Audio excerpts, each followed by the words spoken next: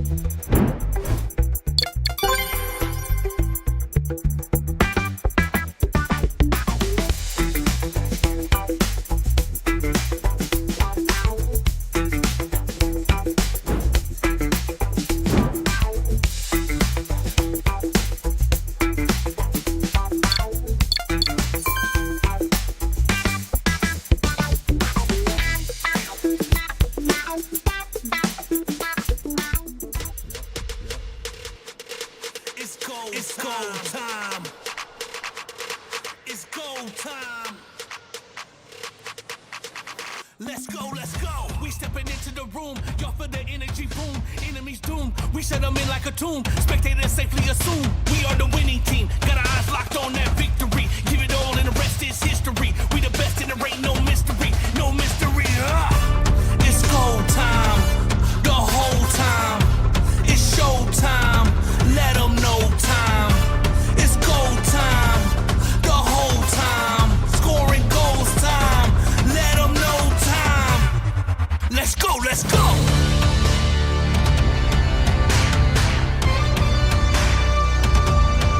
Let's go, let's go.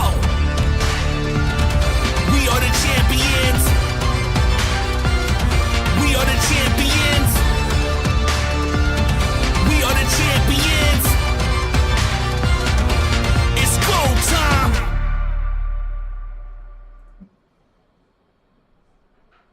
Hey everybody, with me Faye and also Kronos back to in action and reporting for duty for today's playoffs, day number 1 for MPL LATAM Season 3. And wow, we've been through the relegation week to see all of the 6 teams who've already gotten their placement for today's bracket, and they will fight it out for 2 matches action-packed in the best of 5 series. Yeah, you're right, Vay, and I think could not have said it better. Hey ho, we're here. It's playoff week. We don't have to wait any longer. It's about to get to the good part of the competition, the tough part of the competition, the part of the competition that everybody wants to watch. Yes, we had a slight bit of a break last week as well with that show match, and it gave us a little bit of a breather. We got to see what Vay really likes, and we know her true character now.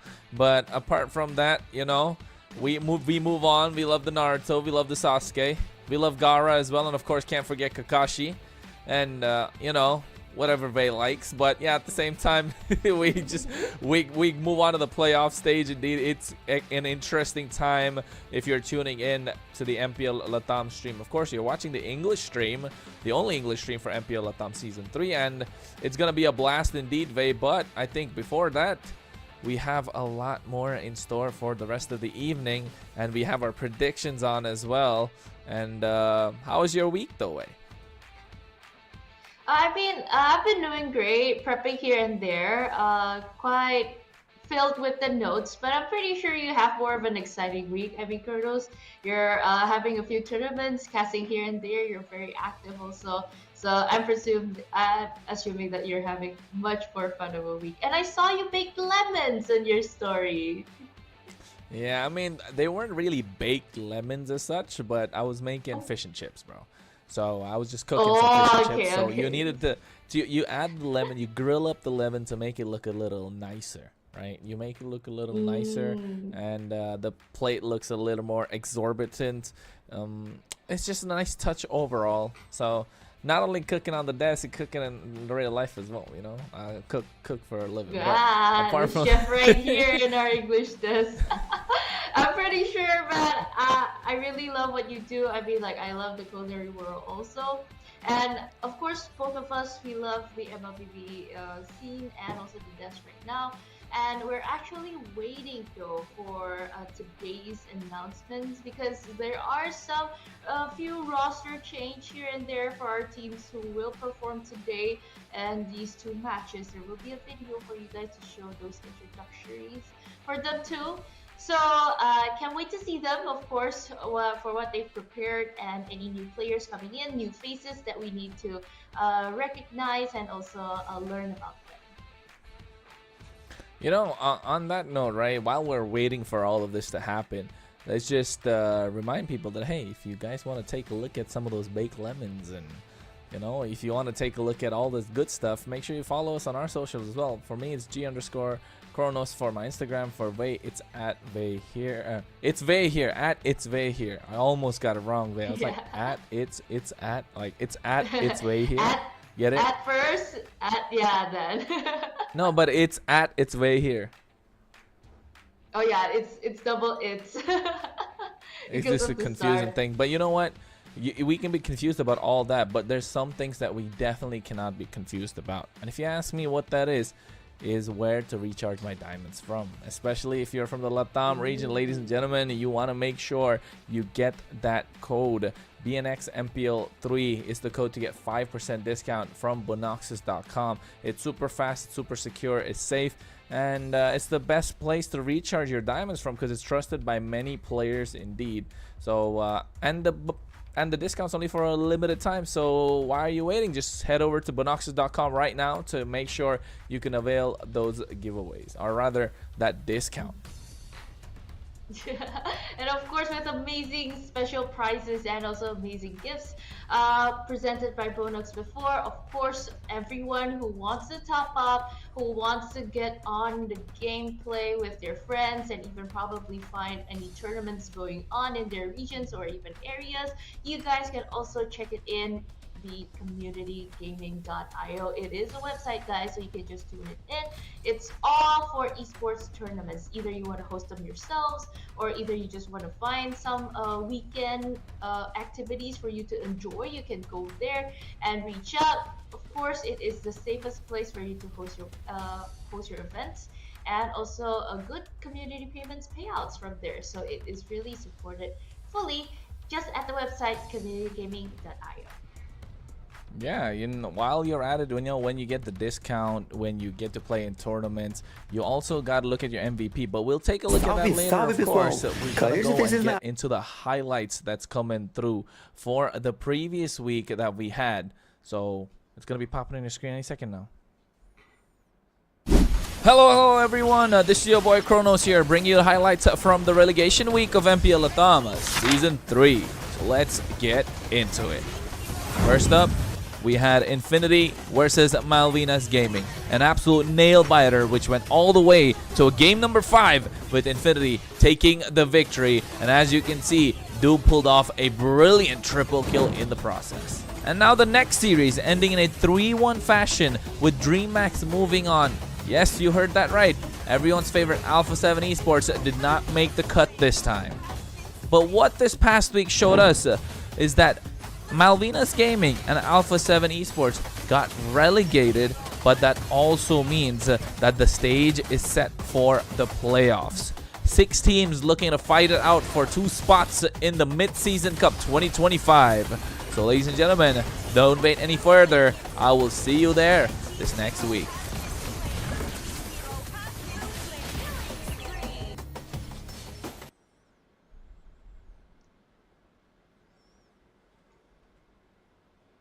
Hey, Kronos, that's your voice there. Looking at the good highlights brought to you in week number 4 relegation round. I mean, like, it was a hot week that we're waiting about. Because, like, you gotta see new teams rise up to their occasions to just finally get a slot for the playoffs. And you gotta see some teams and even some favorites in the region. Just sadly, you gotta go home.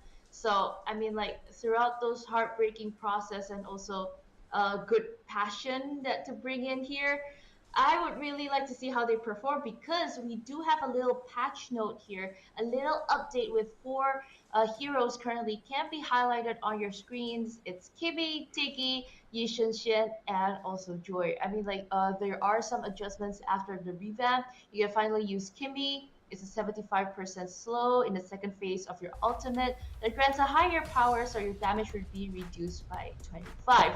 For right now to see that I feel like people would like to bring in more of the Yishunshin meta and also the Diggy so they can use them more later on, but I don't know if they would actually be utilized during this week or not because it's kind of new. But for the Yishunshin hero, I'm pretty sure that that is one of the comfortable picks here in Latam. Yeah, I think the Yi Sun-shin's definitely a comfort pick here. We'd like to see that pop in, but I think in the previous week itself, we saw Kimmy's coming through.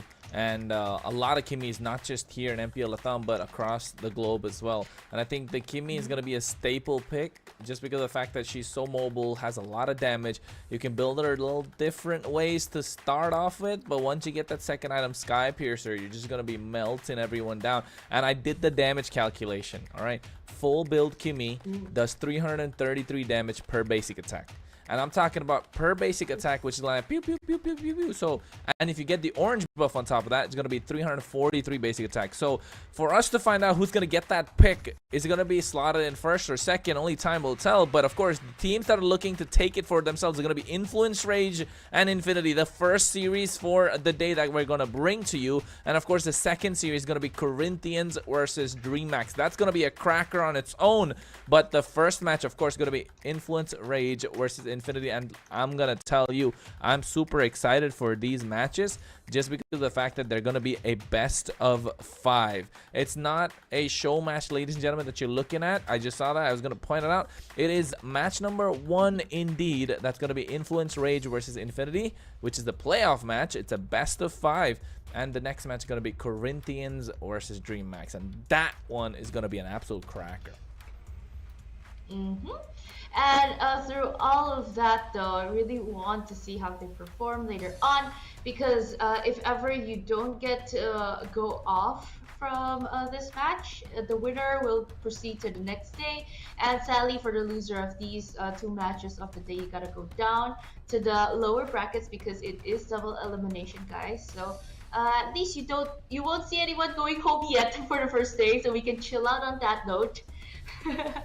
And for right now, to refresh a little bit of your memory, this is our bracket of the day. We have 2 matches here for Influence Rage versus Team Infinity and Corinthians versus DreamHack for today. Both best of 5 Yeah, series. and those 2 matches are, of course, the upper bracket quarterfinals, right? And the winner from those matches will move on to face 9Z Globant and Entity 7, the top 2 in the entire bracket that came out from the Swiss stage. And, of course, the losing teams from match number 1 and match number 2 will go down towards the lower bracket. And the losers that will from match 3 and match 4 again will fight it out against those 2 as well. So moving on, there will be upper bracket and lower bracket, of course, and this is going to be the decider to see who's the first 2 teams to get there and not even get a chance, to be honest. And I think 9Z Global and Entity 7 looking super strong already with their start to the season, and whoever is going to move forward want to stay alive in that upper bracket to make sure they have that second chance and then get straight to the grand final, because you want to have that luxury and option to play around with, but also at the same time get the fastest route towards the grand final. But on the losers bracket, if you end up there, woo, you better pull up your stocks, you know, better pull up your socks just to make sure you don't lose out. I mean, it is a very long pathway, I guess, leading to the grand finals later on. The question is, though, usually, those teams that you see, they start a little bit rocky in the early season, they suddenly can rise up. For some reason, it is a playoff buff. I don't know, it happens in a few regions. Sometimes there, sometimes it's not. But even next up here, we see that Influence Rage's lineup is definitely ready for today's match. There's Dino, Jotun, Chan, Paquito, and also Fury. Still the same lineup, still the main OG. Nobody is substituting anybody with the strong lineup we see from day to day. They've worked very hard throughout their weeks in MPL LATAM. The first week leading up even to the third, and securing the last spot before going to the relegation route. So technically, they are safe from that. Yeah, and I think Influence Rage definitely looking to take this game by storm, because if you ask me, they have a lot of fans indeed, and I think they definitely want to keep their fans happy, especially Yotun from that jungle, right? He wants to get himself for those comfort picks, and looking at what we saw from the statistics, one of those comfort picks is that Lucas. And dictating the pace in the early game, being that frontliner that can provide the CC, that can also take away neutral objectives, go for a full dive, flourish throughout the entire team with his style of gameplay as well, and just create enough space for their back line, for Fury to dish out the damage, for Chan to absolutely go berserk, because we know this team ticks at the pace what Chan sets, and if Chan is able to set that pace in the mid lane for them early on, it's going to be absolutely brutal, because you can see keys to victory coming through for Influence Rage. Of course, bring flex picks into the draft. That works with that Lucas, that works with the Gatokacha, the Hylos. Play aggressively in the early game by invading in the enemy jungle. Again, you gotta give Yotun his comfort pick for that to happen. And if drafting is a pick-off style rotation, capitalize as soon as their ultimate is available. So level 4s are gonna be crucial, especially if you put the Jawhead in the hands of Paquito. And that's going to be crucial, because as soon as you get those pickoffs, as soon as you get those ultimates down, level 2 ejectors going to be lethal, and Influence Rage can just slam dunk with that snowball and get that victory. So that's their key.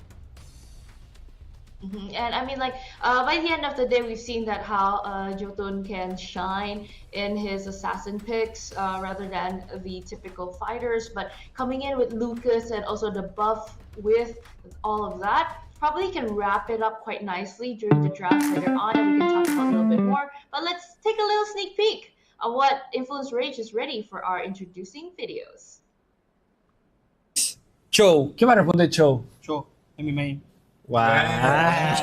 ¿De qué trabajaría Show? ¿Y por qué? Yo creo que sería profesor de karate. ¿Por Cinta qué? negra. Y porque Patea, nada más. tira patadas. Está bien, está bien. El segundo héroe es Sun. Yo tengo una para ese. A ver. Yo diría que Zoom sería albañil o mano de obra, porque como tiene clones, Se multiplica y hace más rápido. puede trabajar más rápido. Fue buena. El tercero es Alfa. ¿Alguno de ustedes dos? Alfa. Sí. A ver, Alfa, técnico en computación, corta. Técnica de computación. Porque está metido con la. Clavó bien el chabón. Y el último personaje es Rubí. ¿Por qué? Yo diría que carpintera, porque como tiene un hacha puede cortar madera muy fácilmente. Y ¿Carpintera? Sí. No me la esperaba, la verdad. Bueno, gente, esto fue Héroes de la Vida Real. Finiquito. he said, They his son was they there are with really clones. funny. Yeah, they're really funny players, to be honest. I've met them here in Indonesia before in the other tournaments, and they are really nice people. They're quite creative, as you can see, about some of the heroes. If they are not at Mobile Legends, what would they do in real life? I mean, it's kind of funny to see that how Sun, as you mentioned before, is like a construction worker. I mean that suits it well. But I'm kind of curious about what to see why Ruby is a carpenter. But other than being curious about that, let's see the player lineup for Team Infinity. Rusi, ZZ, Lionel, Fanboy, and also Doom. Still the same lethal lineup we've seen in the relegation route and throughout the first week leading up to the third. And so far here, we've seen their new coach really brings new highlights to them. I feel like their drafts are more elevated. I feel like they could actually shot call even smoother. Probably there are some new knowledge that are and is introduced to them. So I might say that overall this lineup, it is a solid lineup to, you know what, try to go head to head with Influence Rage later on. Yeah, I think Infinity, of course, need to find a way to get there. And how does that happen, right? How do they know what to do to make sure they get the upper hand in that match against Influence Rage? If you ask me, from research I did, for a fact, Lionel needs those control mages. Lionel needs to get his hands on the Zushin. He needs to get his hands on the Vexana, the Auroras. He needs to find a way to start controlling these games. The more he controls the game, the more power Infinity will have when it comes to these team fights. And of course, with that, they need Fanboy to not get picked off himself. They need to find a way for Fanboy to go for the pickoffs, and also let Rusi be that one with the AoE damage, to be the one, the AoE presence that can dive into the back line. Given that Gatot Kacha, he's gonna do a lot indeed. At least that's what I think it is. Of course, we're gonna see our keys to victory for the side of Infinity coming in sooner than later at the moment. But at this point, looking at this, both these teams, Vey, who do you think is going to come out on top? Give me your prediction. For me right now, if I'm not, I remember that I voted for 3-2 for the scores behind the scenes. To recall a little bit though, but let's give it to the keys of victory. I'll tell you guys later on for that. Be cautious though for off-meta picks from the opponents. Give the jungler comfort picks during the drafts, and river vision for control can be a key factor for early neutral objectives. As you said before, Kronos, like as long as the mid laner is comfort, he has his comfort picks, that he knows what he needs to do, because like it's all good. For right now, Team Infinity showed that they are capable on doing so for a lot of stuff in that showcase in a good fashion way, also for in relegation route. And this is our team head-to-head though between Chan and Lionel. You gotta battle it out between these two mid laners because they are the control end. And so far, when we're talking about stats here, sure, Influence Rage's Chan would have more of an advantage to his side, but at the same time, we need to take into consideration of looking at these numbers from Team Infinity's Lionel, because he technically played more games. So overall, those numbers will be compiled later on. And through my notes here, I would really like to see how Influence Rage rise to the occasion and win this match in the first one. But as I said before, my predictions is 3-2. And I think you saw that, right? Some of the keys to victory, you mentioned it as well. They need to fight for the river control. And guess what? They showed us the head-to-head as well. Lionel versus Chan. That's going to be a really interesting battle between those two players for these two teams, because they are the ones who set the pace for the rest of the team. And if Lionel gets control, then Influence Rage will be fighting to make sure Chan picks it up as well. So it's going to be a battle of the mid laners for this one. And yeah, your prediction is 3-2, but I'm calling it 3-1. 3-1. Ooh, okay, so let's see. 3-1. Influence Let's see later Rage, on how it goes.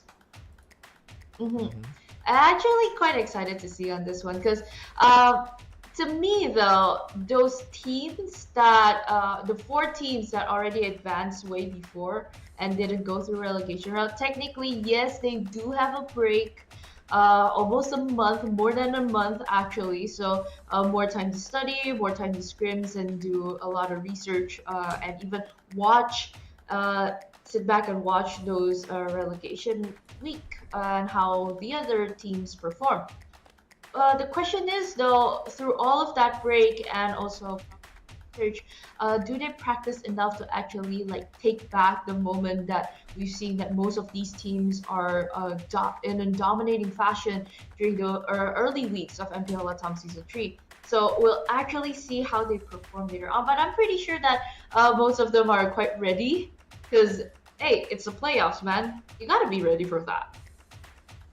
You gotta be ready, because this is what it's all about. This is the money part of the tournament that you want to come into, and this is where you gotta shine. And if you ask me, if they're not ready for this part, hey, it's gonna come in. You gotta be ready. If you're not ready, the other teams is gonna come steamrolling entirely. And speaking of steamrolling, yes, like we have 30 seconds to move into the best of 5, And of course, it's gonna be going all the way. Will it not?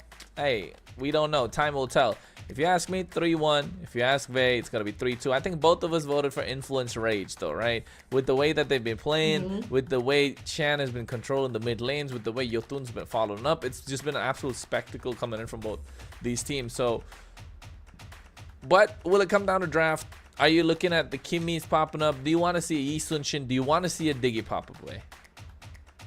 Ooh, I actually do, because like a few of those regions actually really pop off using that hero as long it is used in their region. I mean, like, I think it's a local meta, you can call it as that.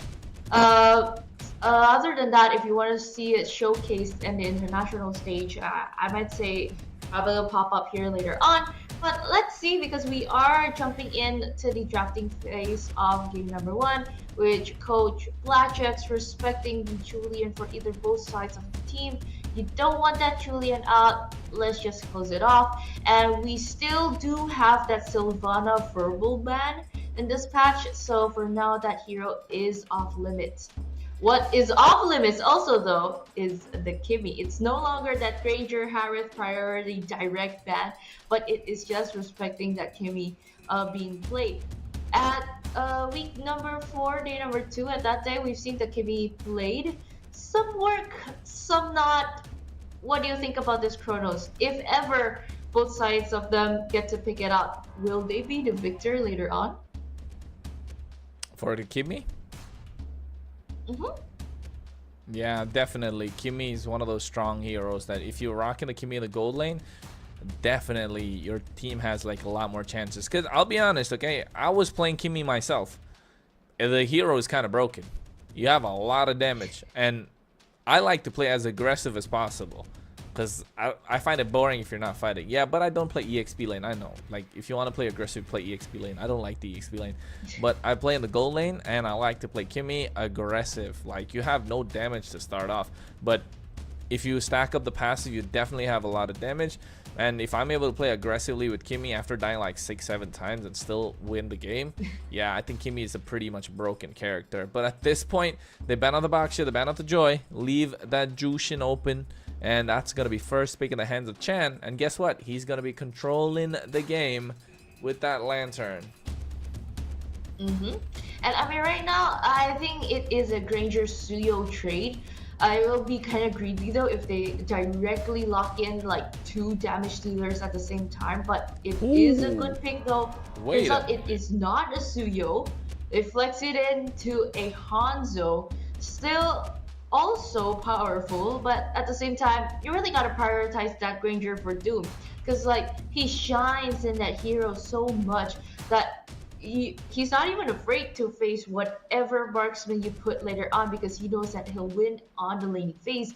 Let's see, on the side of Influence Rage, you want to get control in the mid, you also want to get ready for those aggressive setups.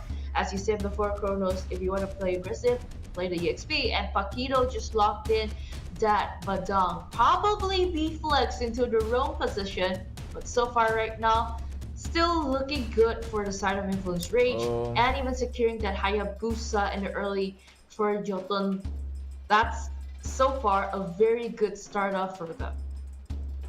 Yeah, I like this Hayabusa being picked up because you're a complete threat to the Granger right now. You're forcing the Granger to build that Wind of Nature as well.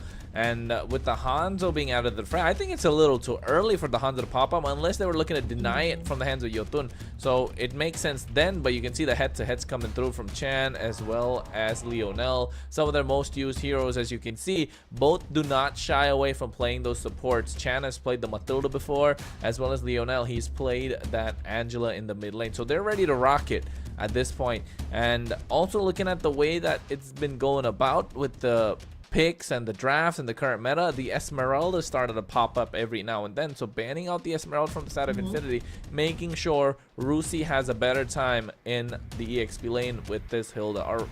And yeah, I think I thought it's gonna be flex though, this Hilda, but feels like it's probably gonna be in the EXP lane. Yeah, I mean, so far we've seen how Rusi played it so menacingly, I might say. It's not even about the AoEs that we've focused on and talked about before, but for me, the most lethal weapon ever for Team Infinity is actually the vision provided by Rusi. Because like at any given moment, you know that Hilda is sick, she can just like run around everywhere, even if you get hit it's still fast paced even if you go through some bushes and even you get some a little bit of the buff. So being that sneaky spy up at the river, because you gotta control that too, so far really shines well for Team Infinity. But since you are very focused on those team fight centric type of drafting style for Team Infinity, you gotta watch out for those pickoff styles by Team Influence Rage, because like Paquito and also Fury, like they shine so well in that type of gameplay. So let's see how they try to counter react. Because Fanboy just picked and locked in that Gato Gacha. Yeah, I told you they like to play for the AoE. They need to find a way to make it happen. And Fanboy going for the Gato Gacha in that EXP. Fanboy is an EXP laner, isn't he? Like if I'm not, no, Fanboy's the roamer. Yeah, I'm getting confused a little bit because they're switching. Those are, I think it's because of the fact that those are flexible heroes and they can actually switch it up. If knowing which EXP laner is gonna be on the other side. So right now, oh my God, they lock in the Kalea with the Claude. So this is looking good for the side of Influence Rage. They have the pickoff, not one but two pickoff styles that they can play with the Kalea, with the Kakashi, and also at the same time they have a lot of AoE presence with this Badang, and also control the team fights in the mid lane from Chan on that Jushin. Of course, the ability to dive in the back line with the Claude as well. I like the draft of Influence Rage. Although they don't have the best early game, they're relying a lot on their mid lane duo to make it out alive. And wait a second, what's going on? Is that a Zask? It's a Zask getting picked up. Did we miss something in the patch notes? For now, one of the mages that's getting buffed is the Gourd actually. If for close combat compositions to be better here, Yishun Sinjoy, Diggy, and Chang'e. If you want to talk about those like good mages here, but I feel like picking up the Zas laning wise for range, it's still in the side of Chan actually on that Jusin, but at least you have that escapability on the Zas, but I don't think that this goes well in the laning phase later on in the mid lane, because you gotta rotate fast, you gotta like help out with dishing those damage, but let's see, probably scaling into the late game would bring more wonders. So let's see how it goes, because we are in here right now in the Land of Dawn, MPL LATAM Season 3 in playoffs. Day number 1, Influence Rage versus Team Infinity. Yeah, day number 1 of the playoffs, the game number 1 of match 1 indeed, a best of 5. As you can see, Influence Rage trying to get the better of Infinity, while Infinity have a faster rotation with the Hanzo as well. And right now, Fanboy has to go out because you can see Chan is the one that's zoning them out. And I think you're right, Vay, when it comes to Lionel, having that Nightmare spawn, that extra bit of range might help out, but still Chan takes it away with that lantern, right? And I mean, so far I know we've seen that how Team Infinity just tries to outmaneuver the laning phase in the middle, so at least you rack up those leveling points, because again, we've talked it before, in the keys of victory, level 4 power spike is important, because right now it's just coming in hard. Yeah, they're trying to go in. I think Yotun almost had that Ogi shadow kill, just didn't have it at that very point when he went with the quad shadow. And Infinity are doing a brilliant job trying to protect their lizard to make sure that Yotun doesn't get too ahead compared to ZZ. But right now, Chino gets chunked down quite low, and he's going to be able to regen back up indeed because of the passive that Kalea provides.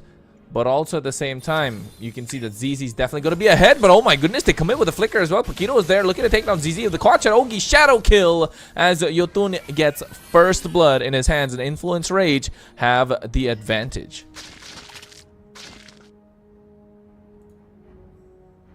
Yeah, and I think at the same time, the turtle spawning at the moment with everything on the board. Influence Rage having the advantage. Oh, Chino forced to flicker out as well. That's nice with that Nightmare spawn. You can see they're going through with the damage done. Already taking down super low. And now that means Yotun wants to go for a little bit more on towards Rusi, but he's in the bush. Pops to revitalize as well. Paquito will have to run away. And I think so far, Infinity have done a great job in controlling this turtle space, controlling this turtle pit. But at the same time, Influence Rage are ahead in terms of gold, thanks to the one kill that they have, but it's not by a lot. So they're trying to get the turtle reset, and now seems like it has been. Okay, I mean, like, we've seen that how Infinity tries to like control on the tempo, but a more aggressive style though, for now, they do cover the vicinity better, because you've seen that Jotun right now, he is farming. I think he's letting go that neutral objective, because as long as you do have vision, that you know that your junglers are not getting invaded, at least it's that. But if they do keep this up, it might go really aggressive here right in lane. Okay, Paquito even jumping in AOG, committing through all of that. ZZ getting a kill, but at least Tsunami Slam right on point though, at least getting one. Blazing duet from Fury, following up, but not enough to take another collateral damage. Yeah, not enough collateral damage done just yet, but you can see Yotun still wants to get. Oh my goodness, that's a lot of damage coming through from Rusi. Quite aggressive on this Hilda as well. No Ogi shadow kill from Yotun to make sure he was able to survive, but that was a good follow-up from Chino as well, making sure he had the help that he needed. And right now, with everything going on across the map, Influence Rage, yes, they are kill up, but Infinity are slowly farming much faster, and that's thanks to the help of what's going on in the goal lane and the XP as well, and also mainly the reason being ZZ's fast jungle clear. And for now, I feel like Paquito and Rusi, they are wandering about in the land of dawn looking for a lot of vision, but so far I feel that Paquito is more active here in the laning phase, because I mean he is able to give his laning phase out, because you know you're going head to head on Team Infinity, you gotta protect Chan in the midst through all of that, and ZZ in the last point of that at least faded that lantern flare out from Chan. Yeah, I think right now Chan definitely has a tankier build. When you take a look at the emblem as well, right? Goes for the Brave Smite to make sure he can get a little more tank, he can survive. It's not really solely relying on damage, understanding that he's going to be the target for the side of Infinity, especially ZZ. So he wants to build good tanky enough to make sure he survives, stays longer in the team fights, especially with the Lantern, with the Beacon, making sure he has the damages. Right now you can see Fanboy has been picked up and put down. Paquito taken out below half HP as well. They're looking to get the turtle started, but right now gets on towards him, but the knockup coming through as well. Yotun will have to use the quad shadow to get out, but that's a nice title strike. But guess what? Chino goes down first in the hands of Doom, and that is a kill in the hands of a Granger. That's not looking good if you're Influence Rage, but right now Rusi finds the kill still on towards Paquito. Flicker baited out as well as Fury is able to clean up shop, while Infinity still get ahead after getting the turtle. 2-for-1 trade, and for right now the kill score is 3-on-3. It's somewhat of the same. It kind of equalizes if Team Infinity gets that turtle. At least there is 500 gold and also shield buff through all of your friends in one team. And like, even looking at the equipment items, the Hanzo so far just strives well on that corrosion side. And even Doom on that Ranger already securing that Hunter Strike and also Skypiercer that early and getting a kill. Oof, as you said, Kronos, this would be a problem if those kills keep racking up for him. Yeah, Doom's gonna be a monster if he starts stacking up on the Skypiercer stacks. You can see, right, that Sonata almost doing a lot of damage to Chan. That's about 1,000 damage already. Oh my god, he's eating a face full of bullets once again. And this time he has to go back, and there's no possible way for them to control the river, and especially with that Nightmare spawn, extending the range and the reach for Infinity. And I mean, so far you kind of see how and why the Zos works out. I mean, again, we've talked about before, if it's the laning phase, you gotta help that Zas out. But if we're talking about range-wise, it should go better head-to-head later on. But you know what? The Tsunami Time coming in, and even the Purify coming, wowee, with Fury escaping through all of that with the BMI, even Paquito jumping in. But so far, all of those resources out, no one is trading any kills yet. Yeah, I think Chino had the right idea, but didn't realize Doom had the Purify, so that's it worked out, but not in the best possible way. They could have baited out the Purify first, and that could have been slightly better for Influence Rage, but not doing that means they have a lot of resources wasted, but they didn't lose a tower still. ZZ on the top side, making sure he doesn't get caught out. Susceptible to taking a lot of damage. Now the Turtles already underway. Influence Rage are looking to dominate this pit, but Infinity might have different plans. Okay, right now though, we've seen a little bit of play here, but Fanboy almost getting in, even ZZ securing that turtle, which is good in the early. And thank goodness there's that lava golem to tank that damage. But you know what? AOG committing in. Goodness. Here coming in with the fist crack and also the fist break. Not enough, and even ZZ securing that kill. Team Infinity tanking a lot of damage from Jotun, but turns out it is not enough. Even a double kill secure for Doom. Almost committing a triple. You do not want to overextend on that. But Fury though, that cheeky play on top, securing that 2 turrets there. And even with the Blazing Duet, not enough to take Rusi down. Yeah, I'm not sure if Furies are all using the BMI, the mirror image, making sure he can get out of harm's way. But oh my god, Doom, he forces the flicker as well. Fury was smart enough there to make sure he flickers out of harm's way. And right now, Infinity are ahead. And slowly, they're looking to take the lead. And Doom is the one leading the charge. Level 11 on this Granger. Definitely has 20 stacks right now on the Sky Piercer as well. He got that Sky Piercer after the first kill. Has 2 kills on the board after that. So that's 20 stacks, guys. Don't ask me how I know the math. I'm just doing the math quite easily. Because we got to give you the right information, right? Because right now you can see Infinity are moving like a unit. Creating the spaces, Fanboy. Doom taking down towers one after another. Okay, and even right now looking at most of the equipments are actually ready, but I feel that there is a lot of like split push potential here, even with Fury accompanied by Paquito down at the bottom lane, which is actually good because you know what? Probably is that fighting power wise. Team Infinity has the upper hand, but for right now, Influence Rage is just slowly focusing on those objectives. Yeah, it's got to be the objectives that they got to take. Influence Rage are looking like they are behind, which they are. 4K in gold, and now Infinity get their hands on the Lord as well. A quick Lord should be spawning about 4 seconds right now. 10-11 is when the Lord spawns in. As you can see, the Lord is out the gateway, coming from the top side as well. So Influence Rage are looking like they're in trouble. They do have the late game with Fury, but hey, if Doom is snowballing this hard, hey, it's looking difficult, isn't it? Yeah, it is. Because you know what? Even that Lord is just coming from the top. Even ZZ trying to commit with that Pinnacle Ninja. Faded out that resource actually from Chino quite early. Since you do know that's not up and available, pushing in with that Lord, I don't think that Influence Rage can hold in as much because they gotta buy a lot of time to at least find a way to let Fury push in later on.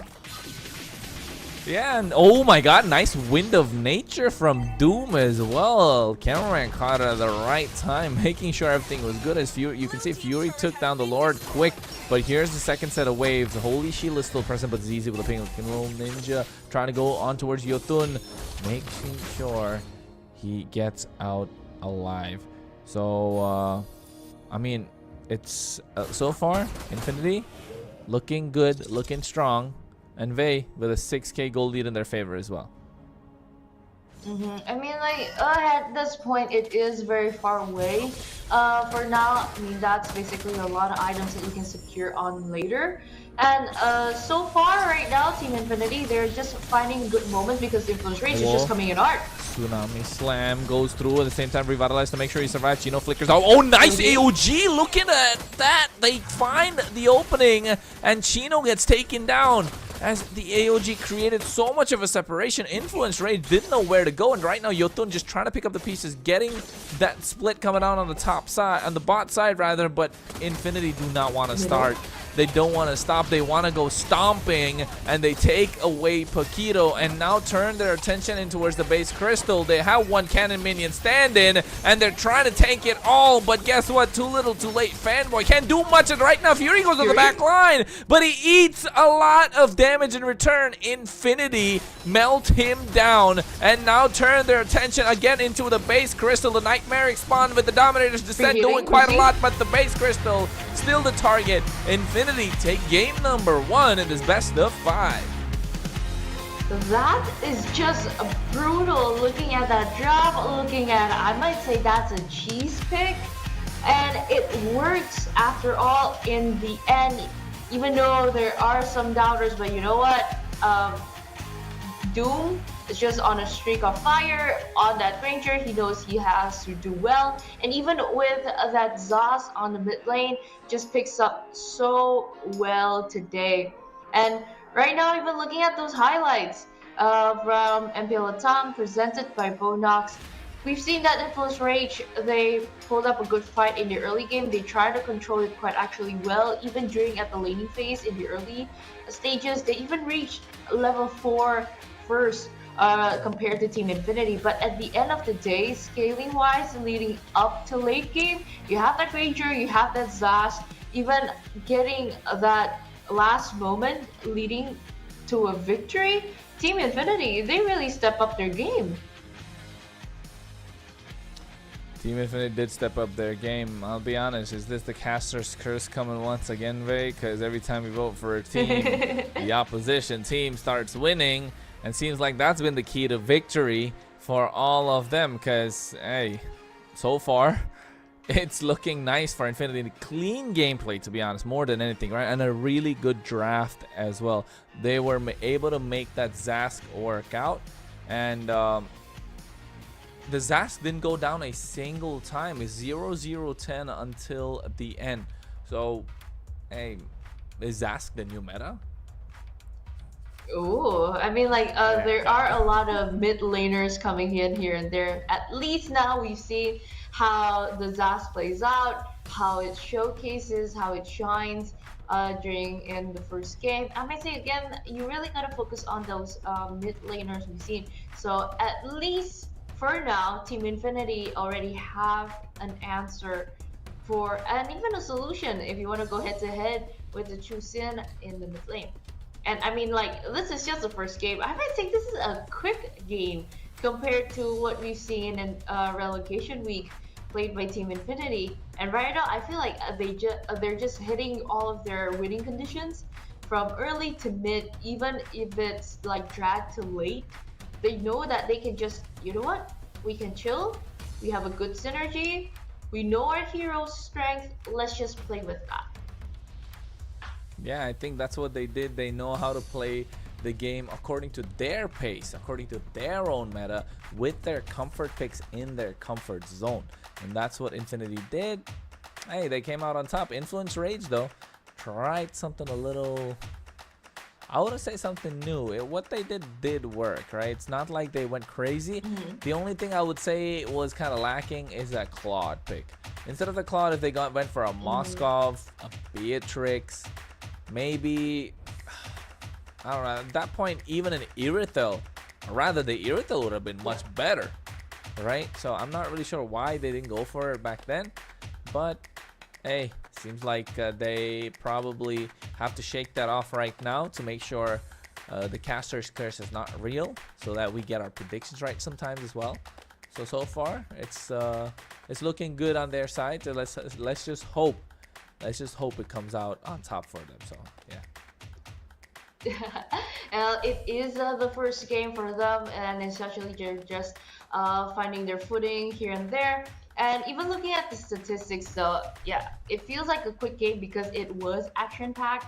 And even throughout all of those objectives, you get the lore, you even get a free turtle, I might say, uncontested for Team Infinity, which this is one of those little objectives that they uphold up until today, and even still continue to improve with a 12-minute and 38-second gameplay. This is quite good and showing new colors from them, that how disciplined they go play and they go head to head, but at the same time you know that Influence Rage is also aggressive.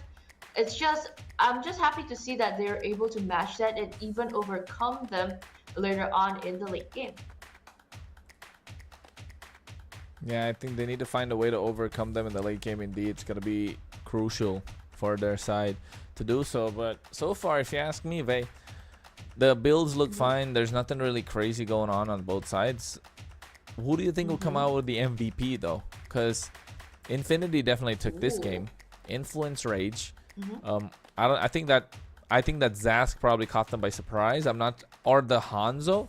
I really don't think it should have.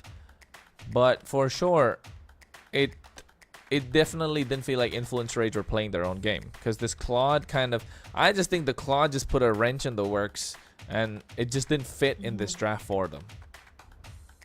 I don't really agree on that, because I mean, like, they do want to play that pick-off composition, right? Probably you think of the range of the BMI from the Claude to at least like escape if ever the Hanzo will want to try to catch you and everything. But at the same time, laning wise and even team fight compositions later on in the late game, you will lose out against the Granger. So I mean, like, it's just begs on to the differ, but I think we are trying to see here in the MVP of the game, Doom, again and again on that Granger danger. He really shines on that with the assassin emblem, and also bringing in with the reach and everything, Festival of Blood. No wonder that you know that this guy is really on the thrill, pun intendedly, because of the items and emblems also. But looking at this, like how he shines and how he plays, like this is basically the Doom that we've seen in week number 4.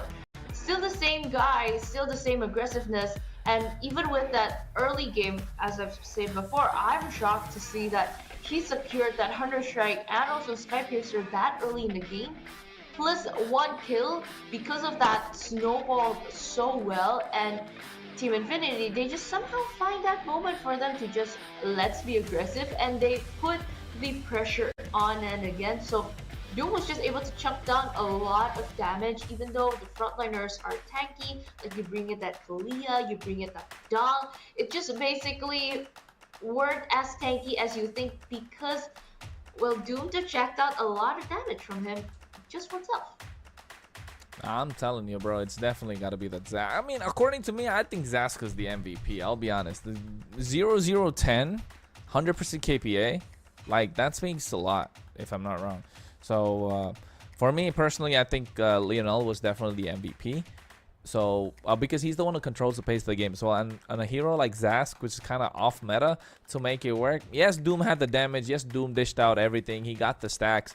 I still think Lionel was an MVP. For me, it's an MVP performance. I voted for Lionel. But apart from that, I think game number 1 definitely in the favor of Infinity. And Influence Rage need to find answers to pull that comeback. Otherwise, it's going to be match point in the next game if Infinity take it. And in a best of 5, we don't want to see that happening, do we? Yeah.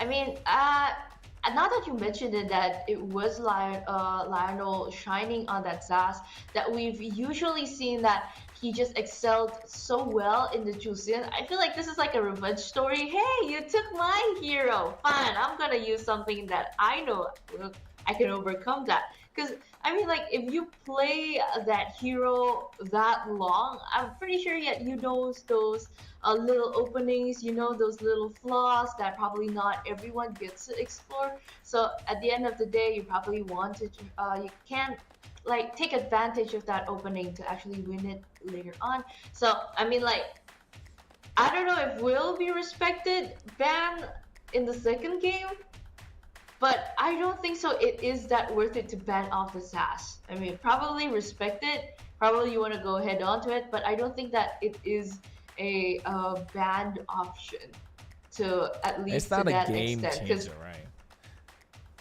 Because like I feel like the most game changer will be the Julian if it's out. So that's why I said that you won't even ban out the sass for the drafting phase, but it just a probability, but it's definitely not 0%. Yeah, I don't think the Zask is going to be banned out. Let's be honest. He wasn't a game-changing pick, but he did make it difficult for Yotun to kind of like pick him off. So that definitely something that is not going to be banned out, I feel like. He definitely has a lot more mid laners in his arsenal. But at the same time, the Julian is something that should not be let loose. We've seen that before. Yeah. We've seen how the Julian just goes crazy if it's in the hands of Yotun, if I'm not wrong, and he just likes to go ham with it. He's one of his comfort picks, and nah, we just don't want to see it. It's gonna be a one-man army. He's gonna be a one-man army walking through, of course. But at the same time, right now, the sides have switched up a little bit. You can see Infinity on the blue, Influence Rage on the red. They're preferring the red side. And out of the coaches, I know Coach Blackjacks. I've seen him coach multiple teams, to be honest, and he has a nice style of coaching as well. And he likes to go with the slight front to back. He likes to have a little bit of a dive. Depending on what the meta is, he's definitely able to adapt, and he likes a flexible mid laner. I think I've said this earlier on in the season as well. Coach Blackjacks likes a mid laner that can get a lot of control, dish out the damage, and has a lot more heroes to pick from. And I think Chan's the perfect fit when it comes to that for the side of Influence Rage. And right now, Infinity, with their bans, whoa, that's quick. Sorry, Vay, go ahead. I was talking, and that was quick bans. Yeah, I mean, like, at this point, it is template bans. I mean, you know those heroes being picked up. It's just probably a priority shift if ever you feel that it is very heavily impacted. And even like this, we've seen that Influence Rage. You gotta respect that Hilda Arus, even though it is not as active as the Hilda we've seen in Relegation Week, but right now, because of that leading route coming here and there, it does hold off the Badong to perform. So you know what? You gotta let that go. And picking up a Granger for Infinity, which is good for Doom, Influence Reach, they still want to go head to head with that Hanzo and Kalia combo though for now. But is it an Kalia EXP or a Roam? Again, it's still being flexed. But right now, your favorite hero, Kronos, your favorite skin, plus the Jusen, and Wowie, ZZ locking that Suyo in. 3 main damage dealers just dished out like that in the first phase. This is quite aggressive for Team Infinity. Yeah, Team Infinity going gung-ho with their draft at the moment. Really aggressive with the Jushin, with the Granger, of course, being picked up first. And having the Sasuke go against his wife in this battle. So he's going to be in the jungle rocking that Suyo. It looks nice so far for the Suyo without a lot of magic damage coming through. So he's looking a little tanky as he always was. Before the nerf, at least against magic heroes, but here's only going against physical ones. But I like that Hanzo being picked up this time on the red side. It's quite early, if you ask me. Again, Hanzo's coming in early, but seems like it's a strategy for both these teams, making sure it doesn't go to the other side. Rather, the Kalea being picked up, good for pickoffs, good for a lot of CC. They want to sustain in these team fights. Same thing coming through with this Phoveus. So extended team fights on the board, but instantly you can see 2 Purifies coming straight from Infinity on that Jushin and that Granger. That means who's gonna catch them? Like, I don't get the Phoveus pick just because of the fact that you have the Kalea. It would have been better if they went for a Gatotkacha, but they didn't. And now Gatotkacha's banned out with the Baxia, Iritel, and I'm guessing a Moscow's gonna be banned out as well. Oh, Luyi, I like it. Luyi, okay. Since you want to keep up with those fast-pacing heroes, I feel like since there's no more Hilda, you gotta pick up probably a Badong if you also want to go there, or a Jawhead is still available though, if ever you want to go aggressive. and you still want to like go around in the map to just like open a lot of visions. That's how we've known that Team Infinity, they really like to play on that. But as a problem that you've mentioned though, Chronos, yes, who to catch actually if both of these heroes do have the Purify. And so far, looking at how they played out and timed it well, releasing that Purify in the first game, this would be a very hard game to perform and play on the Kalia. And right now though, Influence Rage, you want to go for that burst, you also want to go for that range, you pick up that Farsha, but I don't think that this would bring a good impact if you want to go head to head with Lionel's Comfort Hero on the Chusin. Yeah, I think the impact might not be as the same, but the Farsa definitely outranges that Jushin by quite a lot, right, with that feathered airstrike, and it could be a big problem indeed. And I like this Esmeralda being picked up. That means a lot more sustain comes out of the play, and if they were looking to go at a hero that likes the shields, you're definitely going to have a hard time. The Hylos looking for a dive. It's a nice divey composition coming in from Infinity. And Influence Rage have that front to back, like to stand their ground. These neutral objectives are going to be really crucial for them. Not only to top the cherry on top of the cake, they go for the carry. Oh my goodness, that is some really good power coming through. But again, the carry against the Jushin is not a good pick in my opinion, because you're not going to really be doing a lot. You can't even get within the range of the Jushin just because of that Lantern Flare. But if he's able to, Fury is going to be dishing out a lot of damage. So Purify, I mean, like Farsa, Flicker maybe. You're going to see a Purify come out from Doom. You're going to see a Purify come out from the Jushin as well. Yeah, I mean, these type of compositions that you will want to bring in will actually put up a lot of impact later in the late game. So you gotta really make sure that early condition, you can't really fight as much as Team Infinity, because, you know, on the Suyo, on that Ranger, they can't afford to go aggressive. But on the other hand, in Influence Rage, you really gotta hold it back until the late game. So let's see, how will they do? How will these two teams juke it out and find their winning conditions? Of course, it is the first match of the day. Second game though, still coming in strong. Team Infinity versus Influence Rage. Yeah, Infinity versus Influence Rage. Let's see how it goes, because Infinity want this game to make a match point for themselves. It's a best of 5 indeed, like Wei mentioned, ladies and gentlemen. Your casters for this one, myself, Chronos, and of course Wei joining me. And you can see the emblem's not looking anything crazy, but Carrie running that Master Assassin means that she wants to go 1v1. She wants to dish out a lot more damage than she actually can. And for right now, it is an investment. I mean, you can't really rush that, but seeing how Rusi and Chino just go head to head in the EXP lane, it will be a problem though for the early game, because like it's easily chunked down if you're on the Esmeralda and like Chino is on the Paquito, and I mean, sorry, the Phobius. But looking at how these people pan out in the area though, it's still labeled as the same, I might say, because it is balanced out. You will want to try to like push in and like suppress on the gold lane, but if ever you can't do that, let's just try to find it out in the middle lane, because both of these roamers and mid lanes are quite active as they are. Oh yeah, they are. Right now they're trying to dive in. Yotun goes into the Pinnacle Ninja, has the Soul Snatch, trying to shut the damage. Not there just yet. Paquito, oh my goodness, there was a lot of region coming through, but you can see Leonel's Lantern Flare is just way too much for them to deal with. I mean, you want to try to suppress Fury on that carry, because you know what? What's better than a carry in the late game?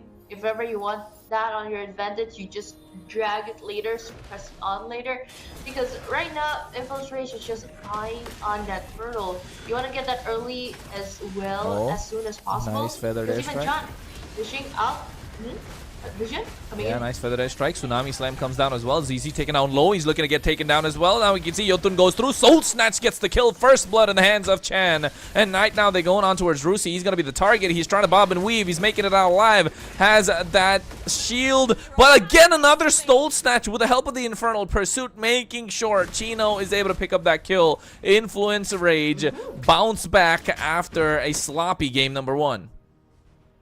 I mean, goodness, that Esmeralda hold on quite long actually for a 1v3. But you know what? Getting the early momentum, Influence Rage can get that in your pocket. But can they sustain it though? Because it is a long way if you want that carry to shine in. But if you're getting pulled in again and again, it would be kind of hard to just progress later on. But you know what? It is a scaling game.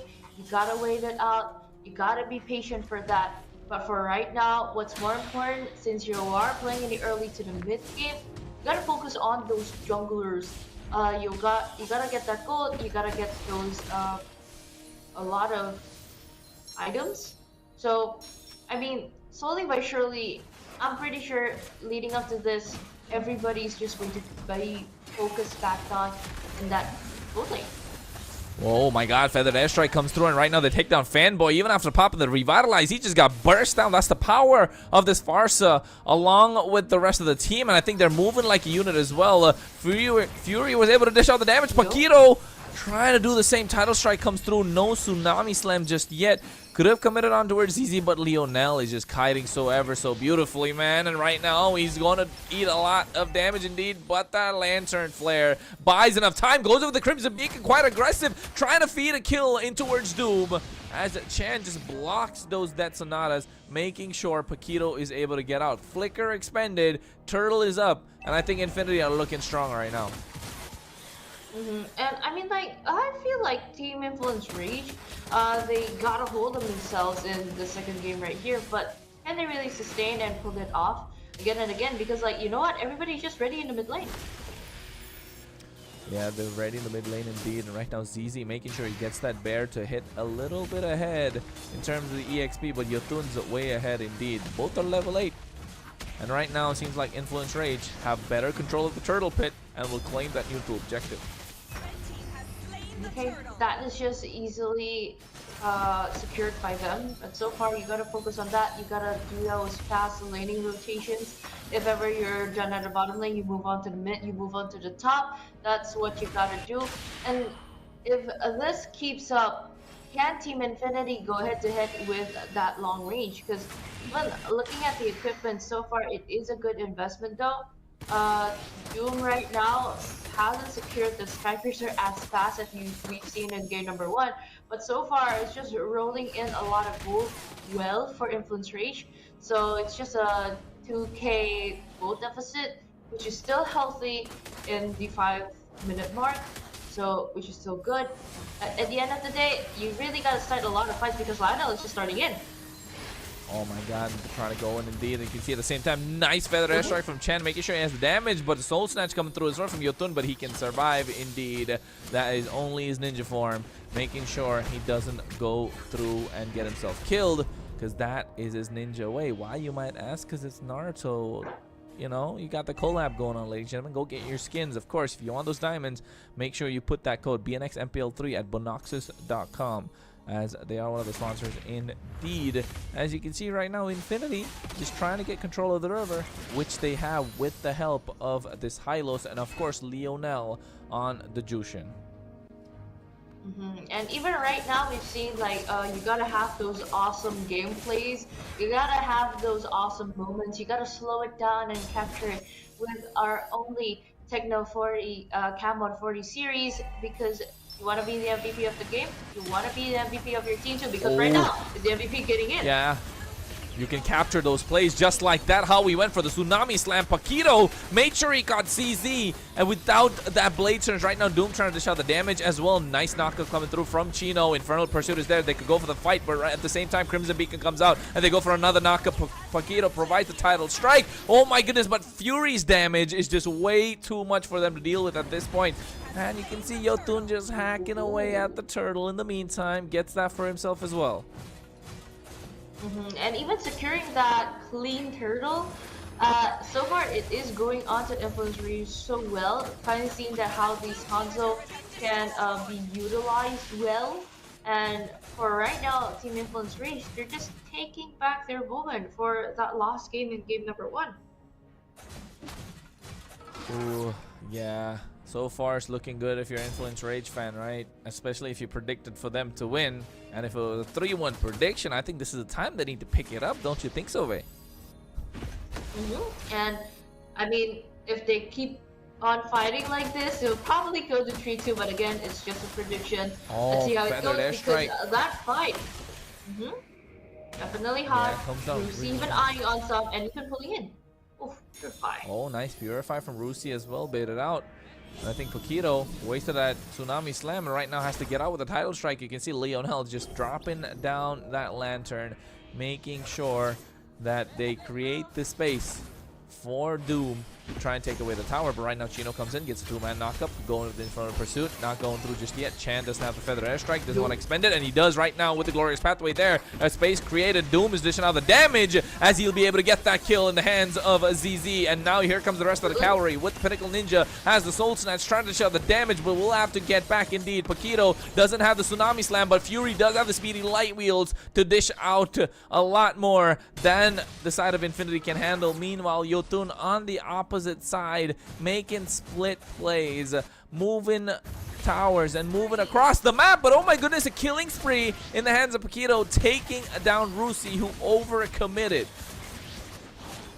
And I mean, like, so far right now, seeing how Influence Race, they just really want to focus on those objectives, because they don't want to miss that out. Unlike the first game, even right now, seeing Influence Race, they are just like splitting everybody up. It's not those typical moving in one unit type of team fights that how Team Infinity likes, but if you split them up and everybody's just busy, but on the other hand, Jotun also keeps on getting those objectives, it's actually quite hard, because even right now,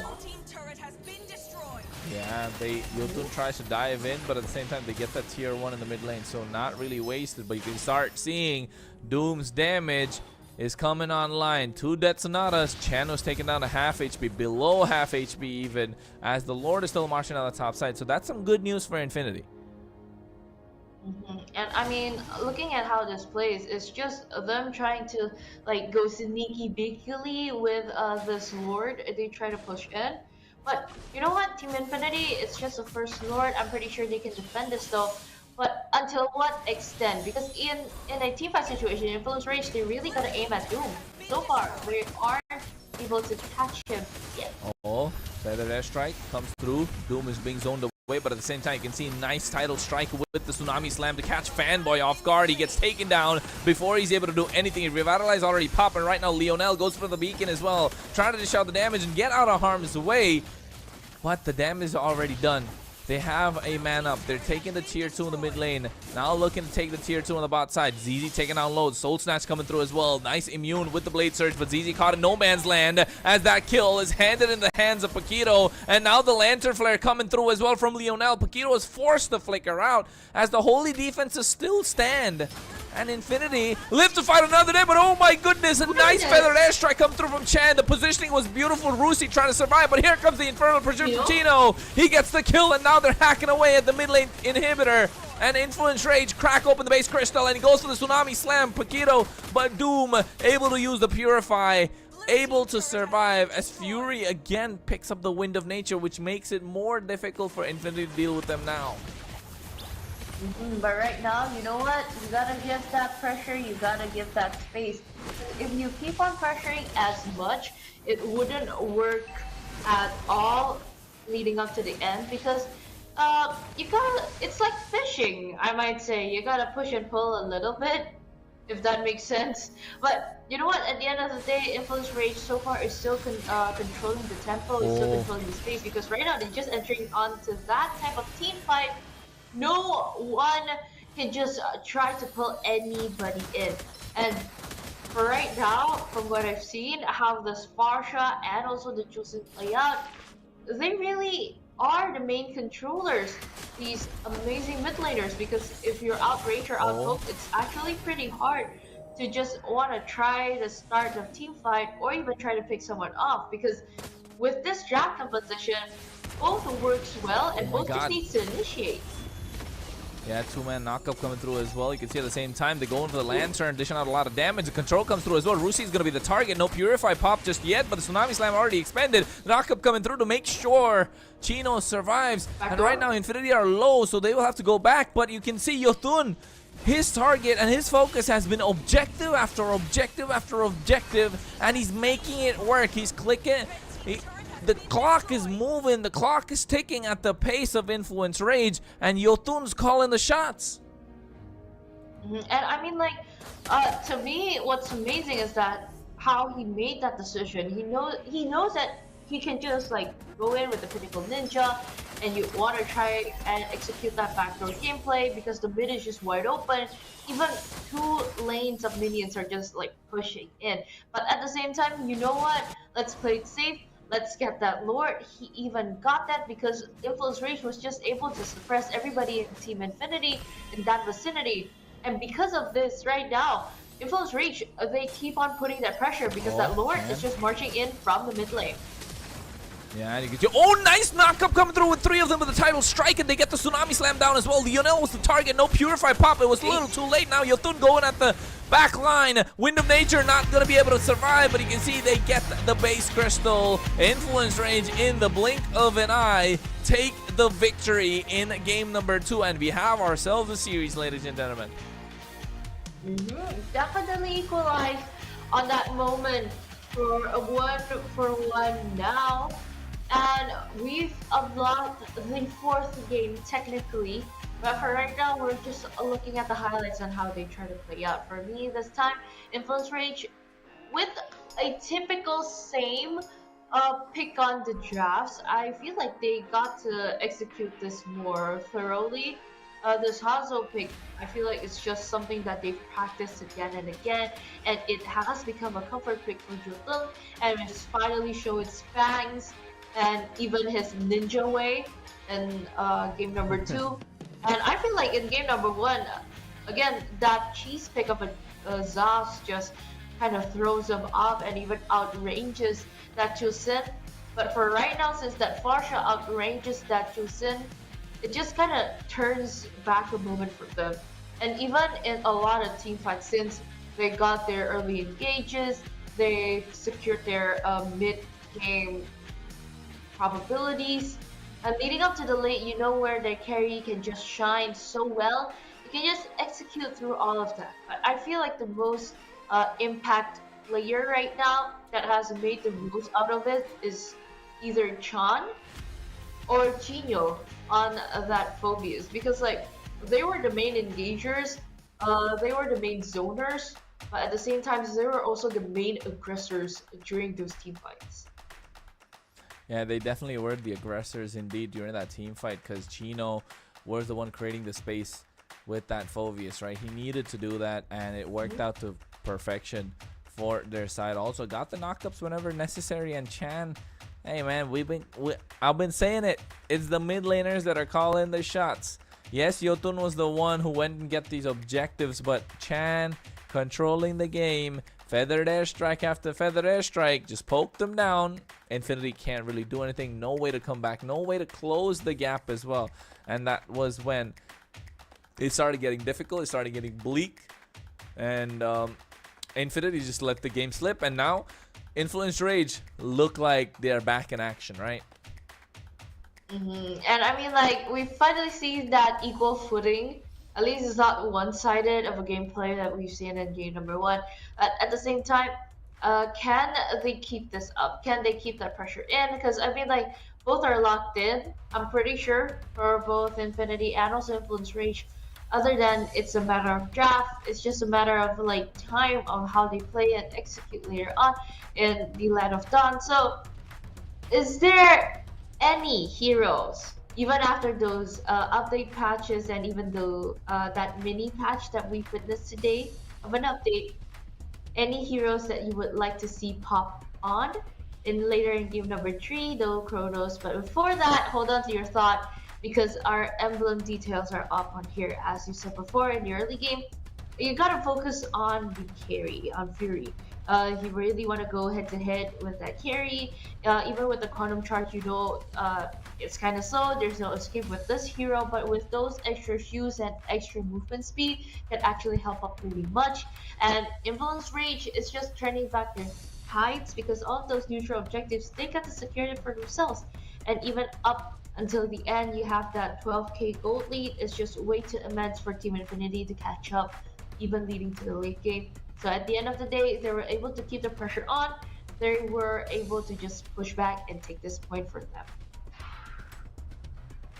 Yeah, it's Infinity just didn't have an answer to the composition that Coach Blackjack's brought in for Influence Rage, and then all of a sudden, it's it looked like a one-sided story. Even though they had good picks on the other side, Doom had his Comfort Granger as well, and the Jushin at the same time, but Influence Rage looked like a different beast today. And with this game, and now looking to take the game away in the next one as well, and then call it a match point, and then hey, Kronos got his prediction right? That's what I'm looking for. But right now, with the way Influence Rage have been playing, with the pace that they've been dictating it at, and Yotun having his eye on the prize, it is playoff stage after all, and this is the upper bracket quarterfinal and a chance to move on to the upper bracket semifinal to go against 9Z Global, and these teams are looking strong. Influence Rage, the MVP, if you look at the goal difference, of course they kind of ran away with the game. They had a lot more damage dealt. They didn't take a lot more damage. This is just stats that comes through with the fact that you win the game, but the main thing, if you take a look at, is the turret damage that they did compared to the side of Infinity, who barely touched a single turret of Influence Rage. But that just goes to show how dominating Influence Rage were in this entire game. And we're talking about the overall things. I feel like it's quite satisfying to see that how they try to take back on that moment, but seeing for both sides of the draft, I might say game number 1, it was unique. Game number 2, it was kind of equal, but at the same time, considering on how Fusion is, but turns out our MVP of the game is Paquito. A lot of those moments that we've seen, that how he just plays it well, how he just sets up for his team, and with a 307 KDA, which is good, with also 83% kill participation, is just amazing, because the dude is just always there, always in the vicinity, trying to find ways to execute any of the players, being the main frontliner, even being the main pickoff, so those damage dealers can just come in for Jotun and Chan to just shine later on. I was gonna say that 307 KDN, that build don't look right for a Kalea. That's the build of a Farsa, but at the same time, the MVP definitely Paquito with his gameplay on that Kalea. Just a slight bit of switch up, I guess. But for sure, it is that Kalea able to pick off the right target at the right time. And not to forget, until the end of the game, really didn't die a single time on a roamer. 407 was the KDA. It just goes to show how much of an impact that Paquito can have in the game if Influence Rage are on the front foot. That is the right one. That is the right image. That's the right build. That's the right spawn. That's the right KDA. Because I'll be honest, I was going to say Chan. That looked like Chan. Because Chan definitely was an MVP performance for me. But Paquito, 407 on that KDA, 11% damage dealt because he's a tank. And that's why you can see 92% kill participation, and of course rocking that roam with a conceal flicker, making sure you have that pull yourself together to get that cooldown reduction. Also anti-cuirass radiant armor and dominance ice picked up to make sure that Doom fanboy as well as Rusi don't have a great time. And let's not forget Lionel, that was the one he wanted to put a stop to, and he was able to do that ever so beautifully, going for the right pickoff at the right time, and his flicker plays were impeccable.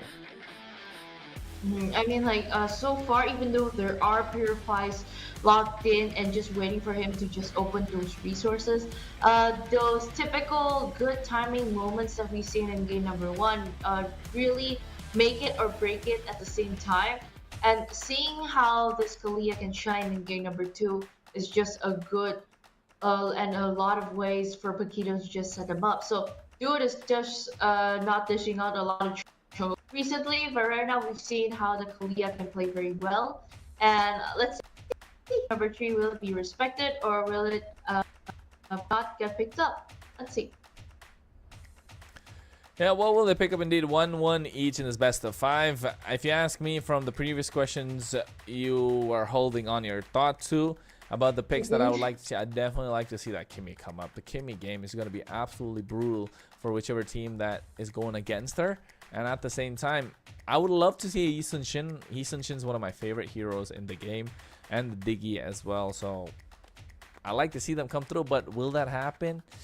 Nah, I don't think so. No team's gonna risk it right now, especially for a chance to get into the playoffs, upper bracket semifinals as well. It is a best of 5, ladies and gentlemen. This is your first match of the night. We got another one coming later on. It's only 2 games down so far, 1-1, Infinity and Influence Rage, and the winner of this one will have match points. So it's game number 3, and I have a feeling the drafts are probably gonna shift again. Infinity might want that red side. I mean, looking at the probabilities from both sides of the teams, though, they can just switch out here and there, but a lot of the data can actually put out on how their win rate go. And some of our team Infinity, they really they won more blue side picks actually for now. But on the other hand, Influence Rage, they actually worked better on the red. But you know what? Probably it's just a switching stage. Probably it's just coming in for the playoffs. Probably a little switcheroo is a good feng shui for them. I don't know about that. But you know what's fixed about that? You're turning off the Julian. You're not letting the Harris play. And I'm so sorry, Kronos, that the Kimmy is bad in this game. It's just too risky of a pick, if you ask me. You do not want to give away the Kimmy. It's first pick material, bro. It's pick or ban, like straight away. Don't even think about the counters. It's just a super strong hero right now. You can have so much mobility, and with that maximum charge, you just absolutely nasty pullback coming through as well. But right now for this one, you can see our head-to-head gonna be Yotun versus ZZ, and you know why that first pick, our first ban Julian comes into the fray? Because ZZ is a monster on the Julian for Infinity. He can 1v5 on that on the Julian. We've seen that happen before as well last week in the relegation phase. Just absolutely brutal. He gets that Julian, Lionel pops that Angela. Unstoppable duo indeed. But for the final bans coming through is the Hanzo and the Joy, and the first pick Phovius, that Chino that you were talking about, Vey. Ooh, okay, you really want to shift your focus onto that. I think Team Infinity can still secure in that Granger if ever you want to deny. Oh, the Hanzo is banned. Take away the, I thought Hayabusa, but then turns out yes, a priority for Rusi, and also ZZ securing that Suyo and Hilda, which leaves the Granger technically wide open for Influence Rate to take back, though. The question is, would Fury would like to pick that up?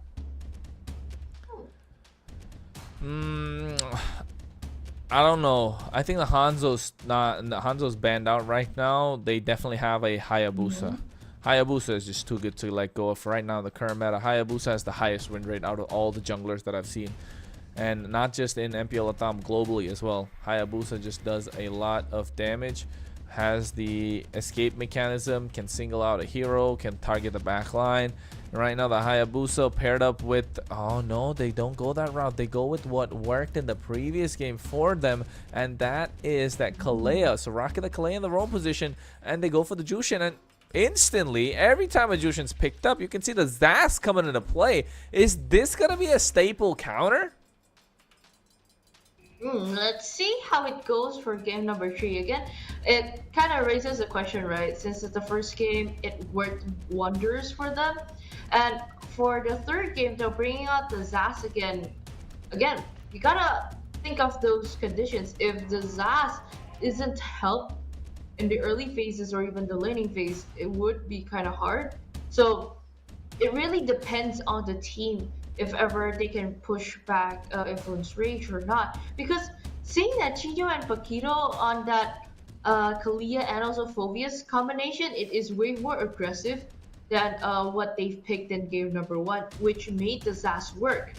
So if ever that happened again, I would say it's a probably hard game for the Zas. But if ever, Team Infinity can make it work. I might say it's just their signature cheese pick at this point. Yeah, I mean, that Zask is a signature. It's doing really well. The Zask is just... I can see why they're picking it up, but I still don't think that's the answer. But if that's what Coach Tsubasa thinks, hey, it worked out in game number 1, why don't we try it again? Run it back is what they're saying. With the Xborg banned out and now also taking away the Granger, I'm not sure if that was a great option because they had the first pick after the second phase of the ban, so Granger could have been slotted in their hands as well, but he didn't want to go for it. So the Boxer banned out on the other side, probably looking for another tanky frontliner. That could be a problem. Looking at the Gato Kacha, that would be a great ban coming through for the side of Influence Rage. The Hylos is still available. Maybe ban out the Hylos would be a good option as well. Yeah, Gato Kacha Hylos would be good. Yeah, you turn that out. So Team Infinity, what else? I feel like it's good to pick up a fighter, but turns out they want to get the gold laner first. So whatever happens with the Phobius and also Kalia, you just want to take that away from Fury. And you know, Duel plays it very well too against similar hero pools, which is alright. But you want to go fast and aggressive for that. A Beatrix would be fun. Laning phase wise, because that Granger is like out of reach, and even no Harith on this point. At least you can try to suppress in that carry there on, but the Lucas is picked up here right now. I think Lucas juggle for Yotun. I think it's more possible on that. Last pick, Marksman. Would a Moskov work in this composition? Yeah, Moskov is the best one. Moskov is the best one that's there anyway. So they have to go for the Moskov at that part. And I think over here, the Moskov being locked in means that Influence Rage have a solid draft, an absolute monstrous draft come through. They have 3 in the front line. You have enough space for the Moskov, and of course another controlling mage in the hands of Chan. And now they're looking for a mage. Farsa doesn't look great over here. Vexana, Aurora. Again, I'm leaning in towards these two. But there's also the Valentina that would be absolutely crushing it if picked up by Infinity right here. Oh wait, they don't need, they need a frontliner. Yeah, they need a Badang instead. Yeah, you're right. They need a front, like, I'm not used to seeing the Zask pop up. A Badang is okay. Everyone picks a Badang against the Naruto, against Lucas. But hey, they go for the Khalid to add on a little more aggression in their lineup. I mean, like, it goes through our same trail of thought. If you want to bring up the Hilda Badang combination or even a Hilda Khalid combination, I thought of the Khalid, but I didn't mention it because like it wasn't as recently brought up a lot. You know, like after M6 and everything, it just slowly kind of dips. But probably it'll still work because it'll actually like match the fast pace of rotations later on with the Hilda and Team Infinity. But sustaining wise, I would say Influence Rage got there in their pocket. You have the Lucas, you got the Phobius, you have that Kalia at the same time. But let's see, as long as you have that quick healing, that quick Sam card, with also the Hilda fronting a lot here. So you gotta save those resources to see and how they juke it out later on in the Land of Dawn, because we are entering game number 3 of the day. First match though, still with Team Infinity versus Influence Rage with me, Faye, and also Chrono, still reporting for duty for MPL LATAM Season 3. Yes, we are indeed, and right now you can see Influence Rage getting the party started in towards their side, but at the same time, Fanboy just being a menace, trying to poke down Chan as much as possible. and give enough information towards the side of his team, and that's Infinity, of course, as Yotun has his hands on a comfort pick. And looking at the emblem so far, nothing crazy coming through. This time you can see the carry Doom run in the tenacity rather than the Master Assassin that we saw in the previous games coming out from Influence Rage. And that means that they don't want to go as aggressive as possible, prioritizing sustain. But Fury again running the Master Assassin on a Moskov. He just wants to play as aggressive as he can. And I mean, looking at how they play on right now, they really want to focus on that EXP lane, try to suppress those main vision openers, because like Team Infinity, they really have two heroes or just that really to open up a lot of things. But even though they really want to go aggressive at the early game, will Influence Rage support this though? Will they want to try to bait out those fights? Will they want to try to finish those fights? Because like, even if they say they want to play, but you don't want to get that on hold, nothing will actually happen. So let's see who will get to be aggressors first half later on. Yeah, First Blood definitely going to make a big change. And right now, the knockup coming through from Paquito as well. Looking Fanboy, he's overextended, but they go for the Desert Tornado. And right now, Paquito taking down low, forced to flicker up. But here comes Chan with the Crimson Beacon and the Lantern Flare, pulling back Rusi. He has to revitalize to help him survive, though, as Yotun tries to get the turtle started. As Fanboy and ZZ just zoning them out. But here, they're going through a lot more. Paquito trying to heal back up from the orange buff. As you can see, Influence Rage are the aggressors. They go through flickering forward Chino, as Paquito is able to pick up the turtle for himself. SOD did miss out, but that still means that no kills on the board, no First Blood just yet. Right now, I feel like this goes well for Influence Rage, even though you see Doom tries to rotate a little faster, supporting your teammates and but that wasn't fast enough because you've seen that Fury. Yeah, and I think right now ZZ is just moving in towards that river, trying to dominate. Oh, but Paquito went in very aggressive right there. He could have actually committed with that Tsunami Slam. Not sure what really stopped him, but you can see Fanboy right now trying to protect as much as possible. And right now, looking at Team Infinity, they are trying to get close in, but so far Paquito is just a menace on that Kuya. Either just finding someone, whoever he can get his hands on, because like right now, quite aggressive. He was just there for a long time. No, did you see Paquito? He tried to go for the title strike along with the skill one to get out of harm's way. But Lionel's Nightmaric Spawn was counted as a hero, so he grabbed onto it and knocked up at the same time, rather than using that second skill to go to a safe distance. So that's an interaction I never thought I would see, to be honest, and it's working well for Lionel. And even right now, again, I think this time is not really focused on the GOAT leaders yet, because since you've seen Fury on the Moskov is quite dominating in laning phase against Doom on the carry, you just really want to focus on that EXP lane. You want to get those fights early on. You want to try to get this advantage later on, because like everybody is just there at the turtle pit trying to juke and get that main objective in your pockets.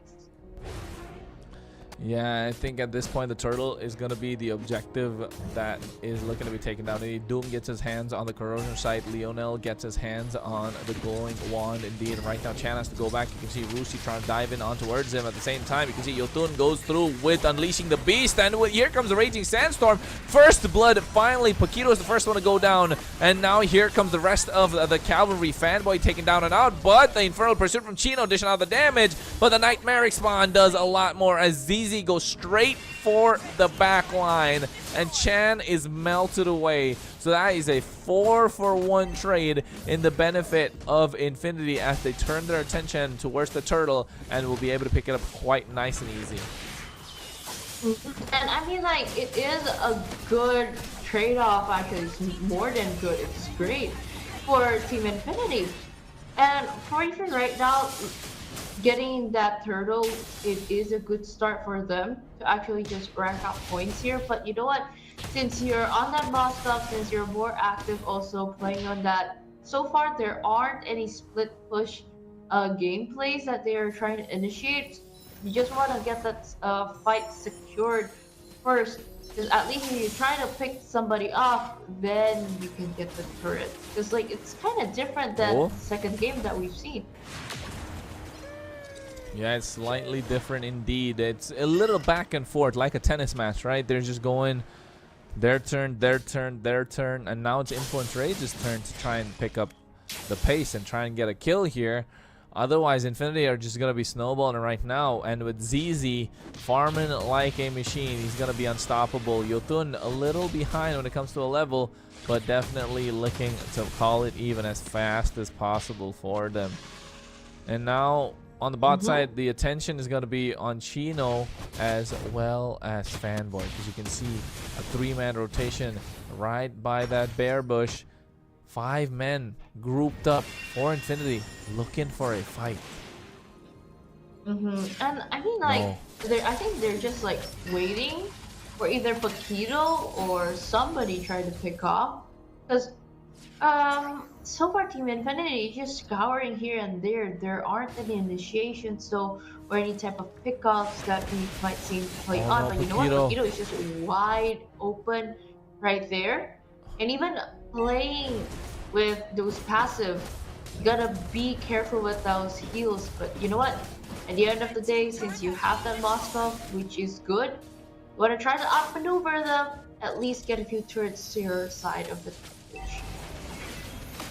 Yeah, it's gonna be, and right now Chan's gonna be the target. He has to use the Crimson Beacon as well to get out of harm's way. And you can see Infinity, they're dominating the turtle pit every time they're there. And right now Doom already with the speedy light wheels looking to take it down. Secured by ZZ with the retribution. Infinity are looking strong. They already have gotten 2 turtles. Influence Rage have taken 1, but the gold lead is still not that much, that big or that big of a difference for Influence Rage to think that they're not able to bounce back. Because if anything, Fury has been farming quite nicely, and the moment a Moscow is let loose, it's gonna be really, really interesting. And even right now we see, even though Team Infinity tries very hard to pressure Influence Rage, but I think like during in those turns, there are still kind of the same. Wait, he still survives. He goes for the Dominator's Descent, but here Fanboy committing. Not really sure if that was the best option. He could have used the flicker, but choosing not to do so. But here's the SOD finding Fanboy. Fury's able to clear the wave. Again, he has been farming like a machine. He cleared the top side, used the SOD, came down to the bot side, and then cleared that wave as well. So that's a lot more gold in his pocket. And Influence Rage are soon to hit that power spike. And even right now, Team Infinity, they're just finding an opening like this. Paquito trying to jump in. Sadly, didn't get Doom or Lionel. Forced to flicker out as well. Not really the best option, but oh my god, you can see that Franco skin just popped up on our screen as well at the same time. But so far, so good for the side of Influence Rage. They're just buying time. 500 gold lead on the side of Infinity means nothing. And if anything, Infinity are the ones under pressure.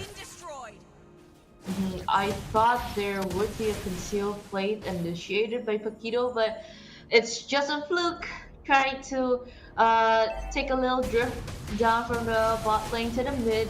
But you know what? You're just waiting for a good moment, because that Lord is just up for grabs, and a bit of a fight though started there in the Oh my goodness, he goes in. Paquito gets melted down. Speedy light wheels coming through from Doom, and that is what they did. They are the first ones to pull the trigger. They didn't want to be patient, but that means Influence Rage can actually try and go for something, because there are not a lot of ultimates present on the side of Infinity, and the pickoff coming through is not present for Influence Rage. But you can see right now they have the damage coming through as well with that beacon, with that lantern, and Chino could go into the Infernal Pursuit.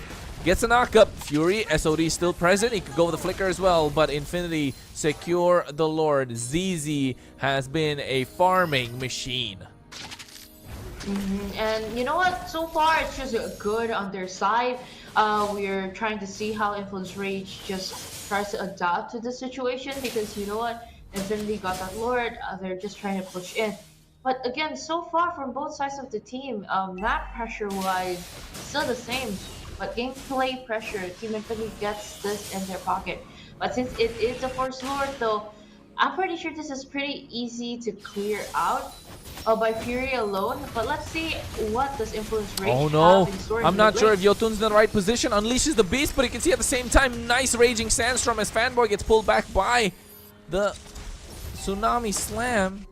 SOD did miss out as Lionel went in for the Dominator's Descent. Rusi's gonna look to target down Fury. Has a Spear of Misery as well, gets pushed back. Fury's trying to clear out the Lord, but Fanboy is trying to zone him out as well. Infinity could look to collapse right there on the bot side, but good clear. And Fury farming up, being a threat means that Infinity do not want to commit just yet.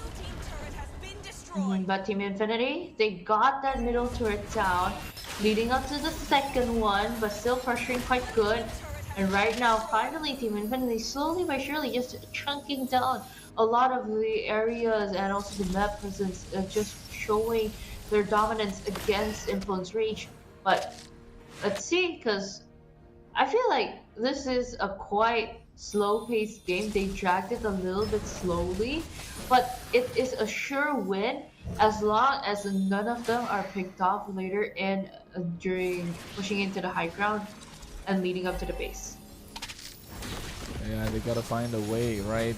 And right now you can see that the tier 2 is under siege. They're able to get that for themselves. Oh my goodness, Paquito just got melted down thanks to the Dominator's Descent, and that's a lot of damage coming out from Lionel. Paquito did not see that coming, and neither did we, because that was an instant meltdown. I'm not really sure if that kind of damage should be legal, because right now you can see they're looking to go on towards Yotun, but he has a flash. That flash combo finally gets the first kill on the board, but he gets melted down. On a killing spree is ZZ, who gets shut down indeed, and here's Chan on a double kill, going through with that Crimson Beacon and that Lantern Flare, able to pick up the kill for themselves. And now Influence Rage looking to bounce back. And Fury trying to push in quite well. I mean, like, around 20 seconds the latest on that death timer, but there's still Doom and also Fanboy. But if you can't catch on to that carry, it's kind of hard actually with the Raging Sandstorm. Not enough. Cheeto getting chucked down, a lot of damage though. Paquito with the concealed play, not enough, but everybody is just trying to eye on Chan. Good thing though that's a choosing. You still have that range, but you gotta let go of that pressure because it's not worth it if everybody is down right before that Lord objective been taken out. Yeah, I think right now Infinity definitely did blunder over there. Oh, nice SOD connecting. Will he commit? No, he does not. He's still getting the split, and good protection coming in from the rest of Infinity as the Lord is marching down the mid side right now. Influence Rage, they're not looking that behind. It's looking defendable, but one mistake and Infinity will just turn the tables. I mean, like, as long as Fury has that angle and is able to hide out, like, from Rusi or even ZZ or even Fanboy, still should be good, but let's see how they defend this fight. Yeah, Rusi gets pulled in with the Lantern Flare. He's out of position right now, not able to survive. Good clear and good position from Chan to make sure that the Sacrificial Lamb is going to be Rusi for the side of Infinity. And that was a nice outplay come through as well. Influence Rage live to see another fight indeed. As Fury, I'm not going to lie, if Fury gets a little bit of space, I smell a Savage coming. Yeah, I mean, like, he is on a Moskov, and somehow, someway, Influence Rage is just able to drag this to the lane, and even Warway with the flicker oh my god, quite well. Fanboy going through his little Winter Crown to make sure he survives. You can see right now the Dominator's Descent is already cleaned up, but Lionel's going to be the target, and he gets melted down. Fury goes in with the SOD as well, right in the back line. He has the damage need coming through. As you can see, one after another, they will have to run away with tails tucked between their legs, as Infinity are looking like they're cornered. And now with Fury leading the charge, the damage being present, Influence Rage looking to dominate. That was a amazing concealed flicker. And even on that tsunami slam by Paquito, because it just works wonders, knocking out 3 people, even like main damage dealers in that one moment. But you know what? Getting 1 kill is a good thing. But getting that moment was just way sweeter, I might say. And even right now, they're just waiting and just buying time because all eyes are on that Lord right now for Influence Reach. So far, if they can hold out this always, they are in a good position. Team Infinity though, they really gotta find a way how to clear those minion waves out, how to try to enter and take back that Lord. Because if they don't, this might actually be the end for them instead of coming back for to Influence Reach. Yeah, this could be the end if possible, but they need to pick their fights wisely as they go for the Tsunami Slam right now after another. They're going and throwing ham ultimates at them, but you can see at the same time, Rusi's going to be the first one to fall down, and Paquito's next on the chopper block, but here is Fury unleashing his own Fury as he takes away Lionel. SOD to connect, and right now they go for the flash and flash combo, missing from Yotun as the Purify pop from Doom make sure he will survive, and now they turn their attention in towards the Lord. ZZ is still alive, so the fact that a Lord Steel could come into play is still alive, ladies and gentlemen. Influence Rage want to take this game away, but Infinity are trying to fight. And now with the base crystal left exposed, look at the amount of minions coming through. Influence Rage coming back from the dead. And so far they're able to defend, and which is good, but right now waiting for that Lord is just a good moment.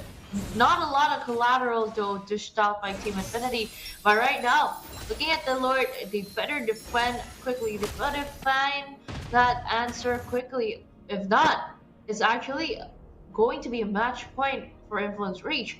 So let's see, because the Lord is marching right in the middle. Fury is just trying to split push. At least they know that they can handle like 2 lanes at the same time. But if everybody is focused on the middle lane, you better ready to break out with that fight. Look at the back line. Fanboy got spotted a little too early. Paquito trying to go for the title strike. No one home just yet. The Lord crashing in towards the mid lane inhibitor. And now looking to take them down. Chino has eaten up a lot of damage. Dominator's Descent already being used by Lionel. And ZZ has the 4. But you can see right now they get the nice target with the raging Sandstorm committed as well. A lot of Winter Grounds pop. But at the same time, Rusi's the first one to fall. Chino and Fanboy traded as well. One after another. The damage is online. Wind of Nature from Fury to make sure he survives. And Influence Rage take the base crystal off the back of Fury, making sure the comeback is alive, ladies and gentlemen. 2-1 match point in the hands of Influence Rage. Match point indeed for Influence Reach. And right now, for a good victory. Even looking at the highlights though, for today's game, a lot of SODs connected, a lot of moments created by Paquito and Huawei. This dude really is amazing on that Kalia. He just knows when to pop off. He just knows when to find good moments. And for me, the most memorable one was that concealed flicker of a Tsunami Slam performed by Paquito in the middle lane. And looking at those, a lot of moments that were very crucial on how Influence Rage was just able to turn back the tides against Team Infinity was just like solely handled there by Paquito. But at the same time, you have that frontliner, you have that moment maker, you have to have that damage dealer. Fury though was a menace on that Moscow leading and Influence Reach. They are able to drag it onto the late game so late that Fury was just able to perform very well on this Moscow. So at the end of the day, this draft was just executed so perfectly for them. The draft was perfectly executed indeed, but in the early game they didn't have the brightest of days, did they? Influence Rage backed into a corner, but Fury staying alive was the key to victory indeed. And finally, when the opportunity presented itself, he just went crazy. He went berserk, and then all of a sudden, hey, Infinity, they didn't even see it coming. They're backed into a corner, and just like that, the tides were turned. Influence Rage off the back of Fury. As you can see, the final play with a Wind of Nature as well, going straight for the base crystal. Influence Rage making it match point 2-1 in this best of 5 series. And I mean, like, leading up to this, there are a lot of moments that were very crucial. A lot of moments that you feel like probably this is the end, but actually no, they tried to defend that. A lot of push and pull, but at the end of the day, game three, I feel like it's more heavier than the first and the second game that we've seen. Those typical one-sided gameplays, those typical one-sided pushes, but right now, though, it's finally getting hotter and hotter, and it's finally game on for them. Yeah, I think right now Influence Rage finally found their footing, right? Game number 2 felt like they were comfortable. Game number 3, hey, they almost let it slip. But then just towards the end, it just clicked for them, and then all of a sudden, they just bounced back. And they know how to play for the win. They know their keys to victory. And Fury, oh my god, that Moskov was definitely farming. So was ZZ though, right? ZZ was definitely farming a lot, but Fury left untouched. A Moskov, not what you want to see in the late game. A 0-death Moskov 10 minutes in. Woohoo, you're looking for trouble. Yeah, that's hard. Actually, both sides of the marksman really have the same condition. At the same time, both need scaling, both needs gold, both needs to unlock the late game. But at the same time, I feel like since there are a lot of spaces created and a lot of like moments created for Fury to just like come in and just throws those spears in, at the same time, you can't really see Doom hit a lot of those speedy light wheels because no one was in range of that point. And even so, if it's opened up, it's just mostly to defend a lot of the obstacles getting thrown to them. And right now we've seen, as I said, it felt like a little bit longer than the first and second game. Here we ending game number 3 with 1809, 5k gold lead. And for right now, I feel like those neutral objectives are more contested now, and it's more stable compared to the first and the second game. But for now, the emblems that you've seen right now is quite good for the carry. And how Doom was trying to play, even with the KDA of 406, with that 1 getting on his hands, is just definitely not enough. Because, you know, Fury on the full build, on a Moskov, I feel like it's more broken. Yeah, definitely. The Moskov was just an absolute beast, if you ask me. There's no other MVP in my head. And with the way he's been playing, oh my goodness. Paquito definitely didn't have a good one. He was being targeted down the entire time. And he was just, yeah, after a while, he was just like, hey, screw it. I'm just going to be the bait. And that's what he was. Because look at the amount of damage he took. 123,000. 123k. Yes, you had Rusi on the other side who took a lot more. That's because they ended up on the losing side. He was taking a lot more damage than he should have. And it's looking like the side of Influence Rage have finally found their stride, found their mojo, and now looking to take the game away, looking to take the series away, as this is the first upper bracket quarterfinals that we have coming your way, ladies and gentlemen. Influence Rage 2 right now with Infinity 1 in a best of 5. And looking at the stats, it was an up and down battle, but once it got to the mid game, it was all Infinity. Just towards the end, when Influence Rage found a way, found an answer off the back of Fury, it came down to the last defense as well, right? That Lord, once they were able to defend, it was looking difficult. It was looking dire for Infinity, and now they have to go back to the drawing board. I mean, that's what happened if I feel like Synergy finally clicked in. It's just like everybody's engines is just like already hot now. It's not like the first game where you just gotta like let that car like sit and cool down at the same time, or just let it warm it up first. You gotta fire it up. But let's see, firing it up finally worth it or not, because the MVP of today's game is Fury on that Moscow. Really a menace though right now. 405 KDA with those I feel like those are template emblems for right now.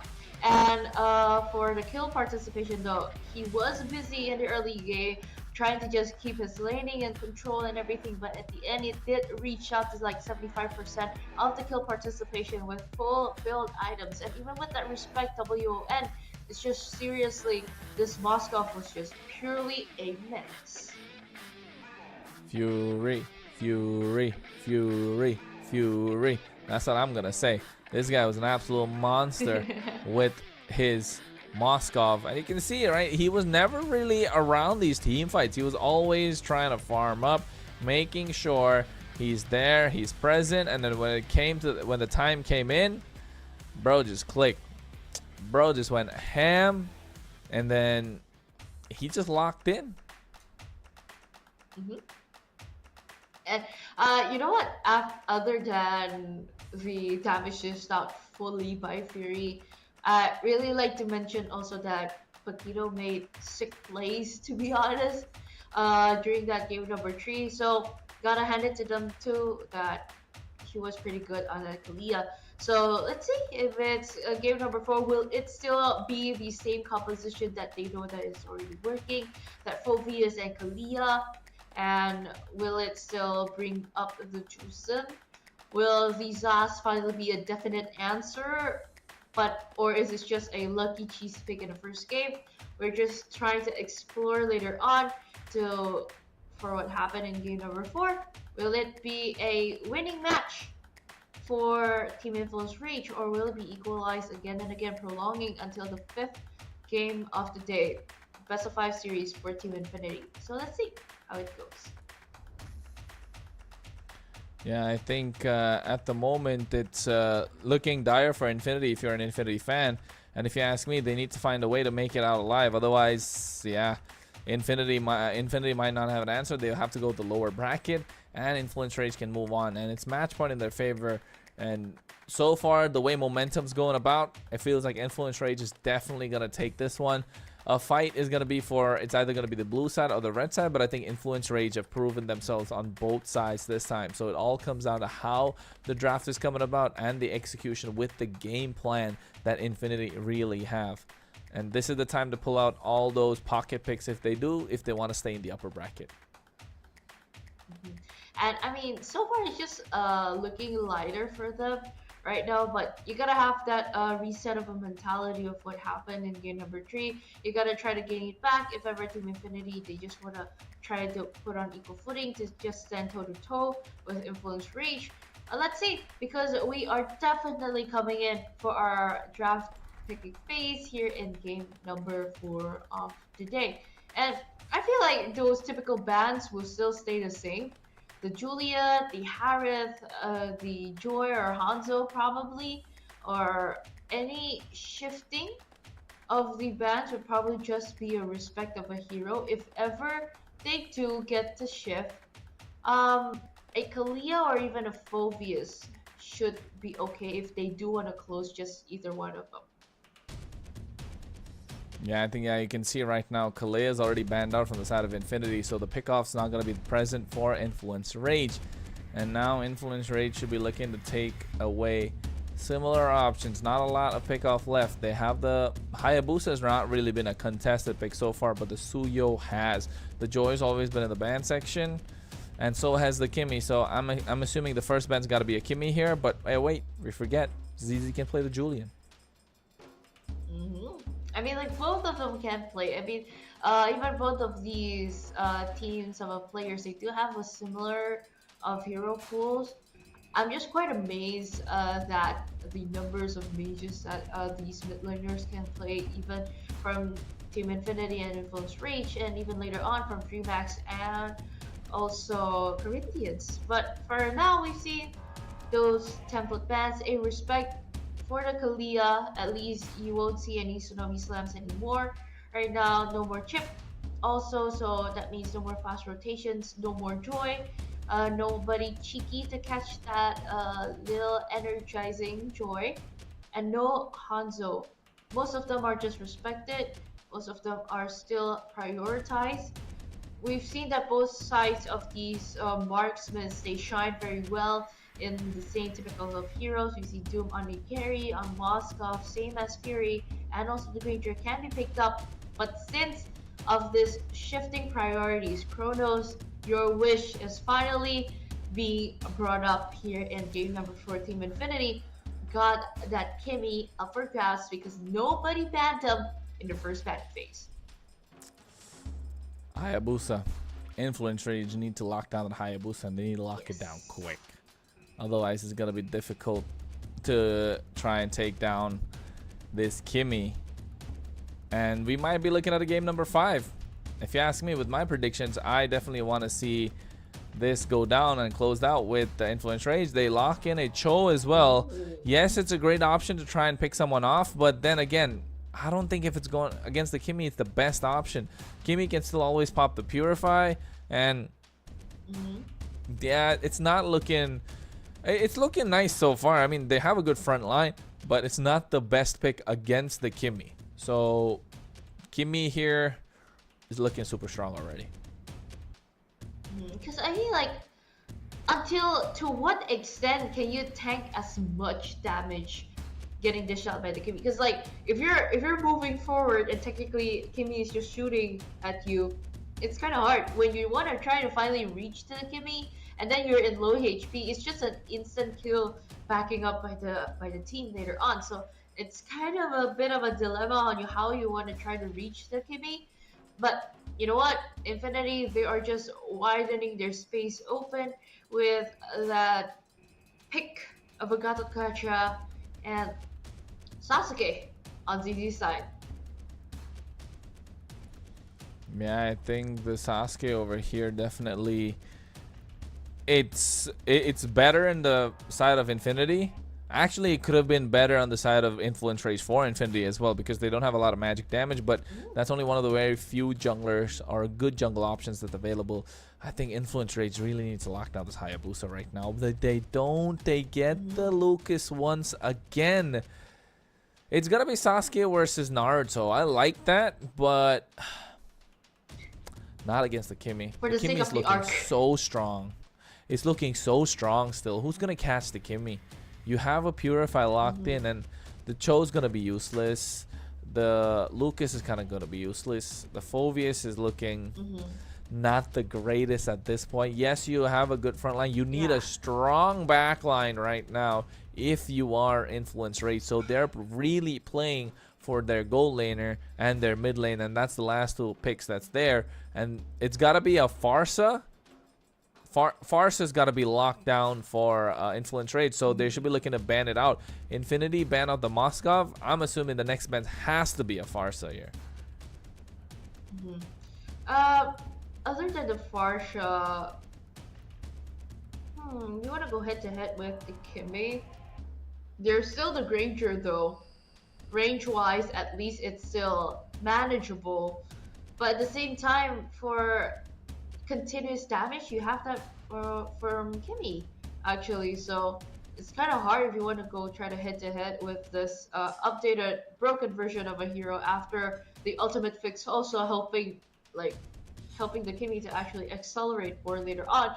So it's kind of a hard thing to decide, and banning out 2 tanky frontliners here is a good answer. But I feel like if ever that Lucas is picked on for the jungle, sure it can sustain against the Kimmy, but it's kind of hard though when they try to execute. A carry would farm a little slower than a Kimmy. Laning wise matchup, it would be hard. I think a Beatrix should be fine. A Beatrix or a Granger if ever, if they want to try to pick that up. Yeah, I think a Granger with a Farsa. Just lock it down. The Farsa is going to have a hard time, though, against this Gato Kacha, to be honest. But I don't really see many mages, many mid laners doing a lot here. With the range, at least. You need the extra bit of range advantage. That's the only reason I say Farsa is good here. But, again, against the Gato Kacha, just... It's looking bleak for Influence Rage. I feel like this is going to go to game number 5 already. Yeah, it's just kind of hard. We'll see how they close out the draft. Of course, Influence Rage need to find an answer. And maybe go for... You're saying the Beatrix. I still think... Oh my god, they locked down the Louis. Oh yeah, it's The opened Louis is gonna do up. so much. These guys just wanna brawl. Influence Rays just want to fight. And Infinity on the other side, in the meantime... I mean, yes, this Kimmy is looking nice in the gold lane, but let's not forget, it can be flexed into the mid lane as well. Yes, but if it does flex into the mid lane, I feel like it's just sad to see that it wasn't unlocked for full potential. It's gonna be greedy if they're flexing it to the mid lane. Yeah, it's going to be hard actually. Also scaling to the late game. I mean, like we've seen how it goes for the other teams in relegation week. I mean, like you don't want to give that up because you're in playoffs already. What? Basically. But the Uranus and the Valentina pick though. That's a lot of magic damage. Who do you want to copy? Yeah. That's a lot of magic damage. I mean, yeah, but the Valentina, you take away Unleashing the Beast from the Lucas, right? That's a straight counter coming through already. You have the Way of the Dragon. You have the Infernal Pursuit. It's good pick. The Valentina is a really great one. I don't see it as a bad pick at all, but this Uranus, it's going to be demanding a lot of attention from Influence Rage. I feel like they heard us earlier, and this is the pocket picks that Infinity are going for. With this Uranus on the EXP lane, they need like someone that can melt him down. Otherwise, he's going to be unstoppable. And they lock in the Irithel. Is it the best pick in the goal lane? Currently, yes, with everything that's taken down. With Granger's present still. But I think after the Uranus was picked up, they had no possible way kind of like picking the Granger. I still think Granger would have been better though. But Irithel's not bad. But I mean, it's a gamble. It's a gamble if you want to pick up the Granger. At the same time, I really thought of the Beatrix, so at least you can dish out the damage. But no wonder, and now you've seen why they try to ban out the Moskov and also the carry, because you know what, mastermind behind of it, you want to play those puppets to their stories. You don't want to bring up those aggressive type of heroes so you can chuck down both because of Contra and also the Uranus. So you better just gotta close that off, and you don't want to go for a very aggressive and also greedy lineup as you learned before in week 4. So let's see how it goes, because I feel like the draft here today is just very unique and just a lot of surprises ready for us for MPL LATAM Season 3. Match number 1, game number 4. Still with me and Kronos on duty. This is Team Infinity versus Influence Rage. Yeah, and I think it's going to be really good for the side of Influence Rage if they're able to pick up the victory, because they have to play as aggressive as they can. As you can see, the dispersion rotation combo already dishing out so much damage, and Chan has to make his presence felt. Looking at the emblem setup, nothing crazy coming out from both teams. But again, it's Fury running that Master Assassin. He wants to win the 1v1 in the lanes. And I mean, right now I feel like it's more calm and collected in the mid lane. I mean, sorry, on the top lane, but from the mid lane, you're just going to try to choke it out. Again, level 4 is important. If ever you already unlock those ultimates, you can rotate a little bit faster, especially you're on that Loi. But you know what?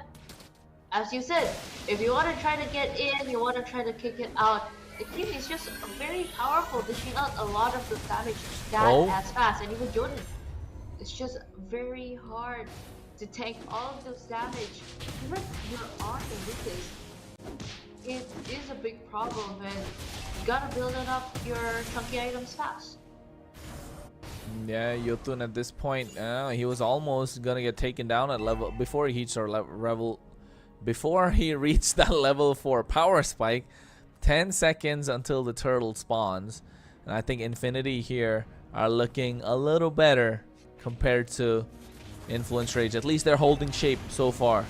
So right now, Influence Rage need to start pulling away at the turtle. As you can see, Yotun tries to go through, but Lionel steals his ultimate away using the IMU. And right now, Fanboy's in the thick of it, puts in the Revitalize as well, goes in Unleashing the Beast. The Retribution comes out from ZZ on point, but at the same time, First Blood Willie in the hands of Lionel. He takes them down, but he can see the Dispersion Rotation combo is way too much. But Lionel, after Unleashing the Beast, does way too much damage for Influence Rage to deal with. And now, ladies and gentlemen, seems like this might go to a game number 5. Oh. Okay, a little bit of diversion play. No! What was he thinking? I thought he was gonna get the kill. Actually, for that one, same. I'm actually thinking of the same, but I think aiming to that, you know that you can't really risk it on the Suyo, but at least you cancel it out and buy a little bit more time so that Yotun can get that buff. But that was a very aggressive gameplay for I don't know what objective that they would like to take. Yeah, it was very aggressive gameplay indeed coming through from their side. I think right now Yotun really needs to find a way to try and take this game into his hands, because right now going against Lionel on this Valentina is not a good time for him.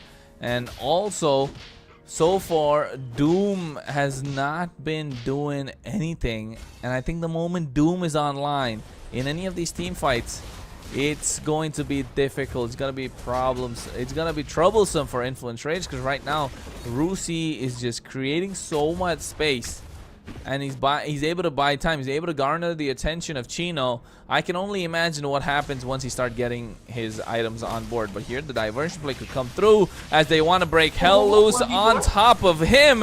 And right now, Rusi gets taken down finally, but everything was thrown at him, including the Way of the Dragon.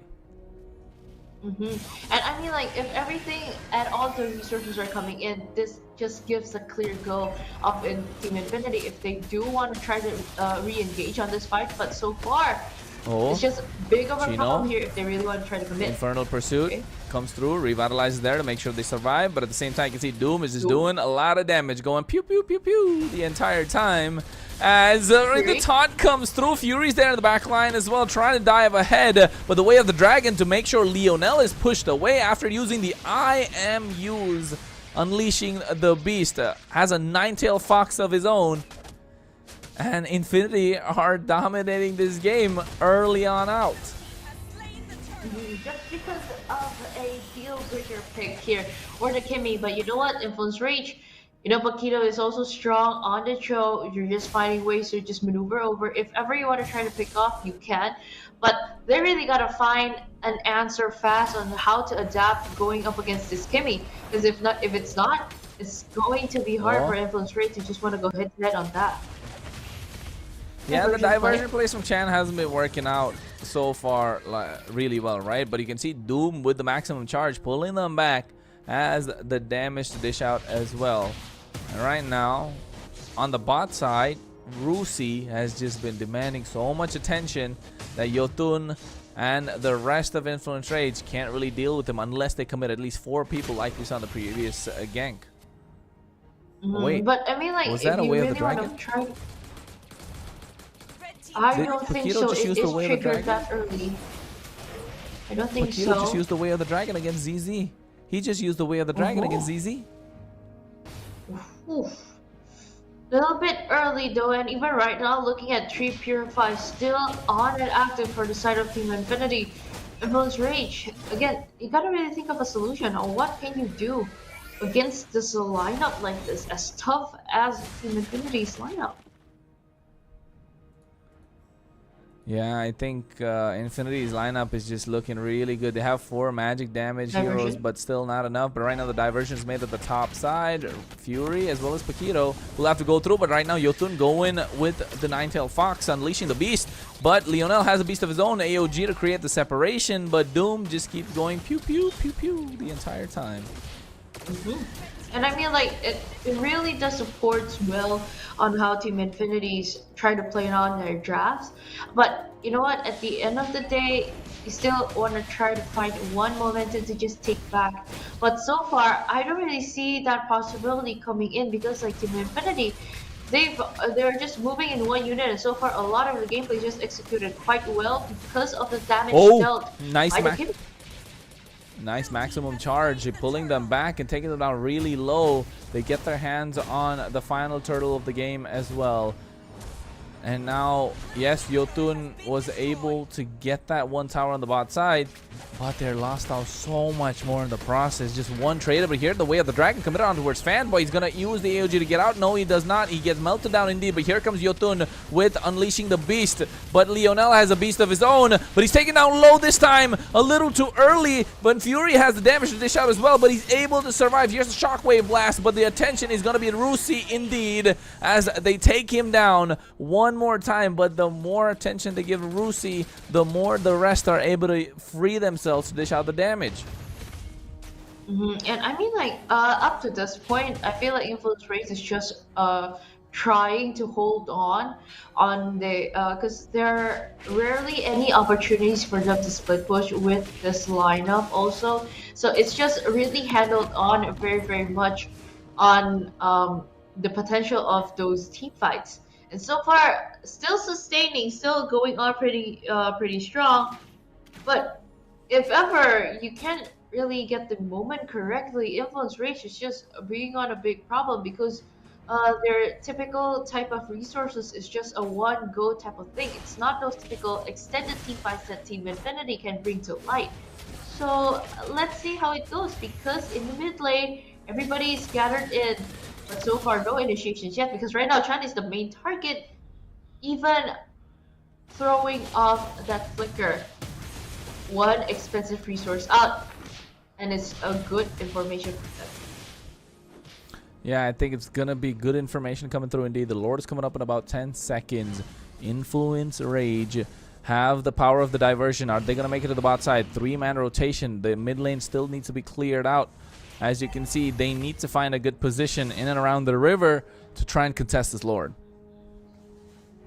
And right now, trying to hold from the bot side, and on the side, Influence Rage gets more of a radar, but Team Infinity, since they got that pixel push better, they got a better vision on this, and even trying to clear out the mid lane. Fanboy and Doom, Lionel, everybody just Chan onto that Chan. taken down so low. Paquito gets a knock up with the G Kundo as well, but right now you can see Rusi is just demanding so much attention. They can't really do much. The Lord is going to be the target for Infinity. They're starting to hack at it, and they should be able to get it for themselves. No wave clear on the top side, no pressure coming through from Infinity. They don't trade it for anything as well. And I think Influence Rage are on the back foot. They need to find a pick-off, and Paquito needs to start handing kills on a plate towards Yotun or Chen, or at least Fury. Yes, it's a low kill game, but the macro from Infinity is just absolutely impeccable. Other than this, I feel like it's also mind games on how you try to initiate these type of team fights, because you can't really just like go head to head or headstrong with it. So that's it, because like one push can't be the end of it. But for right now, since it's the first Lord, I don't think so. Yeah, I don't think it's gonna be the end, but hey, with the Lord marching on the top side, there's no holy defense there. There is no wave that is being protected over there as well. It's marching down very slowly.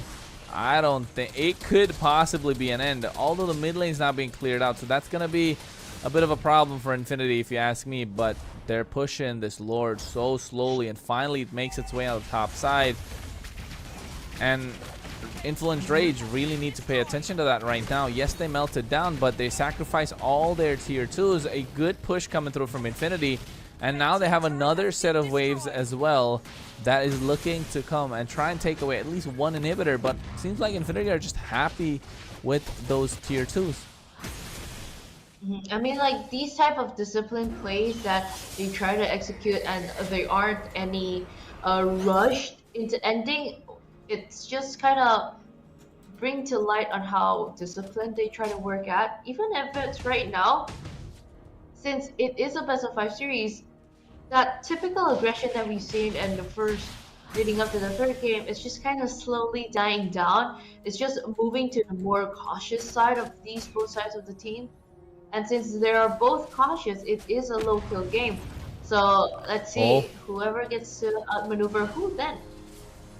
Oh, diversion play going over there. ZZ is right there. I think they spotted him. They spotted him. They didn't want to commit. It was looking difficult. I think ZZ was waiting for the last moment as well. But right now, that means Infinity realized that Influence Rage can't really make any surprises. Can't really give them any gifts or present that would cast them off guard. Because now the Lord is about to spawn about 30 seconds. And slowly, Infinity are looking to take it to a game number 5. And for now, okay, Doom is just a menace on that, just shooting arrows everywhere. And even looking at the position right now, Influence Rage is definitely on the edge here. It's just being pressed down so well. And even Jotun getting that mark from the Valentina, knowing that it will be copied later on.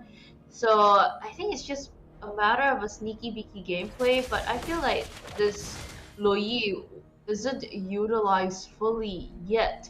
So probably a one diversion play can change for everything. But let's see how Paquito and also Jotun will try to front everything, because everything's in line right now. If ever Influence Rage wants to try to charge in against Team Infinity for that Lord objective.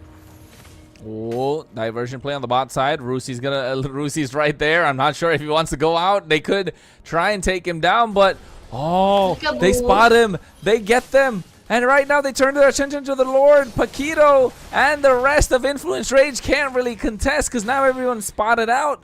And that means the threat of the diversion is not going to be there.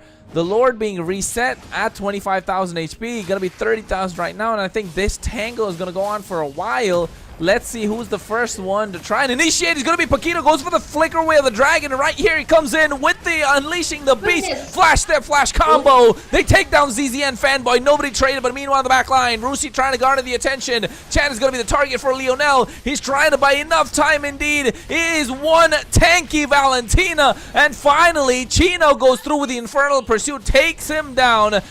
And Chan is going to be traded as Rusi's is absolutely menacing Influence Rage get their hands on the Lord. Anything can happen in the Land of Dawn, but for right now, Influence Rage finally clicked on to that moment and get this moment back. Pressuring is definitely on here for Influence Rage. Clearing that second tier 2, even Jotun just hiding there, finding a good moment again and again, because like if everybody is rushed in this moment without the Lord coming in down at the bottom lanes, it is just hard to execute if ever they want to try to face this head on. Yeah, they need to find a way. You can see Paquito gets taunted before he could go for the Jeet Kune Do combo. And oh my god, I don't want to be a marksman in that game right now because Rusi's being a menace. Jotun dives into the back line, flash to flash combo, but Fanboy's able to tank quite a lot, and finally Doom comes online. This is where the Kimmy starts shining, because Chan right now between a rock and a hard place will go down indeed. 2 Skypiercer sacks in the hands of Doom. Could make that a third one, but he has to go and clear out the top side wave.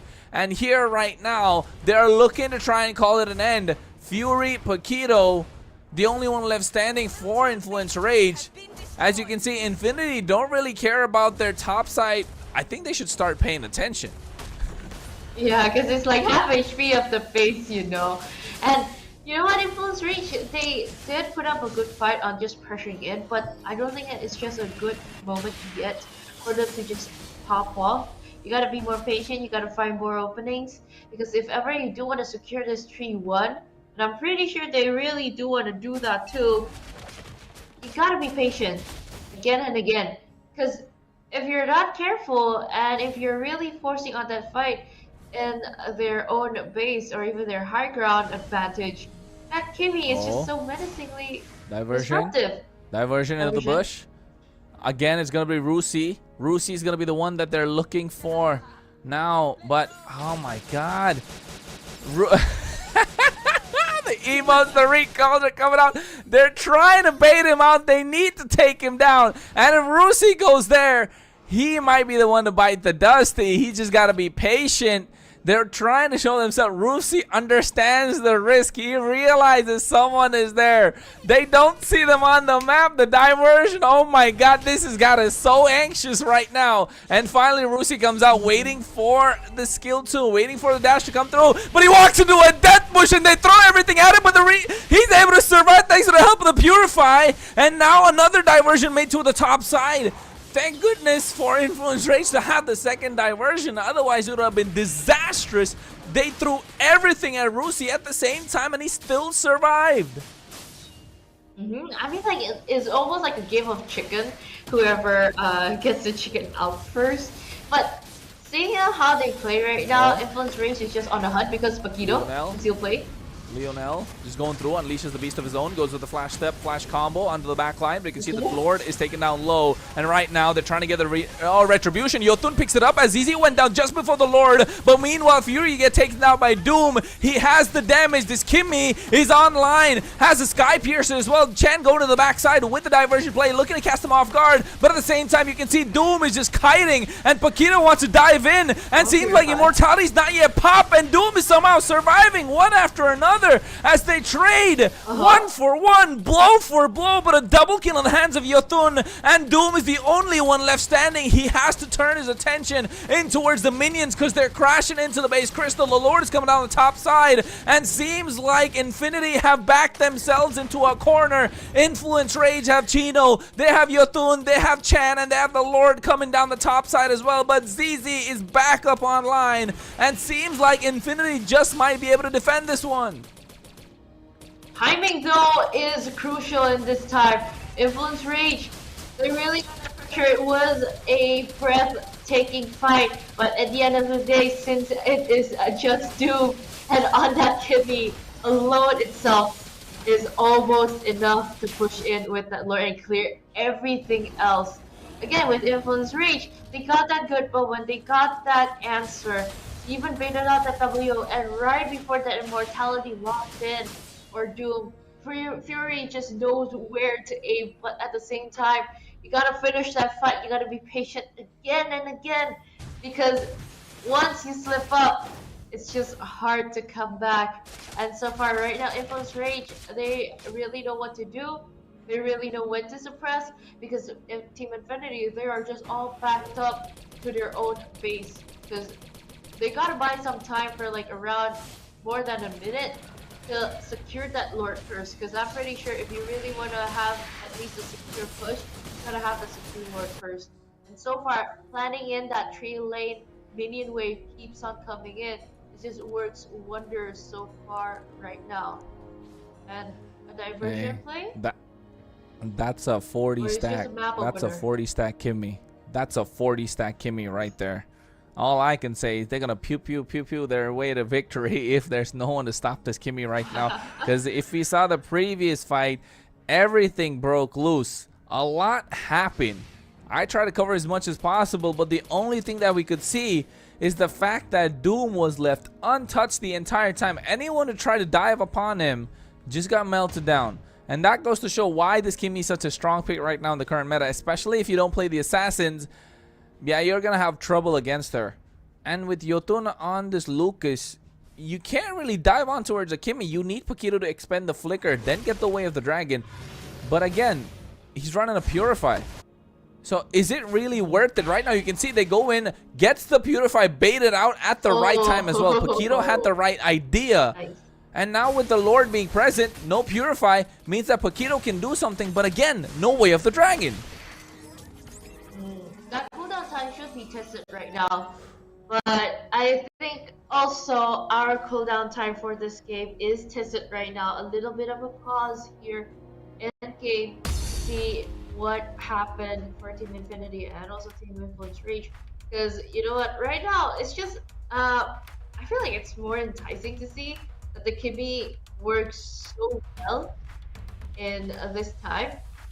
Instead of the Kimmy that we've seen in last week. I feel like during this week they really like tried to on that Kimmy, so it really highlighted on how broken this hero is, I might say. And seeing though how they play, it's just trying to find a solution But so far, no one can reach him. Yeah, no one can reach this Kimmy the entire time, and now without the Purify present, if Influence Range can dance it out for a while, about 20-25 seconds, wait for that Way of the Dragon to be back up again, Paquito will be looking to make that winning play. That's what is gonna be the problem, right?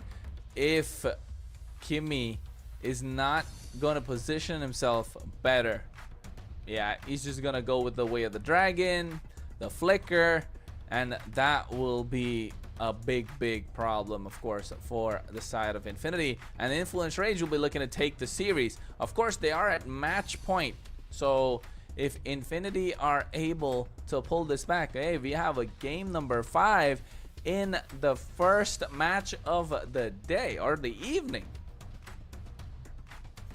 And I mean, like, for right now, they're just trying to find solutions for this time, other than the game itself. It's just how do you want to try to execute against this Kimmy?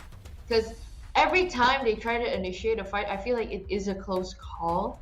And it was just almost finished, but yet almost is not yet enough. And for now, even with the immortality, even with the WON, the Kimmy is just more unstoppable than ever. So I don't think that it is time to find a solution. I think it's more just like how do you try to outmaneuver the Kimmy later in the game, because they tried that, at least dishing out a few resources to take back whatever Kimmys have, because you don't have to purify now, because you definitely want to play with that diversion play nicely. Yeah, the diversion play is going to be super important indeed. Right now you can see Paquito just trying to create the space. He got the Way of the Dragon already, and that means this is the flank angle that they're looking for. The Kimmy really needs to watch out. Doom's positioning has to be absolutely incredible. That's why you can see Fanboy just protecting Doom wherever he's going. And right now the Terrify on towards Chino means that they will have to try and push. They're trying to push them back, but you can see the minions are starting to stack up on the top side. The moment Rusi is visible over there, they're gonna start rushing this Lord, already below 30,000 HP. Oh my goodness, the maximum charge comes through, and right now they unleash the beast as well. He's gonna be taken down in an instant with the flash step flash combo. What damage coming through, and now Influence Rage have turned the tides. Yeah, this was a good call for Influence Rage to get that leap of faith, to get that gamble that I might say finally turned up well. But then again, you gotta really time it right. Learn from what happened before. You don't want to rush it in, because if ever you want to rush it in, it doesn't time properly. All your resources are gone. There's no more Lord for that additional defense move. So you gotta wait it out, because Chan right now is just eyeing for a diversion play onto the side though, and everybody's just trying to push in. Yeah, they're flanking in. The inhibitor is going to be the target in the mid lane, but Jotun goes with the flash combo. He's taking down low. A lot of damage coming through from the Kimmy, but at the back line, Rusi went in. He gets melted down, and that is one EXP laner down and out. And now with ZZ coming back soon, Jotun's trying to go in, unleash the beast of his own, and Lionel taking care of that as well. 2 winner crowns popped, Immortality taken down as well, and here comes the rest of the cavalry. Doom is completely unstoppable, taking down Chan. As you can see, this Kimmy is dishing out quite a lot of damage, and Fury's trying to survive, but all the immortalities, all the winner crowns, only a matter of time, because Infinity buy themselves some more. It's gonna be crucial. They have only Jotun and Paquito left standing, and seems like they want to march down mid lane with the Stormtrooper, just going pew pew pew pew the entire time. And this is why you don't leave a Kimmy open. 50 stacks, 503 KDA. Infinity looking to take it and end it all. And really marching into the mid. Paquito is just trying to bait it out of maximum charge. Coming in, out.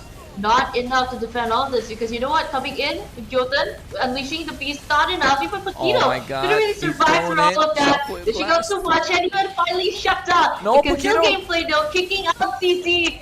But Paquito couldn't even survive through all of that. The base wide open for Team Infinity to victory, equalizing and unlocking play number 5 of the day.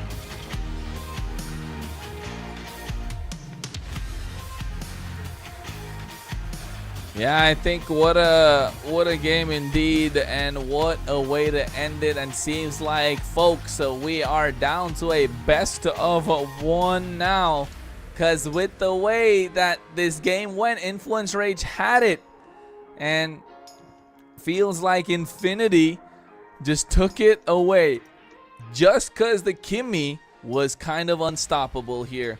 So at this point, Influence Rage just put themselves in this position by leaving the Kimmy open, not opting to go for an assassin. A Hayabusa could have been so much better compared to this Lucas, and now they just pushed themselves into a corner, and we're into game number 5 for the first series of the night. And even looking at a lot of positions right now, Influence Rage, they bought out a lot of time. They tried very, very hard to just fight through all of this. But at the end of the day, you gotta respect that Kimmy. No wonder it is bad, but right now you gotta feel that wrath. So again, for game number 5, you gotta rearrange your priorities in the drafting phase, I might say.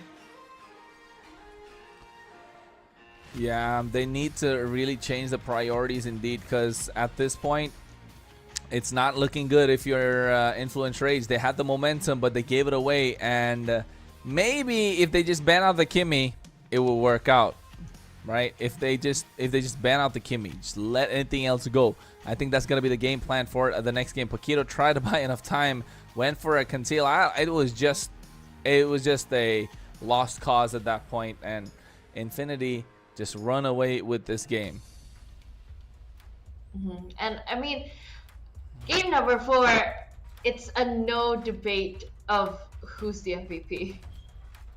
That Kimmy though, that Kimmy shined very, very bright. Yeah, I think the Kimmy Doom just went pew pew pew pew. You got to see a scene as well, right where the Stormtrooper was just going spinning around. I think that was definitely a highlight worthy play, and for those Clippers out there, hey, that's one of them for you. At least you can see that the highlight of a skin from that angle and everything. But you know what? Finally, we're in game number 5 of the day. Match number 1 is almost at the end,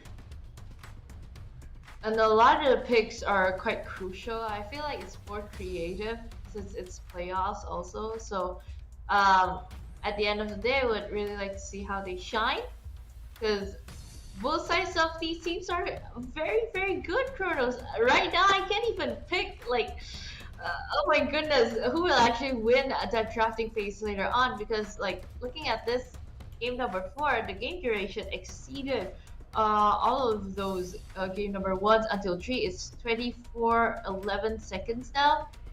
For Team Infinity getting to secure that another kill, exploring a little bit more, expanding a little bit more, is that Kimmy on that bounty hunter, even with the weakness finder on that marksman, it just works wonders for this Kimmy on Doom.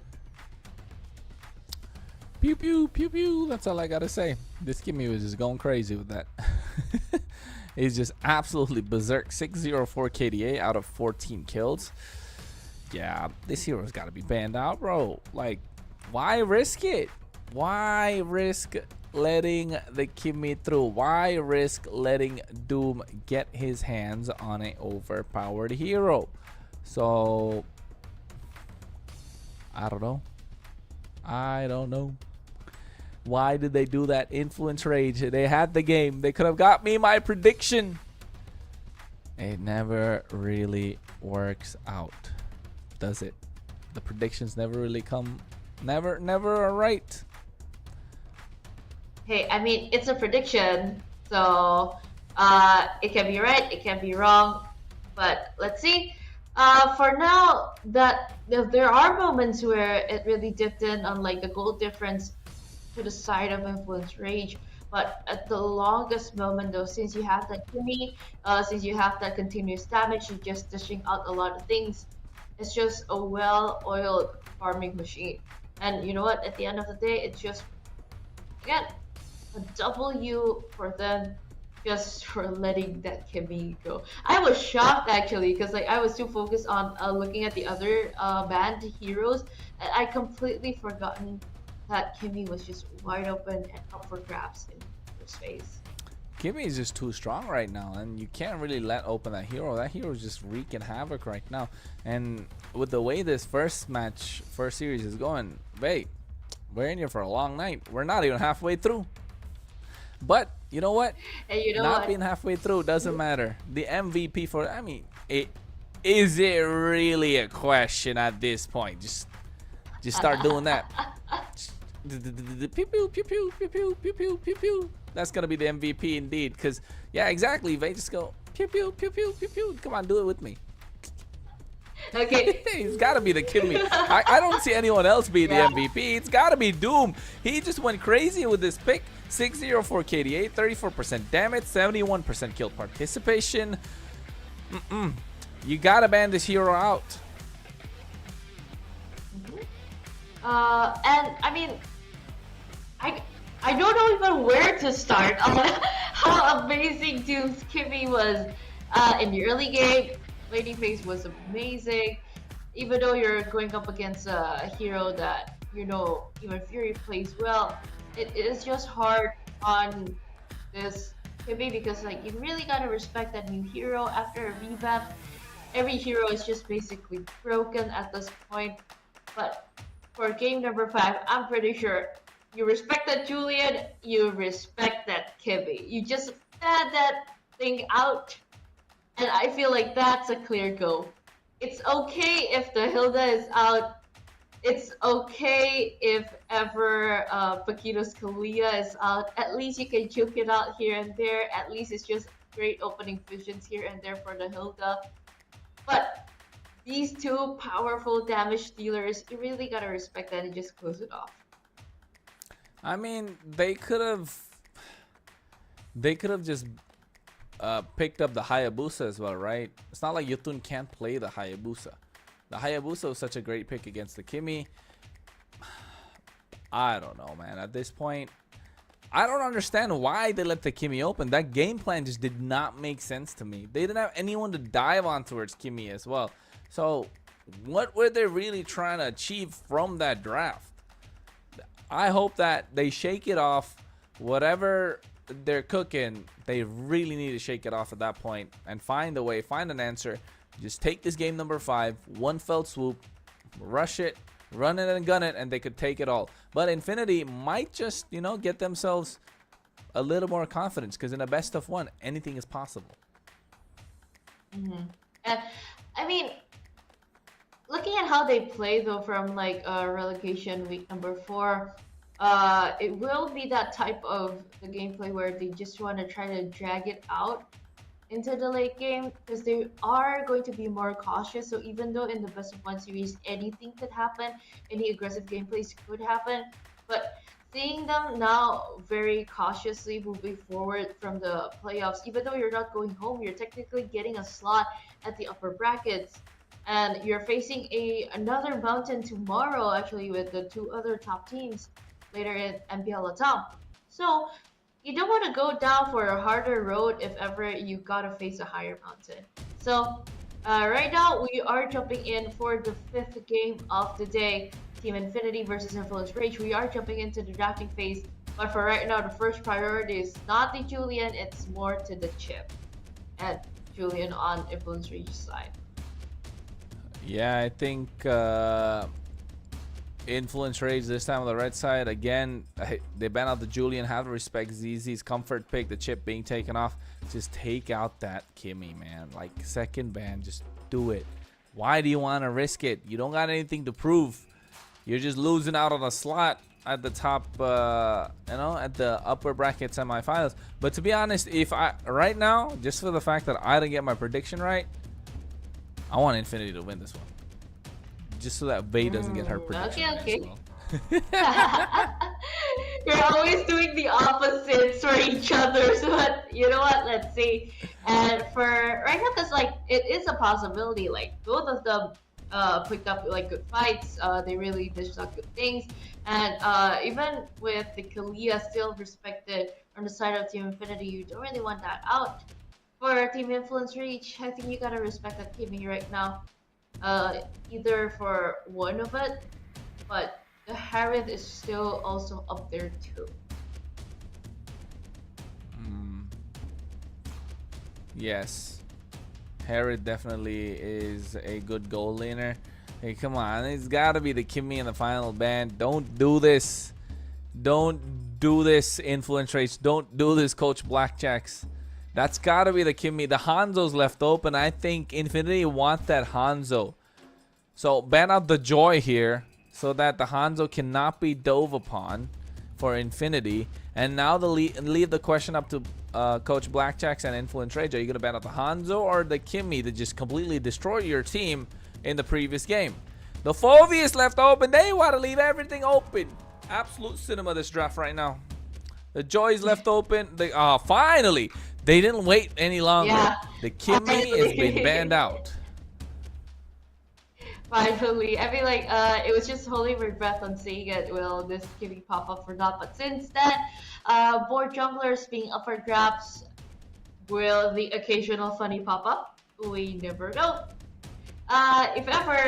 If it's not the funny up for grabs, there are also possibilities of a Joy Suyo trade-off or a Suyo Hayabusa trade-off that you can find secure, or getting that Hanzo Granger for the first pick because it is just wide open as that too. But turns out though, even CC getting that Hanzo, Influence Rage, it's securing that Joy, and also got that Gacha at the same time. So since there's no Phobias, want to go for that AoE as you mentioned before in game number 1, got that Gacha up for grabs. Yeah, I think this Gato Gacha is nice. The Joy is nice. Both look at a dive from Influence Rage. Infinity need to find a way to stop that from happening. The Phobius is already taken out. They need someone who can kite around. I don't see any better marksman than an Irithel to be picked up right here, right now for Infinity. That's going to be the best option to make sure you're able to move around. A lot of mobility does help. I would say possibly even go for the Matilda, but the Hylos is another great option to try and prevent that dive. You can have a dive of your own. You need to find a way to stop this Joy, a Tigreal with the Irithel. I think Tig and Irithel just make a lot of sense here. I mean, like it is a good combo, but it doesn't close off to the point where like both sides of Mike here is quite good here. What? We're looking both here. Infinity and Influence Rage. I think they're just considering their drafts right now on what to do, because I mean, like, this is their last game of the day. It is basically make it or break it, or else you gotta go down for that lower bracket gameplay. You gotta for that match. Sorry, but right now, Infinity Influence Rage. Oof, I feel like it is a tight one to see, or either side of this could actually win it. I mean, it could come out from both sides, right? I think at this point, it seems like there has been a pause given in the draft phase, and right now during the draft that's going on, it seems like they're having a little bit of trouble, especially Infinity. So while they're sorting it out, we have a look at how this draft can go about, right? And I feel like a Tig and Irithel works wonders just because of the fact that you get to counter Joy with that implosion when she dives into the back line, and also have a lot of mobility present to be able to kite the Joy.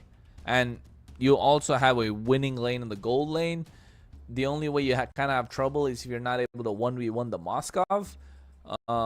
But if it's against the Granger, you're already winning. So a Farsa is not great, but if you're Influence Rage, you want to lock in that Farsa as fast as possible. Just rain down that feathered airstrike, and then you have the electrifying beats to finish things off. Oof. Influence Rage are cooking on different levels, and so are Infinity. I mean, like, at this point, if you bring up the Influence Rage's Joy possibility, you can try to stop it in with those typical stopper heroes, that Vixana, that Tigreal will probably pop up. I mean, like there we can go on basically for days at these type of compositions because a lot of the combinations that actually played out will have a different outcome. But at the same time, as long as there's synergy in that team, anything can work out as well. And looking at these drafts right now, there is a little bit of a pause for everyone who's watching right now because they're, of course, thinking the best possible way to outdraft each other to play a little bit of a mind games in the drafting phase because it is their last game for today's match. So really got to make it worth it, I guess. Yeah, I think they definitely had to make it work indeed at this point. The draft is under pause, ladies and gentlemen. For those of you who don't know, you can pause on the draft, and that's why you can see the timer's not moving. It's not like it's glitched or anything at this point. Infinity on the blue side, but this pause in a draft gives a lot of time for the coaches to think through what they could go with, right? So if anything, Coach Blackjacks has a lot more to think around with, and Coach Infinity, Coach of Infinity Tsubasa, definitely has a lot of time to try and think what would be the best pick. And to be honest, I don't see any other better pick apart from the Tigreal and Irithel, unless they want to play super aggressive, which comes in with this Lu Yi as well as the Hilda. I like the Hilda, the Lu Yi not so much. The Lu Yi, yes, you want to dominate the early game, and you need to dominate the early game, especially these team fights. But if Yotun gets going with this Joy, yeah, Leonel's not going to have the best of games. Yeah, I feel like looking at Jotun and how fast he rotates in the jungle, any assassin picks would be good. And even looking at Chan right now playing those typical stopper heroes that we've seen that he excelled so much, picking up the Selena. There are a lot of good juicy targets later on, but if ever you can't get that Lu Yi or actually like stop the diversion play, at least you can stop the Hilda's charge. But either way, we are entering the second betting phase here, turning off the Baksha, turning down the Cho, respect to some signature heroes, of course. And even leading up to this point, so far, no marksmen are picked yet. So banning off the Moskov or the Granger should be a good pick. At least you chuck down those possibilities, just leaving probably the carry open.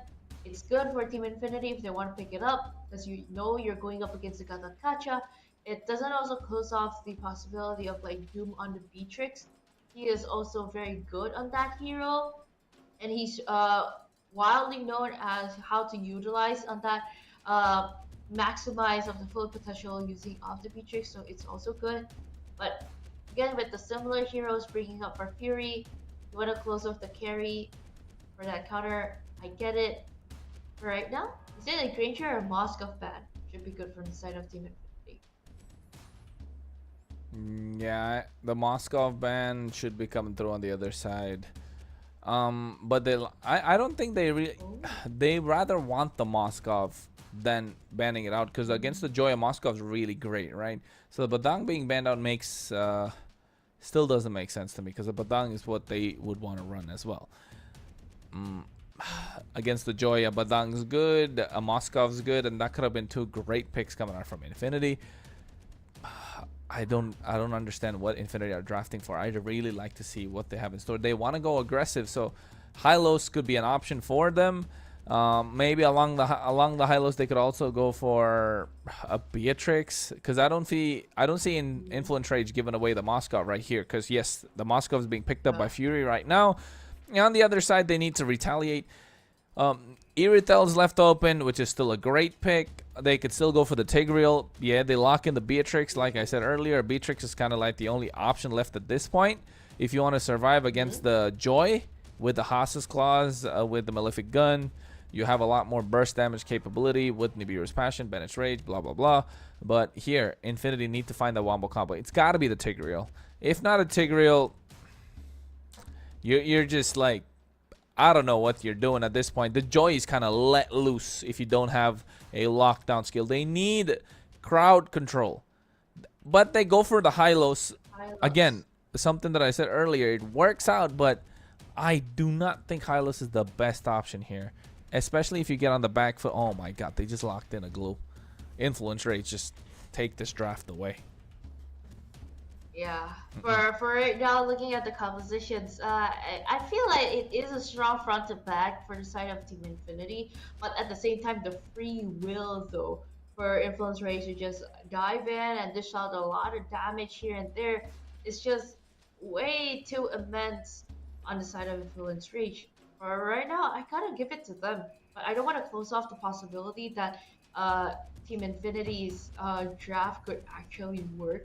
Later on, it just depends on how the timing of that mini stun coming on from the Hylas. But it's going to be hard for Fanboy, but it is going to be a well-fought game later on. So with these 10 heroes picked up quite well and well thought indeed. For game number 5, their last game of the day to determine will they still continue at the top brackets or will they have to go and fight at the lower down brackets. For today, playoffs, day number 1, MPL LATAM Season 3, still with me, Faye, and also Kronos, entry the last game of match number 1, still with Team Infinity versus Influence Rage. Yeah, and so far, looking at the emblems, nothing really crazy. Again, Doom, this time Doom rocking that nice damage output coming through in the second phase of the emblem setup, right? The second talent.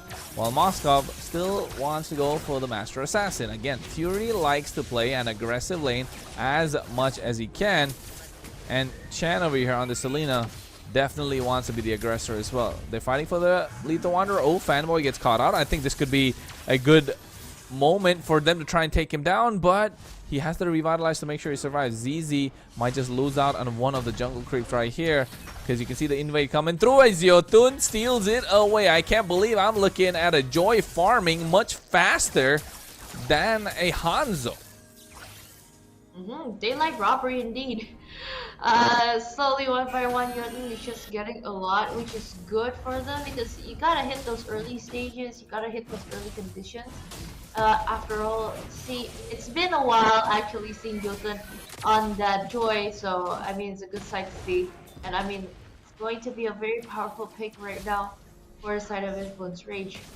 And it doesn't seem so unlikely though. He'll probably win this match. Yeah, at the moment, seems like Influence Rage definitely are slowly starting to build the advantage. Oh, Fury, look at the amount of minions he has kept away to make sure that Doom doesn't get the wave clear as fast as possible. And that's why you can see the turtle being started already. Yutun taken out low as they get the retribution. They get in control, and it seems like Influence Rage are moving at a much faster pace compared to that of Infinity. Oh, he didn't get the last right now, seeing Influence Rage, they are like trying to find their footing. Already level 4, you gotta juke it out later in the turtle pit. And at the same time, no aggressive initiations yet, but Paquito is just scouring for vision so wide and vastly right now, just trying to see whoever there, because you gotta have a man to open up those bushes, because if you don't, Lionel can just pop here and there quite easily. But right now, a bit of a panic opening up that expensive resource. But right now, Influence Rage is still on top. Yeah, I think you're looking fine. Yotun, Yotun's is moving out really freely. I'll be honest, if I was Yotun, I'd be having a field day this game. Just have Paquito or someone go in and try and bait out the Law and Order from Fanboy, and then you can just dash around for days, because right now Soul Snatch comes out, but just not enough damage, and Yotun's gonna have a fun time. He's gonna be dancing around, listening to the music of the electrifying beats, because he has his own rhythm, and nobody to stop him this game.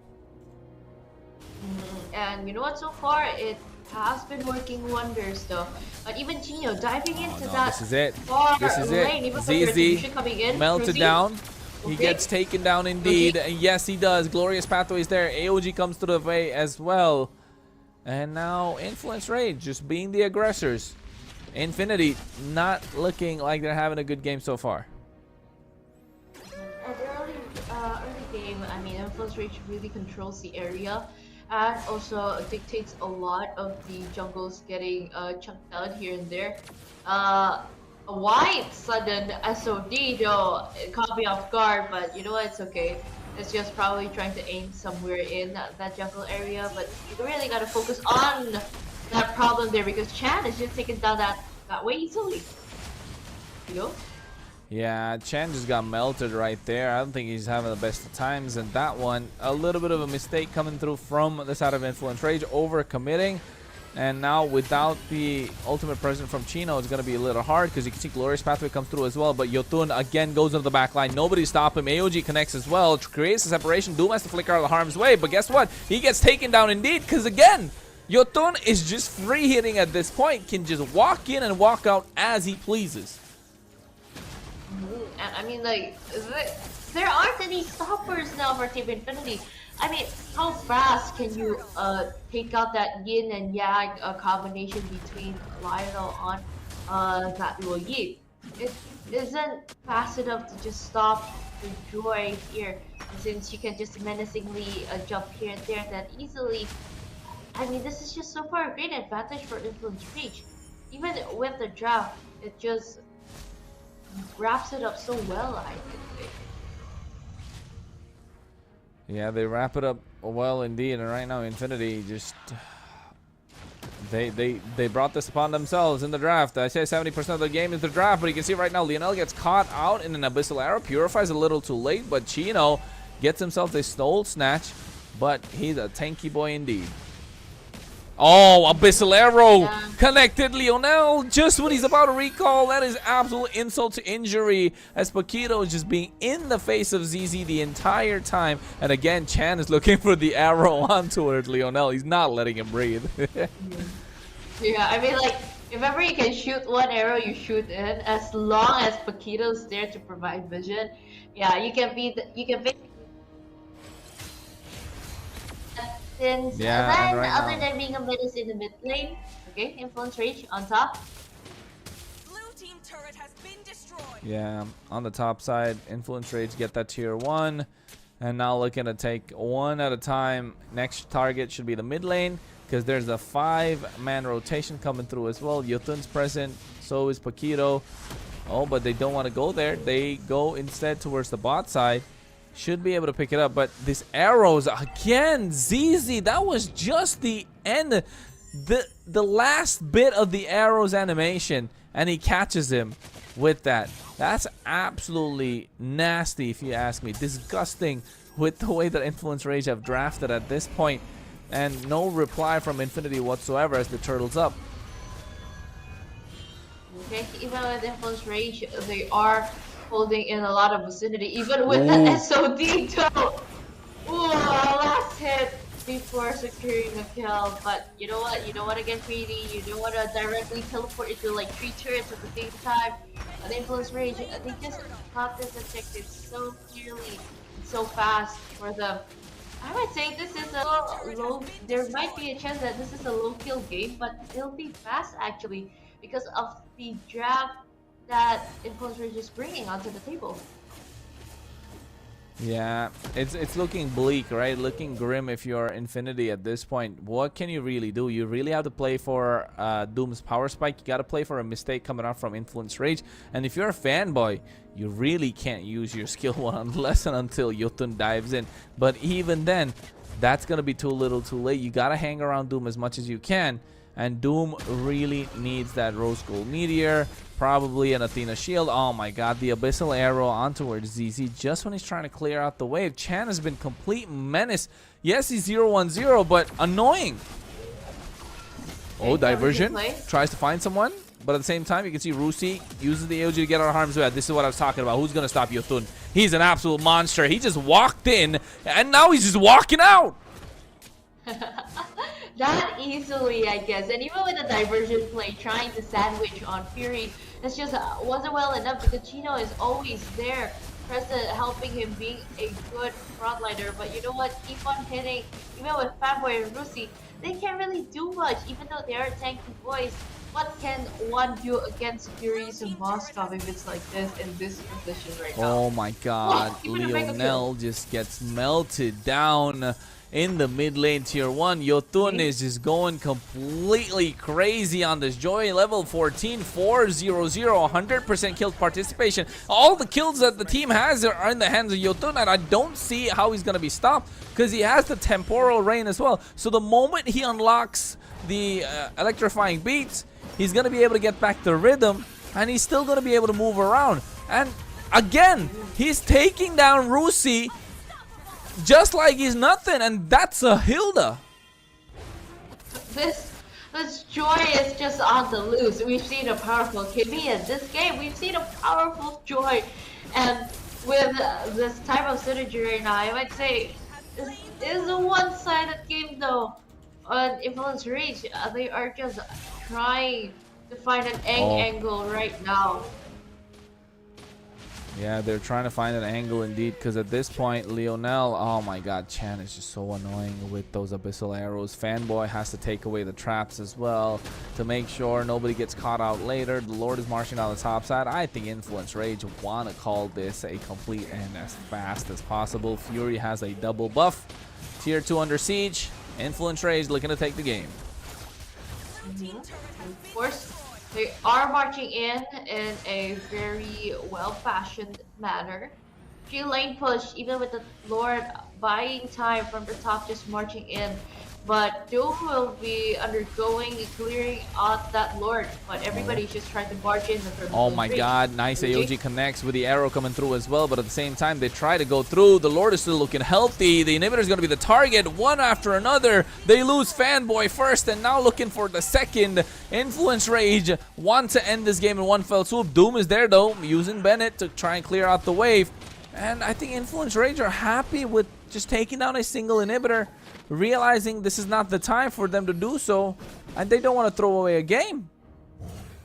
I mean, like, even though it is kind of one-sided in their favor, but they don't want to force that. They don't want to push anything that aren't within their reach of limits. Because you see, this is the difference of being like pro players. You see, you know where to push, or like where the limit is, but you know what, at the end of the day they are going to start fighting again, because there are a lot of abyssal arrows ready for Chan to just unleash all of them. Oh, diversion play. ZZ goes into the back line. Nice play with the Pinnacle Ninja as well, but right now you can see he gets chain CC'd. And he gets melted down by the SOD connecting. Fanboy is there. AOG comes through as well. Right now they catch Rusi as the first target. Doom goes in for the Nibiru's Passion, but no minions present means that Paquito will get melted down indeed. And that was not the right play for Influence Rage. That is what Infinity wanted. A mistake coming through, and Influence Rage have made that happen. And it doesn't feel like they're there, but ZZ makes a mistake again. And Rage, with the help of the waves right now, no ZZ present means that there's not going to be a lot of poking. Look at Doom. He's getting it dove upon thanks to the one arrow. And Yotun goes to the back line straight away, catches Lionel. And this looks like it's going to be over soon, because right now the inhibitor on the bot side is taken out. The inhibitor in the top lane is not present as well. Doom was just 1 HP away from being taken away. And now the Lord is going to be present in about 5 seconds.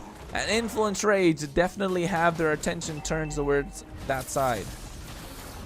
These abyssal arrows never misses so far, and really exceeded my expectations on this game. And Yotun securing that Lord just secures that almost one straight push win right now on this game.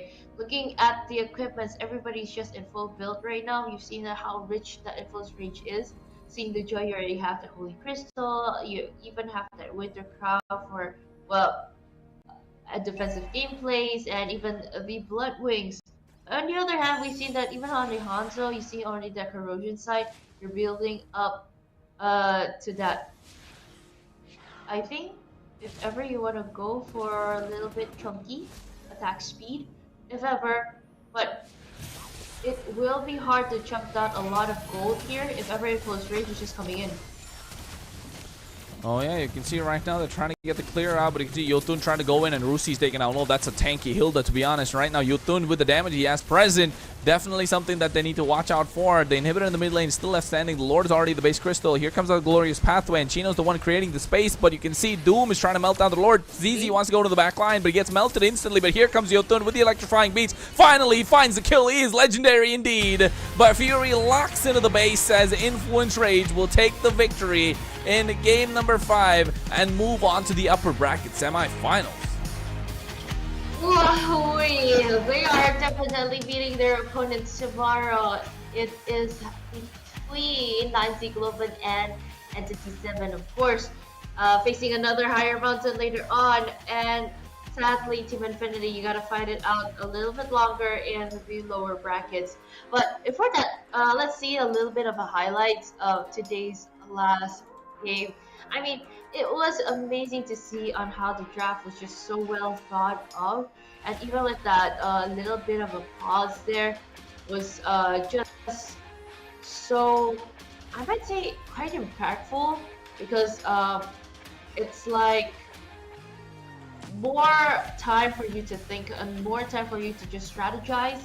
And if ever leading up to the end, it was worth it for Influence Rage, because they gotta outdraft those little things that they really need to take an account to against Team Infinity. But you know what, at the end of the day, you respect that Kimmy, you respect those same junglers like the Julian popping up here and there since week number 2, and even right now, since you have a different prioritizer on, you gotta secure that joy, and that was the key answer for Influence Rage's winning moment right here.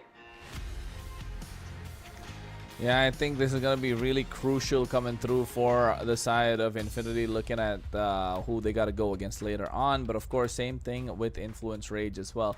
They could have just sealed the deal in game number 4. They just didn't. They just tried to experiment when they had their game in the hand, and now had to play an extra game to show their cards.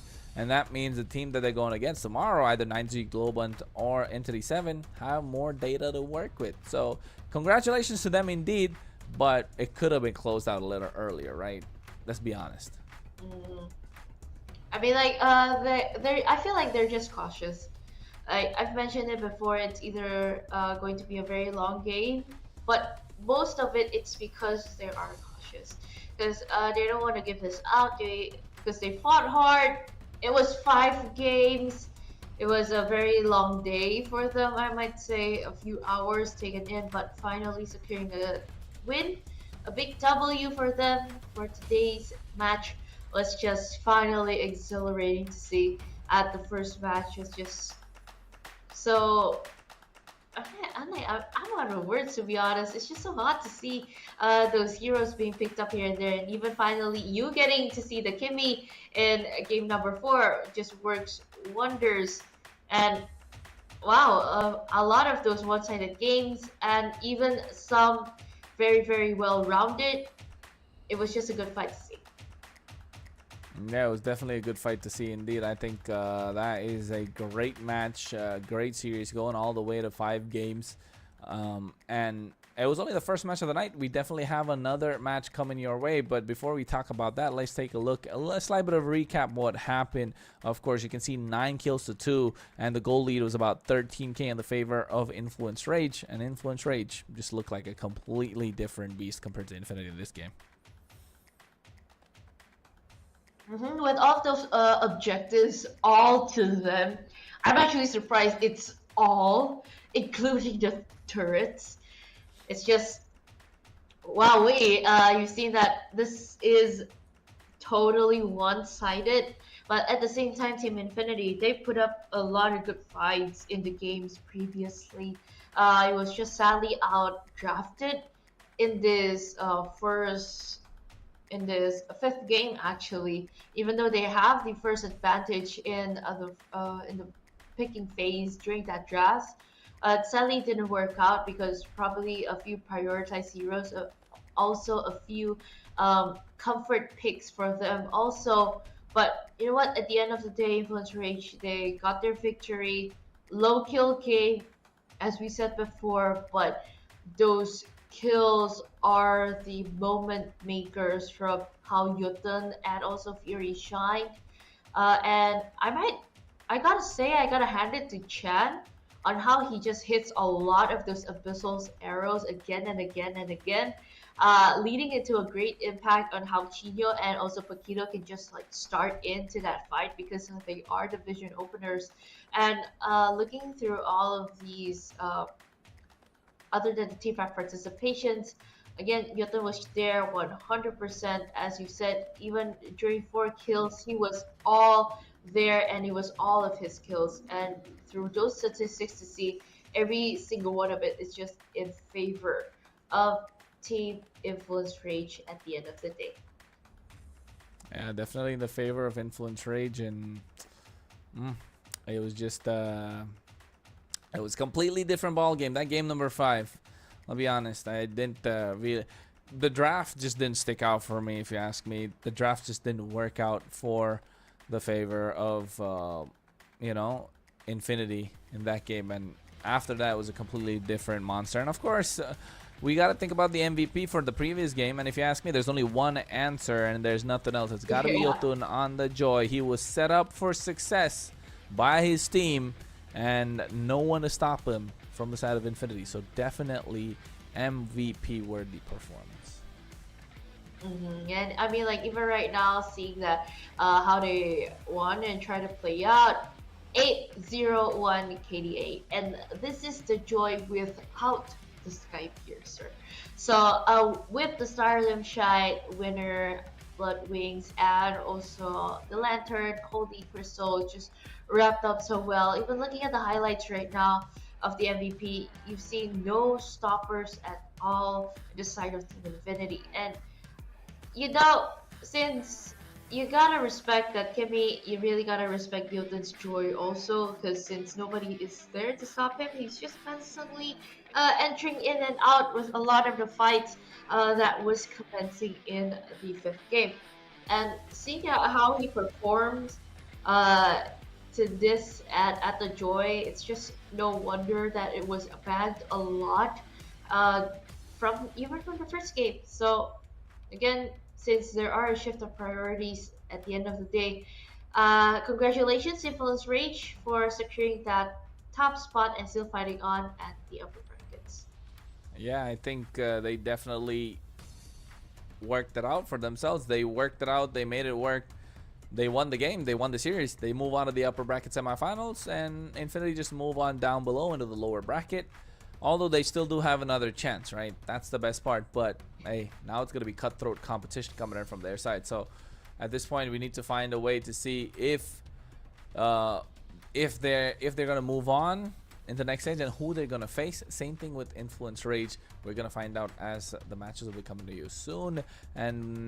But before that, of course, we have our second series of the day that should be starting up soon as well, and that's going to be Corinthians versus DreamHack, and that's gonna be one hell of a game.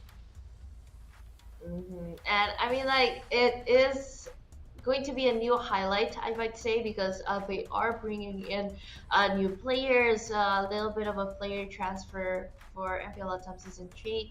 We'll see a player named Flicked in the side of Corinthians, and he is a Filipino player and had experience in MPL Cambodia in See You Soon, one of big names there in Cambodia also. So I would really like to see how he pairs up. At least there wouldn't be any language barrier with Jesus. They're both Filipino, so I might say for those typical setups that Jesus will bring into highlight, will work out with their new jungler later on. Yeah, and I think if you ask me, of course, their new jungler with their new XP laner, it's got to work a way out to get that communication down. And of course, at the same time, they need to find a way to propel themselves forward. If you ask me, Corinthians are looking super strong right now with the new imports, with the way they've been playing, especially with the addition of Jesus later on as well. And now bringing in Flick, like you mentioned, it's just going to be a completely different beast. But apart from that, of course, at the same time, let's not forget to give a shout out to everyone that's involved, and especially Bonoxes.com, as if you want to make sure you get some diamonds, if you're in the LATAM region, you got to recharge through Bonoxes.com. Why? Because they got a 5% discount. BNX MPL 3 is the code. You will get a 5% discount. It's super fast, super safe, it's secure as well, and a lot of players, a lot of individuals trust Bonoxes.com, so I don't see why you cannot. So make sure you go and avail that discount, because it is for a limited period only. You gotta go right now. Bonoxes.com, BNX MPL 3. Do it. Do it now, of course. And we're talking about trust. You gotta build that up. You gotta have that trust if you're joining in community tournaments, because the only way to support through all of that, if you want to join in or you want to host your esports tournament, you can go with communitygaming.io in the website. You can just check it out. There are a lot of tournaments going on right now other than MLBB. You can just check it out right there, and a lot of probabilities that you can actually meet new friends there in the community while bringing it up. And if ever you don't want to join some, you want to host them, they are also there to support in any way at all. So don't forget to go check it out, the website at communitygaming.io. Yeah, and not just that, right? If you think about it, you gotta look good on your photos after you get that MVP. But how do you do that? By being an MVP in the game. First thing, you gotta be an MVP in the game. Only then you can move forward to having your photo put up somewhere. But if you gotta be MVP with your photos, there's only one way to do it, through Techno. So make sure you're MVP in the game and MVP in your photos. With the new Techno Canon 40 series, capture every victory with its incredible camera and flash snap feature. That feature that freezes the action in motion with precision and clarity. Become the star in and out of the game. And right now, quite interesting to see through all of this action-packed 5 match of the day. I can't really wait to see what will happen later on in match number 2. Seeing new players, probably new strategies you bring up. We've also seen GMAX, how they played out, how they fight very hard in week number 4 during relegation week. They clawed their ways out and finally rising, still flying as the dragons they are, and landing their spot here for today facing Corinthians. I feel like this is a new challenge for them, because they're actually facing on with 2 new Filipino players, and with their lineup, I would say it's quite unique actually to see like even a few of those players switching their roles and even switching back to today. So if ever that will be a main concern. But so far, seeing how DreamHack's play in week number 4, synergy was just there. Everyone can just play very well. And let's not forget that become the Hokage of your nation. So don't forget to download MLBB with the Naruto Shippuden collaboration right now. It's all available in the App Store and also Google Play. So don't forget to download it now, because you will get to find and see a lot of exclusive Easter eggs and also skins popping up here and there in the game for you to be the Naruto lover and of course the MLBB lover of your game today. Yeah, definitely. You gotta be a Naruto lover, and we love that collab, right? We love the Mobile Legends Bang Bang x Naruto Shippuden collaboration, of course. If you missed out the show match, you can go and tune in into last week's stream, where we brought you a nice Naruto show match between 9Z Globant as well as DreamMax Girls, because DreamMax Girls are the ones who are representing the Latam region for the MWI. Big shout out to them. And of course, 9Z Globant were the top team from that Swiss bracket. And if you want to see a little more highlights of those, of course, you can follow our socials as well. For me, it's at G_Chronos. For Vey, it's at It's Vey here. So make sure you go and follow us on our Instagram, YouTube, wherever you want to. Find us, and hey, you might see some highlights for MPL LATAM coming your way as well. And apart from all that, Vey, I think we're already past the first match. We're halfway through the day. How are you feeling so far? So far, right now, I feel like I'm more energized the first game because like I went through for like 5 games of the day, but still, okay. I finally see the sun here now. So sun update everybody. Good morning. And with this incredible Sunday morning here in Indonesia, we are jumping in for the second match of the day. I really can't wait to see because I feel like it's more interesting. It's going to be more interesting to see these two teams check it out. And as I've said before, I'm actually quite curious on how they perform because you see there was a huge gap of a holiday, so these teams weren't playing as much or even firing up their engines. It's just fully watching, learning, and probably just strengths here and there. So I really hope they do very well too later on. Yeah, I think definitely we'll find out later on. I mean, that's what we can say, right? Because you definitely had a great day, and you're feeling more energized. That's the most important part for me. It's getting late towards the night. It's 12:30 in the AM here. So, hey, we're just finding our footing in Brazil. It's about 8:21 at the moment as we speak. So, it's getting to that good part of the night, right, where you want to see those interesting matches and a nice time that you can spend in front of your TV while having dinner and just have a drink and just hang out.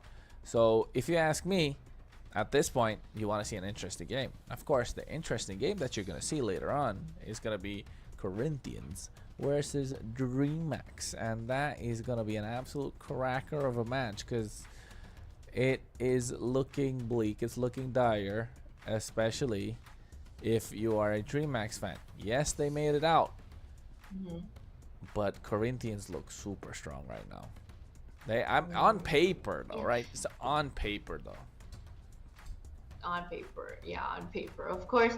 I mean, for me, DreamHack, they really gotta have that solid trio lineup because the trio mid lane would play a very great impact on it because you gotta be ready for like Jesus setup and also coming in with a new jungler. You don't know how aggressive he can be or like what his play style is later on in the game. So it's kind of like an exploring match also coming in later and a line of dawn. So other than learning of it, it's just how do you adapt through all of that. So that's why I said for DreamHack, you really gotta like pinpoint down those trio mid lanes. It's important for them to be solid. It's important for them to be strong because if you don't have that synergy or any or any of those connecting heroes that you can play out, it will have a problem because we are going to see our lineup of the day from Corinthians. It's Jesus,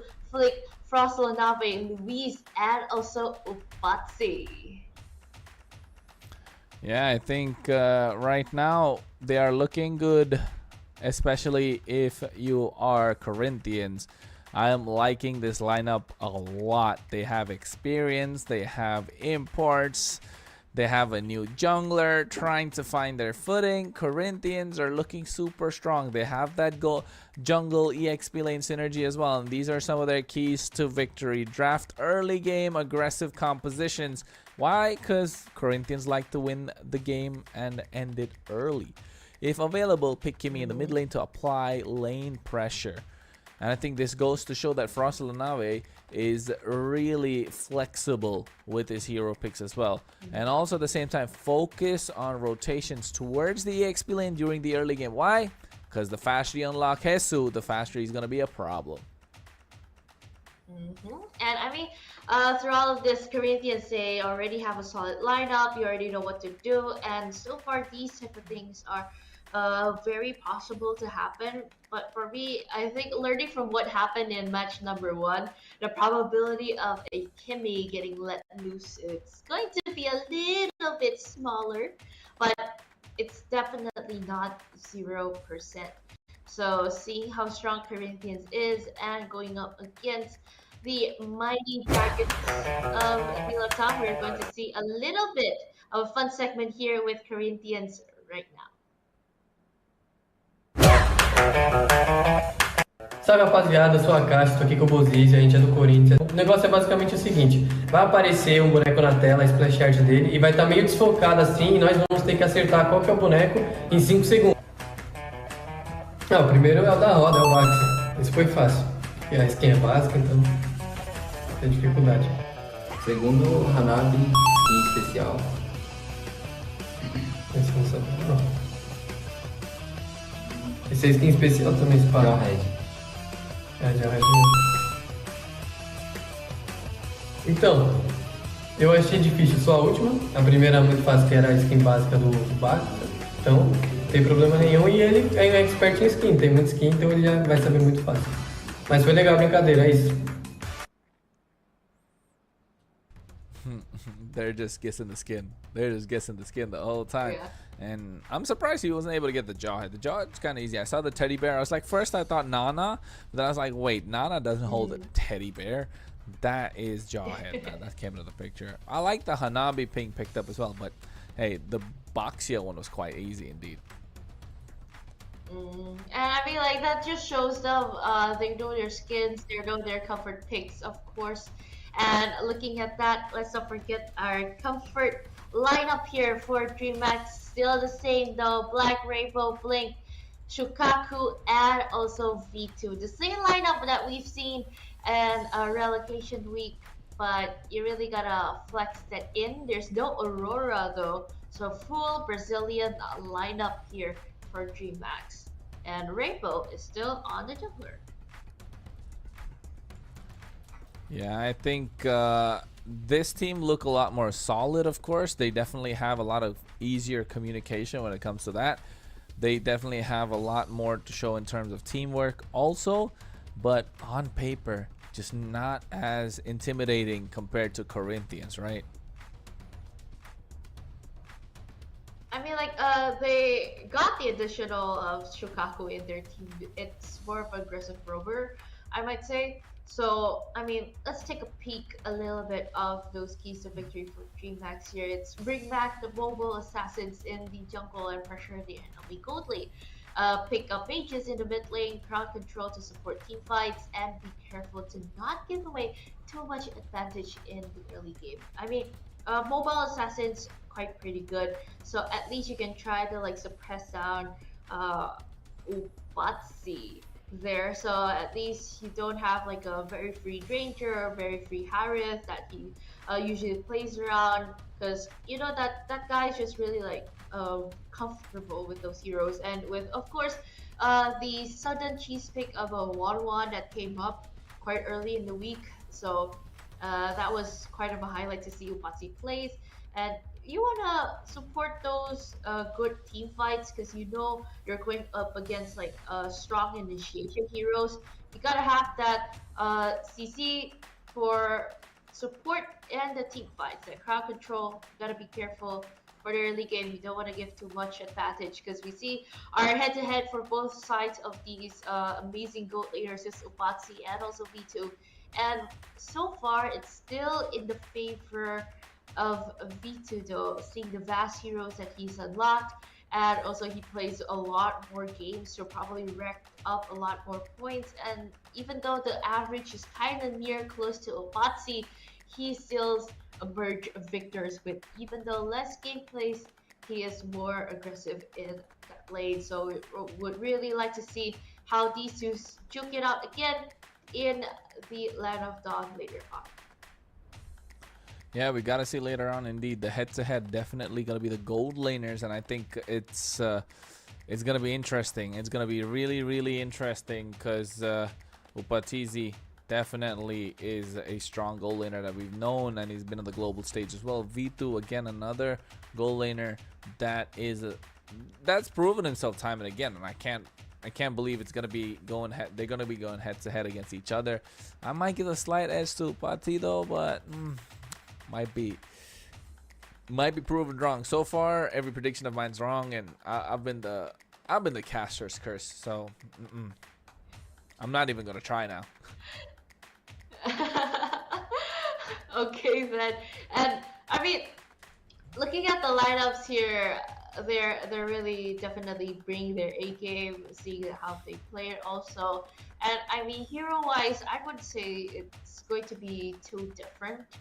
And looking at the first game, I mean, even with the first match, because like most of the hero pools in Latam is just quite similar, just depending on how they play later on. Because I feel like they could really go more aggressive, those typical fast ending gameplays. Because even though it's a best of 5 series, I'm pretty sure that they can afford to just go head to head and just brawl it out, even if they want to. Because even with the keys of victory, actually showed out, hey, let's bring out the Pendas, bring out the Kimmy. We're probably good to go with that. Yeah, definitely just let the Kimmy open and then all hell's gonna break loose, because that's what we want to see as casters. We want to see OP heroes coming out. We want to see heroes that just break the meta, and one of them is Kimmy right now, just breaking the way the meta looking right now. Just, yes, you have the assassins that are good, all of a sudden you buff the tanks can come back into the picture. No, no, no, not when the Kimmy is around. You're gonna pew pew pew pew your way to victory. So yeah, not a fan of leaving the Kimmy open, especially in a pro scene like MPL LATAM Season 3 when playoff spots are up for grabs as well. If you're red side, just ban it out. Respect, of course. And for right now, the audience prediction though for today's match, it is on a 50-50. So everybody has their favorites here. So if ever our fans who are watching right now in the comment section, you can really comment down hashtag GoTMX if you want to go for GMAX Esports, and hashtag Go Corinthians if ever you want to support them. And for right now, I feel like it's more interesting to see these two head to head and the first day of the playoffs, because both of them have never faced each other off ever during for the first week leading up even through relegation rounds. So if ever, this is actually their first time meeting each other, going head to head. So probably it's just all this time studying, learning on the theories, learning how to deal with them on paper. It's finally putting those skills to test right now, because we are going to jump into that drafting phase in about around 80 seconds right now. So guessing game, Kronos, what heroes you would like to see in this second match of the day? The Granger, the Kimmy, popping some of those Hayabusas. I love to see a Hayabusa gameplay. And I'll be honest, give us a Fanny, man. Just give us a Fanny. I haven't seen a Fanny play out in a long, long time. I'd like to see a Fanny pop up right now. Okay, a lot of interesting to see. Would you still wish for Kimmy to pop up? Yeah, of course. I'd like to see a Kimmy versus a Hayabusa, or a Kimmy versus a Fanny. Although Kimmy is kind of broken in my opinion, just don't leave it open if you're on the red side. Don't even think about it. Don't risk it. But yeah, I mean, if they're feeling a little, if they're feeling a little daring today. But hey, guess what? One of the heroes we're not going to see is that Fanny. Fanny already banned out. Now the other side for Corinthians, what are they going to take away? Okay, right now you want to close off that Phobias. No more Fanny. Would a Julian be closed off here? I mean, like, respect to DMX, so because Rainbow does have a vast pick of heroes, but so far he strives very well on the Hayabusa. So if ever that's closed off, I mean, I'll just take it as a respect. He played it 3 times and he won with that Hayabusa 3 times, so it worked wonders for DMX right now. And closing off that Lucas, you don't want to have the sustaining EXP or even a flex jungler. So I think both sides of the teams, they just really want to go head to head with those assassin jungles. And even supporting and also respecting that Hanzo, let's just close it off. But a lot of vast mages are still open right now. Jusin is still there, Kimmy is still there, the Luoyi is still there also. So if ever they don't want to close that off, it is still an opportunity for them to pick it up. Yeah, Luoyi's left open, a lot left open, to be honest. They go in the route of taking away the assassins on the red side, taking out the Lucas on the blue side. along with the Phoveus, so they don't want to give any sort of fighter junglers in the hands of DreamMax. Luyi being banned off as well, as you said. That was left open, and right now for DreamMax, Kimi, yep, has to come through. Kimi just banned out, don't want to risk it whatsoever. And now you can see the head-to-heads in the gold laners. The Harrods, the Moscovs, the carries, the Irritels. You're not going to see the Kimi, but definitely the Granger and the Beatrix. I was going to say all these are left open, so a plethora for them to choose from.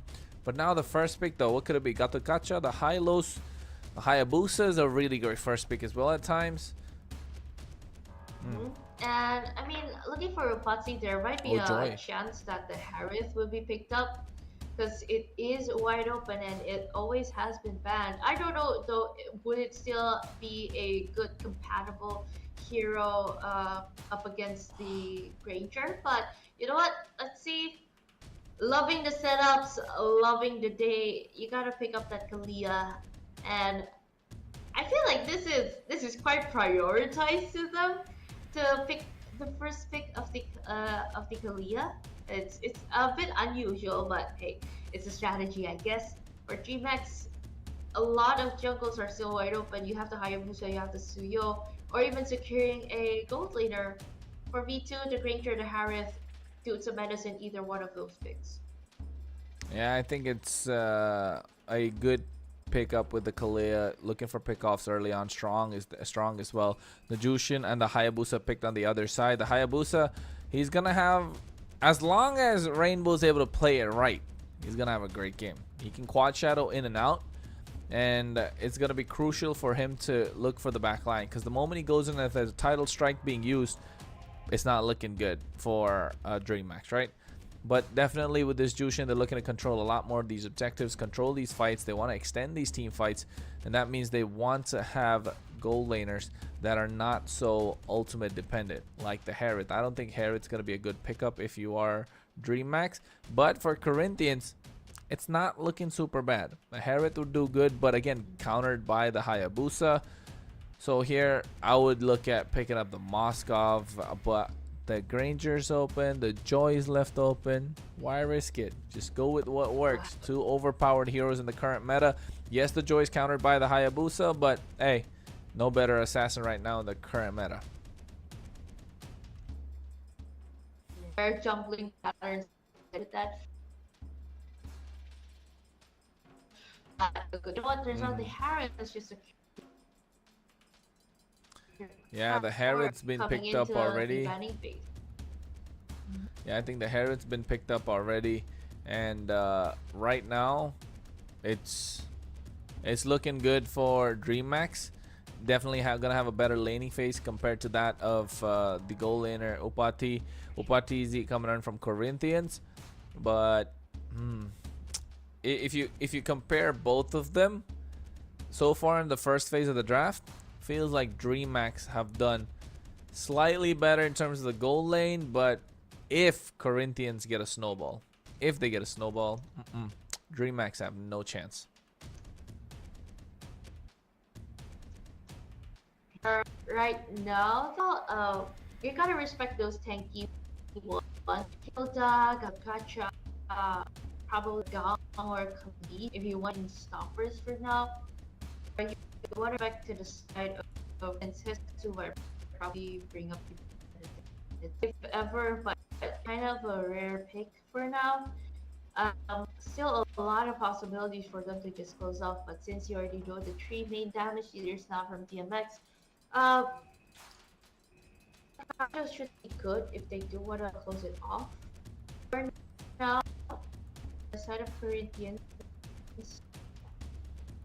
Oh yeah, from DMX, you can either close off the mage, since you already have the Chusin, you aren't going to be very concerned, or you want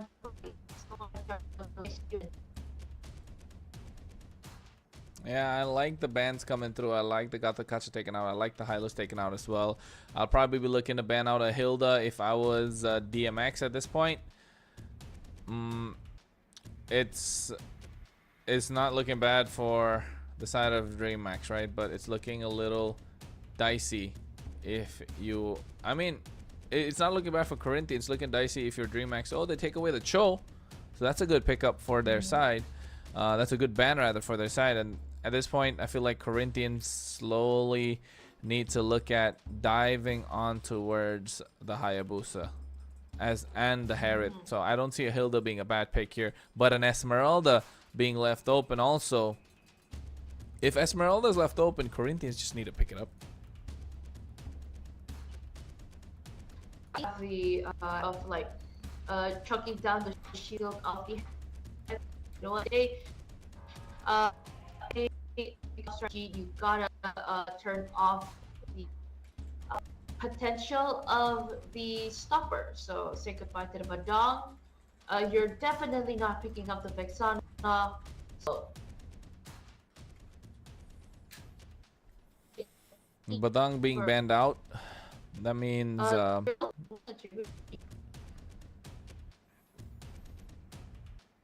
think Badang being banned out means that Corinthians are looking to, are making sure that the Joy can roam around freely. I like the fact that it's doing well for them, but also at the same time, yeah, the Hildas, they locking the Hilda on the other side though. It's still looking nice. It's not looking bad. Yeah, the glue, the Farsa, Corinthians is just cooking, bro. Corinthians are cooking with their draft. and you know what? Since you're playing with the glue DMX, either you choose it or even a Harriet, you can build up that lightning. So at least that little passive can go here and there with the mini glues. I like to say gummy glues because it's just everywhere and very cute. And seeing if all of that we can try to dish out DMX. So they really gotta need a moment maker because you're handling a big area. And what other than the Tigreal being secured right now to at least be a stopper for the Joy if ever he wants to enter menacingly, because you know what, it is a trial phase for them to see how they go head to head with Flick, their new opponent, their new jungler. Will he be aggressive? Will he not? Let's see how he adapts in the Latam region. Yeah, because if you ask me right now, I love the Tigreal pick. It's something that we should have seen coming into the previous series, but we didn't get to see that. But right now, with this Tigreal being picked up, DreamHack have a much stronger composition than what they usually do. But of course, Corinthians right now are looking as strong as ever. They've got a couple of imports. They got Flick added to the fray. It's going to be looking difficult if you are a fan of DreamHack. But if you're a fan of Corinthians, it's looking nice and shiny indeed. You got a new toy to play with. And right now, we are heading into game number 1 of match 2 of MPL LATAM Season 3. It is the playoffs, ladies and gentlemen. Don't wait any further because the action is going to come to you fast.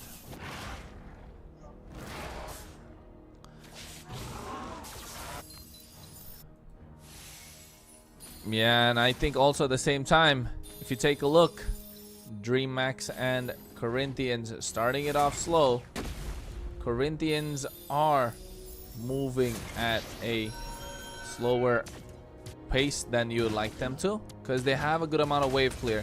They definitely have a good amount of poke as well. They need to get this Lethal Wanderer, which they are doing so, but a fast rotation from Hesu coming out. And that is the power of having an EXP laner that can move in and around the map ever so casually without thinking about it twice, and not even having the sprint means that with the flicker it's going to be quite unstoppable. And looking at the emblem setup, no wonder he definitely has the Wilderness Blessing as well to move around much faster and being a menace, being a threat towards black indeed. And right now you can see trying to poke him down, but not gonna help quite a lot. And so far, the Quacha did connect. Hesu forced the flicker out early as well, making sure not to give away the first blood. But you can see right now Corinthians trying to flank in from the backside. They're going through Luis, Flick along with Frostlave. Just trying to find the angle. Black's gonna be the target, and guess what? A two-man knockup comes through as well. Shukaku's gonna go through with the Sacred Hammer. Black with the Revitalize to make sure he survives. And Flick comes through in towards the turtle as the electrifying beats. Just could expend that to make sure you get the fast clear, but here come the rest of DreamHack. Here come the rest of the cavalry. And they're trying to go through, but in the back line, Jesus being absolutely annoying as he goes through with the Yogi Shadow Kill as well at the same time. Hesu right now caught in no man's land, but meanwhile Luis gets on towards Black as Flick is able to secure that kill quite easily. And now Corinthians found the kill and also find themselves the turtle. I mean, like, it's a 1-to-1, a good early start actually for both sides of this team. And the aggressive though, seeing that how they try to dive in for that first and second tier turret was just quite amazing to see actually in the early of the game, and especially as the opening game of today's match.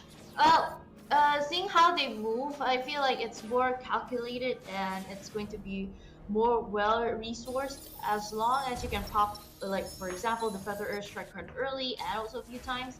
You better utilize it that well, because if it's not, it's just a battle of like who gets to get more gold first, because it is a very item heavy centric for any of these heroes to actually just later pop off. So let's see how it's going to go. Yeah, I think they're definitely item dependent indeed. They need to find that coming through for them, and then they'll start dishing out the damage. And so far, with the turtle about to spawn in the next 30 seconds, Corinthians have taken control of the river, but DreamHack are not far behind. Just 1k, but look at Flick. Oh my goodness, walks in. I'm not sure if he stole that purple buff as well. Ogi Shadow Kill already expended. He didn't get that purple buff, but guess what? He makes it alive right now. Frost Lanave going in with that Feathered Airstrike. Just disperse.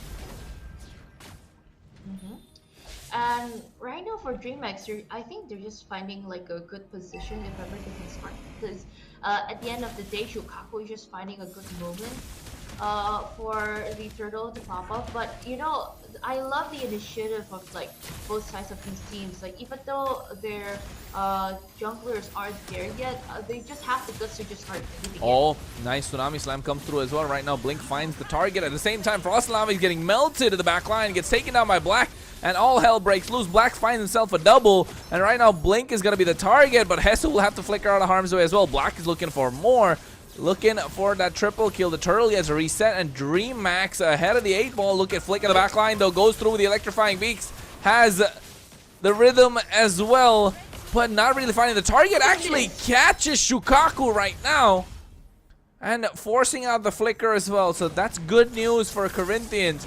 Yes, they gave away a lot, but they took back equally in return, and now again find themselves in a good position to pick up a neutral objective.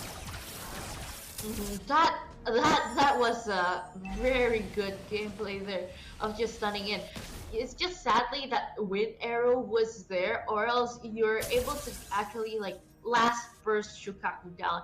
But you know what, at the end of the day, since that all connected so well, you're just able to get the kill so easily. Even with this, look, the aggressiveness of just like trying to go head to head with a Hayabusa, that you know that there is a possibility that Shadow Kill can still be activated, and it's not just a matter of seconds of like who gets to open what ultimate first. It's just the potential of like scaring each other. Flick just brings in a whole new level of aggressiveness from Corinthians. Yeah, it's a whole new level of aggression coming through from Corinthians, thanks to the fact that Flick is able to move around freely. The moment Shukaku doesn't have his implosion, no Sacred Hammer, he's looking to dive straight into the back line. That back line's gonna look juicy if I was Flick, especially on this Joy, because so far Hesu's doing an absolute brilliant job trying to go back, and you can see the amount of damage that Flick just dished out onto his Rainbow. That was just one rhythm. And as long as it connects, it's just a no big problem. See, even Luis trying to like support in with the Joy, opening the conceal. Oh, just V2. to, like, go He get has the it. damage. Oh, drops down Zaman Force. I don't think Upatizi actually saw that coming. He checked the bush, but he didn't check the left side. But here, Flick goes into the back line with the electrifying beats, dishing out the damage. But here is Black has the damage as well. But Flick makes it out quite easily. Frostlanave using the Feather Airstrike for support in there as well. But here, Louise tried to go for the title strike. Did have the flicker, just didn't want to commit, and Rainbow makes it out quite easily. Shukaku looking to start and camp around and scout out these bushes in the turtle pit. And I mean, like, so far it just works well for Corinthians because they timed their fight so well. Even with like going from the bottom lane to the top, it takes some time. But you know what? You gotta save it up with those. Even opening up the conceals, you just really know that hey, if you have resources, you gotta fish it out. You can't really save them all the time because even leaving up until now, DreamHack, even though they want to try and start a turtle fight, there is a little bit of hesitance trying to just find and pull in that dance because they know at any time Corinthians can just come in and knock on their door trying to take this back. Oh, and guess what? They knock on their door indeed. They go for the Tsunami Slam. Shukaku is going to go for the Implosion. Misses completely, but guess what? They take down Upatizi with that nice Ogi Shadow Kill coming through from Rainbow as they find themselves 2 for 1 and now make that 2 because Flick got himself a mega kill. Meanwhile, Rainbow is just looking to take down the tier 1 in the mid lane. He's going to be the target. Flick is looking to take him down. Retribution already used. Here comes the rhythm. No Quad Shadow present, and he will be unstoppable. Flick finds himself another kill. 5 kills on the board as Corinthians are looking to slowly dominate. Frostlanave gets out of harm's way from the Zaman Force that's there, but still doing a lot as Vitu will get taken down by the Feathered Airstrike. A little bit aggressive there, but good thing you do have that range. But you know what? Down at the bottom lane, you don't really have that range because Black against a 1v2 between Flick and also Upatizi, it's not going well for them. But since you have to be those early aggressors here, you really got that secure that lord in the first phase here. And so far, Hesu is just doing a great job zoning everybody out from that area. Yeah, I think they found a way. They found an answer. And slowly they're starting to turn the map a little more blue. Corinthians. DreamHack, again, without the implosion. Shukaku, if he's not a threat, DreamHack are going to be in trouble. So far, he hasn't really been having a bad game. He's 0, 2, and 5. He's been there for 5 out of the 6 kills that DreamHack have in their favor. And now with the Lord marching on the top side, they need to find an opportunity. Oh my god, on the bot side though, they use the Feather Airstrike. Vitu taken out low and they snipe him from afar with that Death Sonata as Corinthians find a kill. Goodness gracious, and even up on top, just Hesu alone trying to clear everything up. But even with that tanky damage, Rainbow wasn't enough to chuck Whoa! down with any Whoa! That's a 3-man knockup coming through. You can see the Tsunami Slam is down as well. Shukaku's going to be the target. He puts in the implosion, and oh my goodness, he still gets taken down. Double kill in the hands of Upatizi. Feathered Airstrike, but Blink uses the beacon to make it out, and he even uses the Purify to make sure he survives. And the glowing wand effect doesn't come through. And now the inhibitor is taken down already. They're looking to take down the mid lane, but the holy defense is making sure that they can stay alive. DreamHack have backed themselves into a corner. 9k goal lead in the favor of Corinthians. Right now, their rotations are just advancing fast, I would say. So, like, they really know when and where to just pop up. And since it is just as pushed back as that, almost around like 8k gold lead. Right now, Corinthians are just really in favor to take this game on a storm. For DreamHack, though, they really gotta think of a solution or try to at least adapt to whatever Corinthians just bring Hellfire onto them. Yeah, they rain Hellfire onto them indeed. With that Feather Airstrike, with that Death Sonata, Corinthians have a lot of damage on the board. They have a lot of tankiness with Hesu. As you can see, just walking in and checking all these bushes as well. And Corinthians have created the space. The map is blue. DreamHack, it's looking difficult for them, isn't it?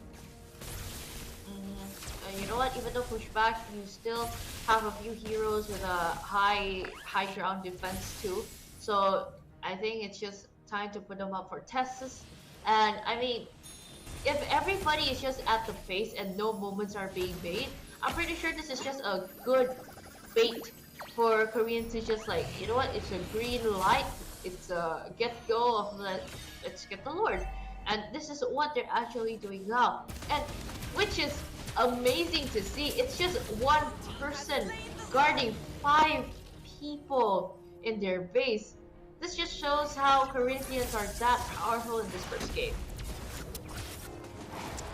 Yeah, they're just looking super powerful right now. I think this is just utter domination. Corinthians are just showing that they're on a completely different level at this point, closing in on a 10k gold lead. I'm not sure if this is the best position for Corinthians, or rather for DreamHack to be in. Yes, even though they get a big 5-man implosion, I'm not really sure if that's going to make a difference at this point, because the way that Corinthians have set this push up, it's looking dire for DreamHack. I mean, like, even if a 5-man implosion comes in, it's just going to be buying more time. Oh my god, he goes in, he finds Shukaku. He didn't even get to pop the implosion. Nice tsunami slam from Luis to get the pick off. And now no roamers present, but DreamHack are losing out a lot more without having Shukaku present right now. As you can see, Corinthians are moving slowly, but oh my goodness, the damage being dished off from Upatizi is just way too much. Rainbow didn't have the Yogi Shadow kill, otherwise it would have been over for the side of Corinthians. And now without the inhibitor in the mid lane, seems like DreamHack are finding it difficult to try and say a lie, but equally Corinthians are finding it difficult to call it an end. Again, as I've said before, it's just buying time, prolonging their a little bit of a lifeline, because coming in with a storm, Corinthians, they really know what to do. At the same time, they don't want to overextend and just put in the blunder on themselves. So that's why they really take their time to consider on how to entry and find an end angle, because they don't want to force anything out just yet. Yeah, they don't want to force anything out yet. They have a comfortable goal lead. 10k is a lot. And I think they're looking to end it in one Lord push coming in next. Okay, definitely. Buying quite long time though, 50 seconds on the clock, counting down to 45 now. And since everybody is just very zoned out and pressured in, you can really even feel the pressure on how they try to do it. I think they will try to pull off the same thing, just Jesus there, standing menacingly, and at least you do have to keep vision of the 5 people there. You are able to take that Lord freely, because looking at how the positions are, DreamHack is just really cornered in. So gotta be careful though, even though you are strong at the glue. Yeah, it's looking Corinthians are starving out the jungle from DreamHack, right? They're not even giving them waves. If you take a look at it, they're pushing in slowly, the feathered airstrike, everything thrown at them just to get the Lord. And they're looking to end it early as well. And I feel like, yep, it's going to come in before 41 seconds. This is going to be a quick end. And if you're DreamHack, you want that Lord to come in as fast as possible. And if you're Corinthians, you got to find a way to position yourself to make sure that this can be the final push. Again and again, I really got to give it to Corinthians. They timed everything so perfectly for now. And even leading up to the 3-lane push, they really try to find the greatest timing right now, even marching in, because they really got to get ready. DreamHack, what can you do? Not really sure what they can do. Shukaku needs to find the opening. He goes for the conceal. He's looking for the flicker as well. The implosion is present, but the Corinthians smell that coming from a mile away. Luis goes for a conceal of his own. Has the title strike. Could go and strike into the back line. A 5-man knockup is what they're looking for. As the Mon forces drop down to try and get the clear. V2 has the damage. Needs to be respected, and Corinthians are not able to find that opening right now, as the Lord is going to be taken down. It's going to be the base crystal that's the target. Feather airstrike to take them low. As you can see, the big butterflies are flying throughout the Wishing Lantern, but Flick goes into the back line. At the same time, Black is going to be the target, and now with the Ogi Shadow kill, it could be expended, but the Quad Shadow did connect. They don't want to bite the bullet, and Shukaku finally goes for the implosion, looking for the opening, and patient were DreamHack, and they found it, but Jesus still survives, but Frostla Nave, oh my goodness, what damage from Rainbow through the Quad Shadow. Nobody goes down. Corinthians and DreamHack, both teams so disciplined. Right now is just all hands on deck.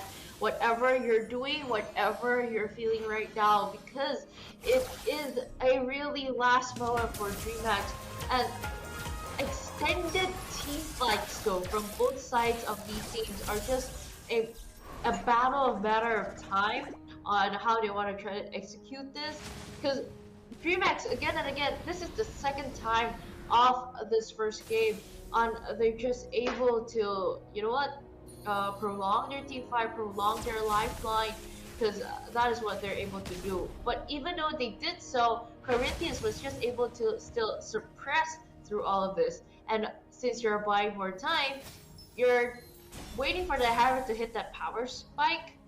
And for me, it's still not enough though. If you're going up against a Granger, I don't know if Upatsi has that Sky Piercing yet or not.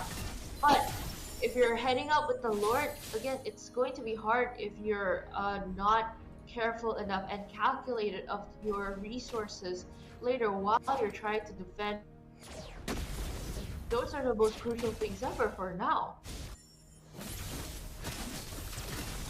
Yeah, I think it's gonna be difficult for them indeed, and it's reaching that point where if DreamHack hold on to another Lord, they might be a little different story. Corinthians have found a way to try and push them back into a corner.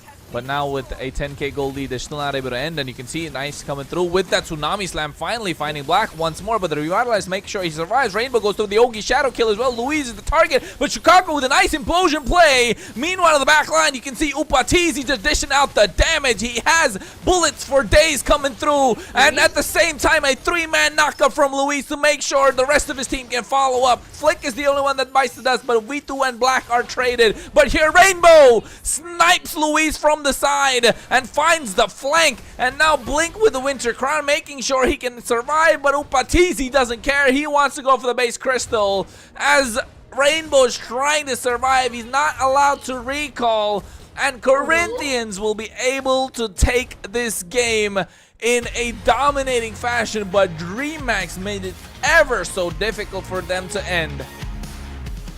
Goodness gracious, 3 times being the stopper, yet the third time they fall.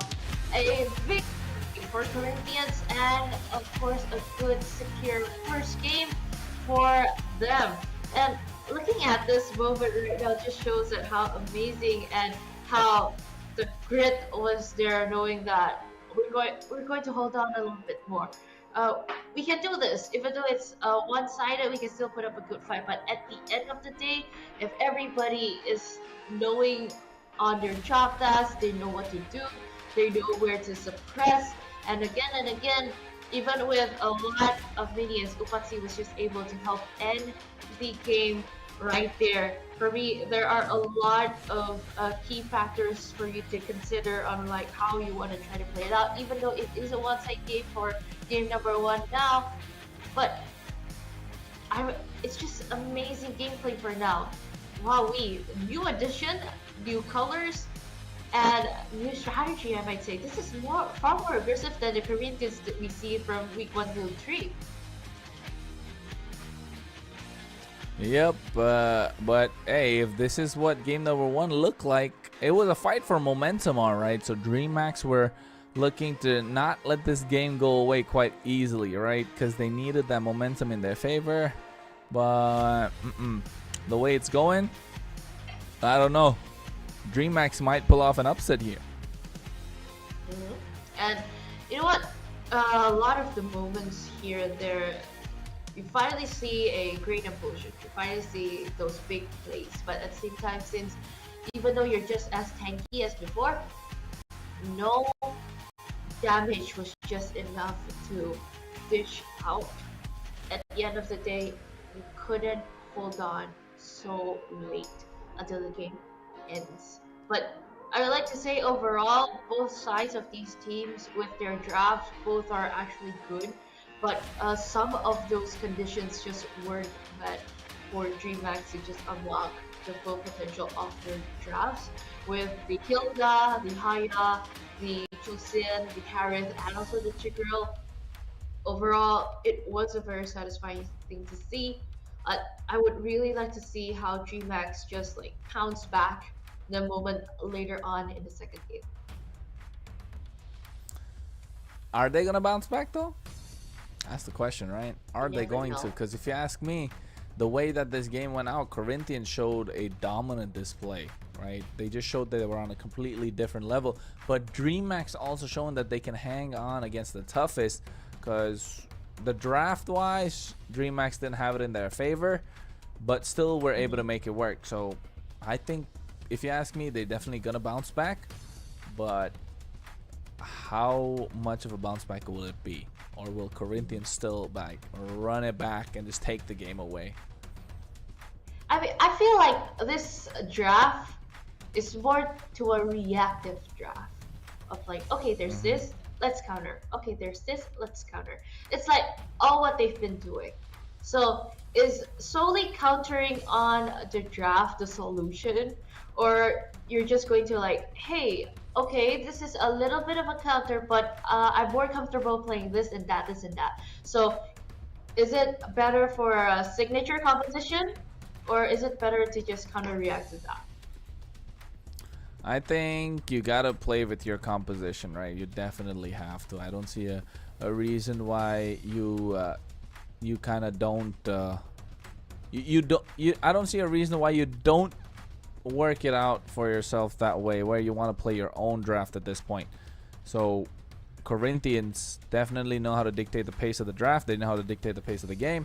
But DreamHack, I don't know. Still looking to find a way to get their footing.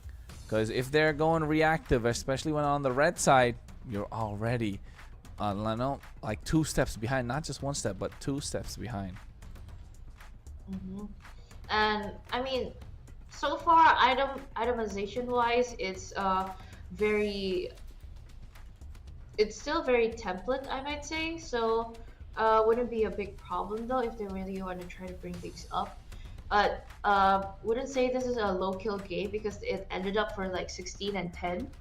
So I think at the end of the day it just works out because Corinthians gets to get more of the early advantage, so it's either way they really can get aggressive with that draft. Yeah, they definitely can get aggressive indeed. And with the way it's going out, I just feel like it's only game number 1 though. It's a little too early, right? It's a little too early to say anything at this point. I think it's just a little too early to say anything. Let's just wait it out and see how it'll work. But if you ask me, it's come down to the point of having Corinthians just a big boost of confidence, especially with Flick joining the fray.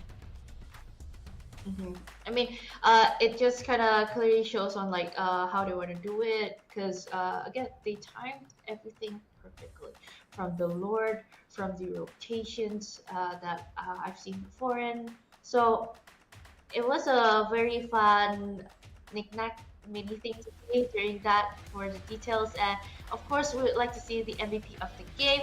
For today, it is Flick, the new player here with a 515 KDA. He was a menace on the Joy. It's not the typical emblem though, but this Joy is fully unlocked, blazing with the war cry. And wowee, even with the items, it's just full penetration and burn. Yeah, I think at this point, do we really have anything to say with the way Joy was playing? With the way Flick just played this game? We've seen 2 Joy games come out, if I'm not wrong, that were just absolutely monstrous without a single counter present on the other side. Just good drafting, good understanding of the game, and Flick looked like a natural, just fit like a hand in a glove. It just fits, huh? Flicks Yeah. fit. Well, you know what? It's just some adaptations. It was new colors to bring in. Was really happy to see that. If ever people keep on joining into the LATAM region, it means it is a growing scene. It is a growing region. So if ever everyone who is asking right now, we are on the English desk, and LATAM is Latin America, guys. So it composes of like a lot of countries here in Latin America. We have Brazil, we have Peru, we have Argentina, and there are many more coming in. And of course, it is a big region, so that's why it is just crammed into one, Latin America, LATAM for short. So who's watching right now, thank you so much for your support, and wherever you guys are watching. Because, I mean, if you're in Asia, it's quite early to watch to see this actually for MLBB and MPL region going on. So it's pretty new here. And if ever you're on the Brazil time, it's your time, so it's normal for you. But I'm also excited to see the draft picks coming in for game number 2. And so far, Corinthians secured their first W in game number 1. Yeah, and not just that, right? I think let's not forget the fact that while we're bringing these games, hey, you guys can of course follow our socials as well. At G_Kronos for me. For Way, it's at its way here. So I get confused all the time. Right? Every time I say it's at its way here. Yeah, it's a tongue twister, but guess what? It kind of keeps me going. Indeed, helps me out when I gotta go and cast and just just go crazy with it. But you know who's gotta go crazy with it? Everyone, those who are watching, of course. So right now, you're going straight into the draft phase, as we can see. Corinthians on the blue side again, and DreamHack still sticking to the red. So they have a plan. It's just not working out. You know why? Because Coach Darkness is just spreading the darkness towards DreamHack, and they can't see how to draft. They just can't see it. The void is just too deep and dark. You really gotta try and dig it out, put some light into it. You gotta put that thunder in, Coach Thor. Pretty sure that he'll bring the thunder in. And lighting that place up, definitely seeing both of these amazing masterminds behind their crafts. And of course, the first band through the focus. I think this match, instead of those typical respect of the signature heroes and whatnot, it's more to like, we also think about those heroes that can stop our draft from excelling. So that's why we see some of the Lucas bands, some of the focus bands, and so far right now we're just keeping an eye out on DMX's draft. We don't want to be always reactive or just always counter in, even though you do have the potential on the red side to do so. But if you keep on doing that, when will your own style come in?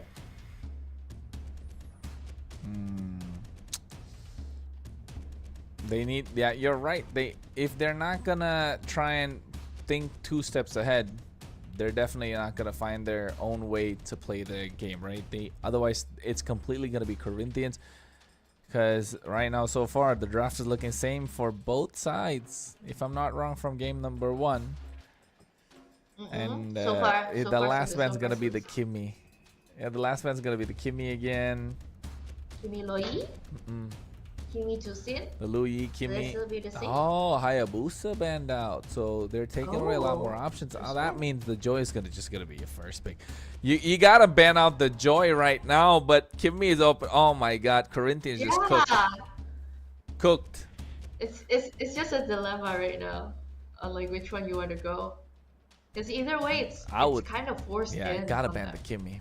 Gotta ban the Kimmy. Just can't leave the Joy. I can't leave the Kimmy open. Joy, there was enough time for teams to understand how to counter the Joy. So I would say if there's a Joy picked up, just go for like Hylos or Tigreal or Cho, you know, something that will work, because yeah, you gotta lock it in right now. It just works at this point. But on the other side, what are they? We better see like a Cho and something pop up right now. Otherwise, DreamHack just again shooting themselves in the foot right now. Granger Cho, Granger Jawhead, if they want to go aggressive, should be good. But taking away the Kalia though, I feel like it does a better matchup for Shukaku, and V2 securing the Harith. Ooh, one of his favorites.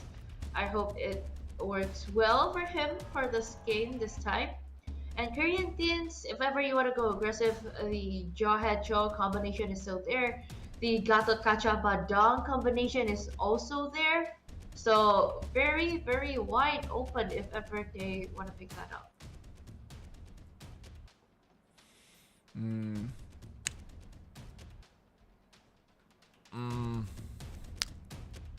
I'm still thinking.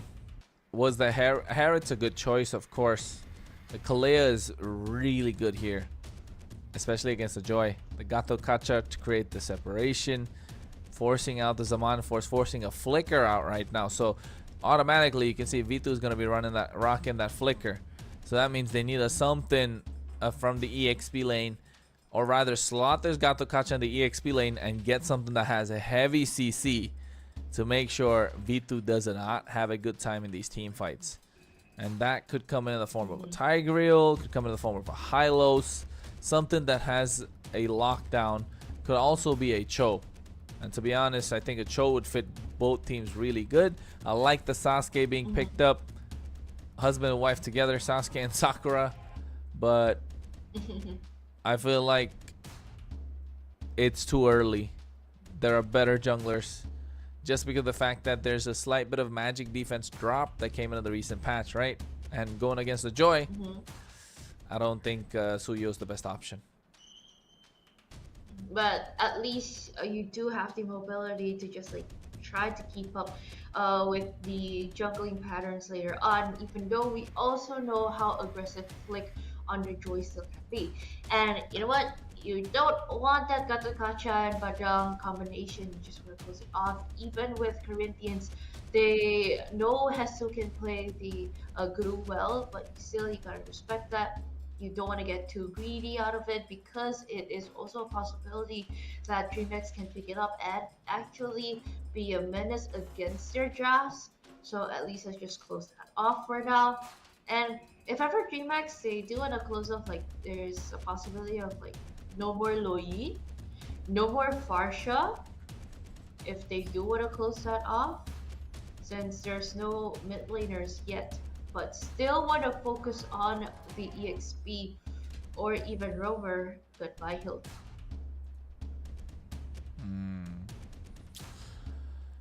Badang, Hilda, Glue, CC. CC's a really good shout out here, right? CC's a really good ban as well. I think CC is just a really good ban. At least you don't have anyone chunking down the Gatot Kacha. Yeah, not just that, you're also making sure that the Joy doesn't get tied down, but the Chip's a really good shout as well. Chip being banned out over here. DreamHack can really lock into CC as well. They don't have a lot of crowd control if they lock into CC, but they could bring that in the form of a really strong mid laner. But then again, in the mid lane, are you really looking to put something without a lot of mobility against the Joy? Because the Jushin's still left open, let's not forget. So Corinthians could just pick up a Jushin and go for like something that could be annoying in the roam position with the Tigreal. Tigreal Jushin just makes complete domination coming in from Corinthians here. And I mean, the Valentina though was open. They picked that up. So whatever expensive ultimate that Corinthians has, they have. if ever they still want to try to force out the Thai grill though for DMX, just for the sake of like covering the Joy, still possible to do so. But let's see. For now, Corinthians, I feel like the Farsha pick is still good here if they want to go like burst down, or at least escapability of like having a better range against the Suyo or even Harith. But what else were? Ooh, Esmeralda. Oh my God, Esmeralda just absolutely Esmeralda cooked. choosing football. that just literally cooked. That was the only other way that they could have been a problem, right? You're fine not having the CC, but hey, you want to render this Harith completely useless. Just take away everything that he gets with that Frost Moon shield, with the Falling Star Moon, and of course Jushin left open means he's gonna be strong. And I was thinking about a Tig or a Cho just to make sure you can slot this Gato Kacha in the EXP lane, but that Valentina kind of changed that factor, right? And now in the other side, you're really looking at probably a Hylos for at least something on the EXP lane, but a Baxia being picked up again. Vey, reactive draft, isn't it? Quite reactive, I might say. Because like, there are a lot more options, to be honest, if you want to go to like hit to hit, to just like, hey, if you want to brawl, I'm gonna brawl too. But at the same time, it's just always reacting to this draft by Corinthians. And since you are reacting, technically even without going into the line of Dawn, technically Corinthians are already dictating you on like where to play and how to play it later on, even before entering. So if ever they want to try to make it work, they really gotta watch out for those mid-game power spikes.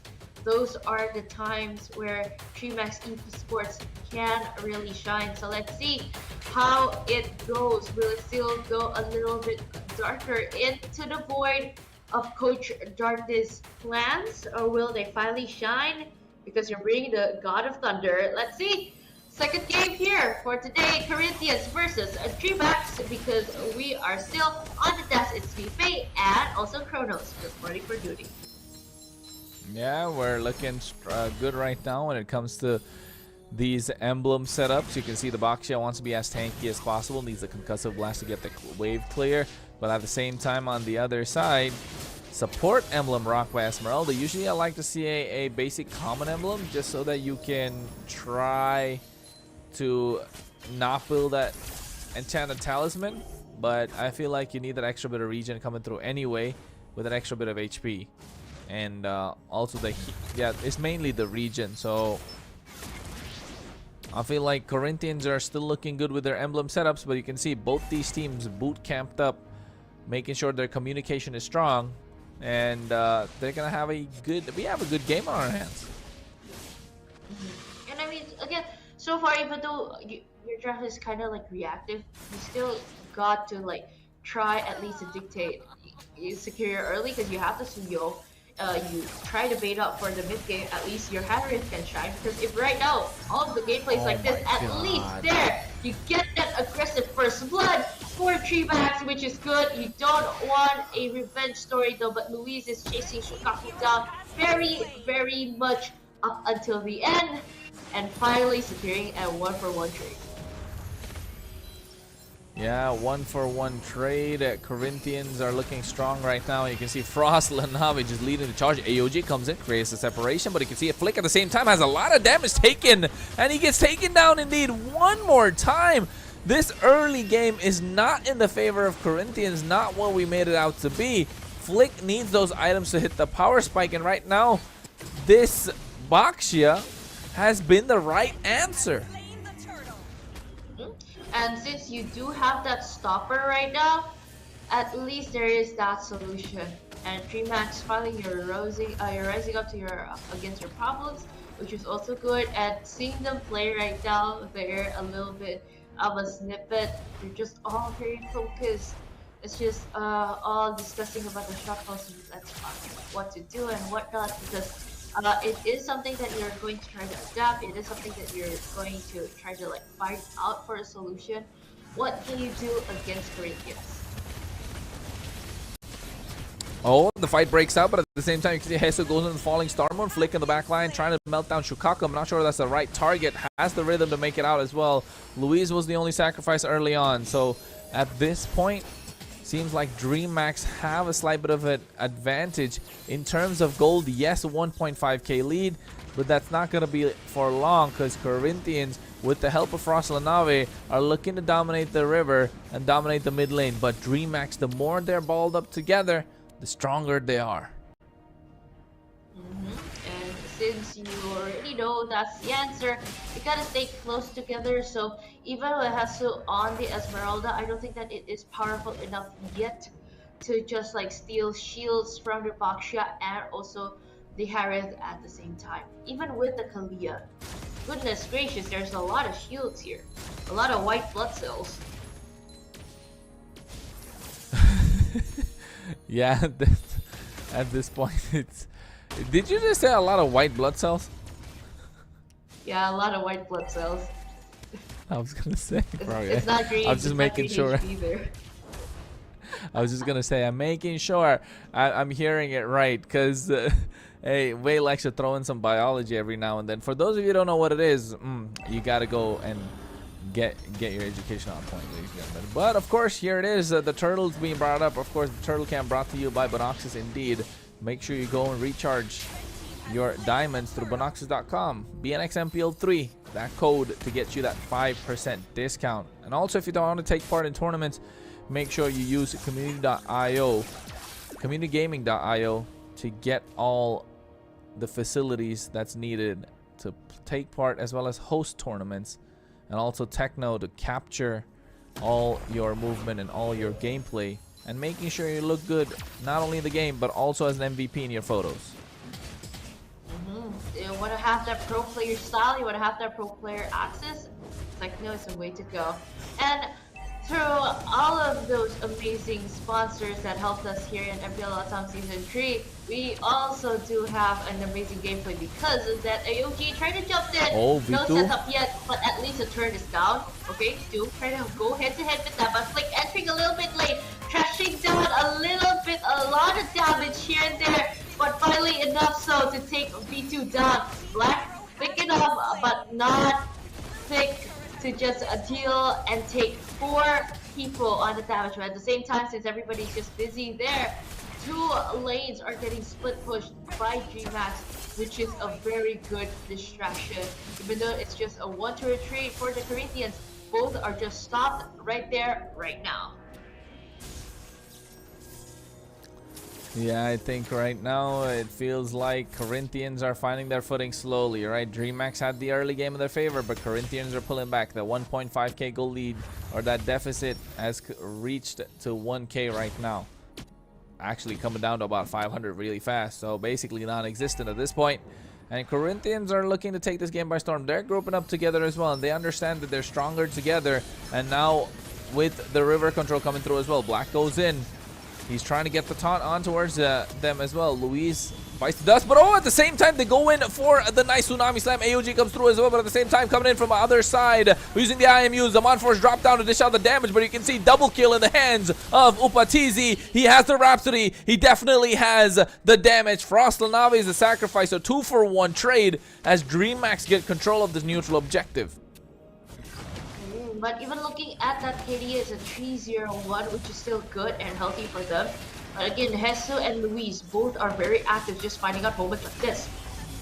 Oh, Retribution comes out on towards Flick and make sure he gets that. You can see right now has the rhythm and catches Rainbow off guard. No Evil Queller, no Blade Surge. That means easy pickings for a mobile hero like Joy.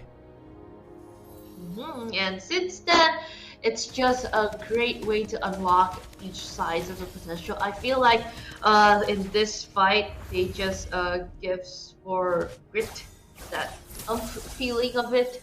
At least it's not that one-sided. It already has a solution here. It is the Baksha being the main crucial part here. And right now, even taking away Hesu's sorry, it's Luis's Kalia brings wonders for DreamHack's lineup for this game. This DreamHack's lineup is looking quite tanky, but they're really ultimate dependent, aren't they? Apart from Rainbow, it's a lot of ultimates that's important. But on the other side, that's the power of a Granger. You don't really need the ultimate all the time. Same thing with Hesu on this Esmeralda. Can just walk in, bob and weave, dance around like this mage should, and just walk out. I mean, like, I feel this one is more balanced, I might say, compared to the first game. I feel like it's just a shock to them, like how Flick plays, but since then they just adapt that quickly, because at the end of the day, you just want to try to outmaneuver each one of them, and buy enough time for V2 to just hit his power spikes, so at least there is a chance for them to like take back their opponent. Because if they somehow drag it into the late game, it's going to be hard again and again for DreamHack to just win this game from them. Yeah, I think at this point, DreamHack need to find their way, need to find answers. Black is doing a really good job trying to peel for the rest of the team, trying to create the space, which is very important, especially if you have a damager like the Herod present at this point. And with the Lord up, seems like they're all marching down. And Corinthians are looking to get it started, but they want to add on more wave pressure on both sides so that they can get some sort of an advantage and then try and take this neutral objective. And even so, finding ways, and again, Hesu just opens up a great vision and zoned everybody out. Hence, a little bit late of an entry for DreamHack to just come in to take the neutral objective. Instead, so far, it is a good gain for Corinthians to take up on that offer. Yeah, I love that Esmeralda skin, I'm not gonna lie. It's probably one of my favorite heroes in the game as well. But so far, Corinthians get their hands on the Lord. The Lord is going to be marching down the bot side soon enough, and they need to add on the pressure, and the pressure is already being added on. They get that Tsunami Slam down, and right now Hesu has to run away. Purify already popped, and you can see they throw everything at him, but at the same time Luis goes in with the AOG, gets a taunt on towards Black as well, and that's a mega kill in the hands of Upatizi, and now looking to find a double, and he gets it quite easily indeed. With the help of the Sky Piercer, he definitely is looking much stronger right now. And you know what? Since that's a good investment for now, they really take back that moment. And even the Lord marching in again, those perfect time little things finally paid off. In this moment, they're just trying to take access to it. But I think that they will try to prioritize those mid and also top lanes at the same time. So if ever DreamHack is just busy down at the bottom lane, they can still try to take more tier 2s for their objective to take. Oh, Black right now is getting poked down. And you know, when you take a closer look at the composition, right? If you take a closer look at the composition of both these teams, the spells, 3 Purifies on the side of Corinthians, and only 1 pickoff hero from the side of DreamHack, and that is going to be Shukaku's looking for the pickoff again. AOG coming through as well from Blink. At the same time, they see the back line getting melted. Hesu with a falling Star Moon creating the space, but Luis, he's taking a lot of damage as Vito drops down. The Zaman Force is dashing around. Hesu eats up so much, and right now Upatizi versus Vito.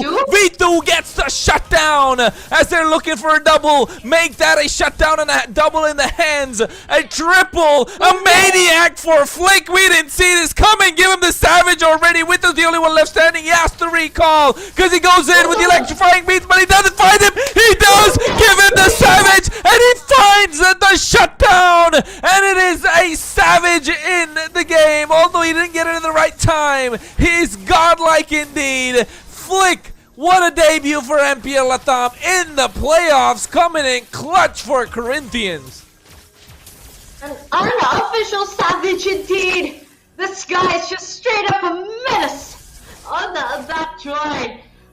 Oh my goodness, other than the Gibby, people should be afraid of this joy, and since he showcased it so well today, I'm pretty sure everybody's eyes is on his joy, and seeing how he plays this hero, kind of excited to see what other junglers can this guy do and play very well at too.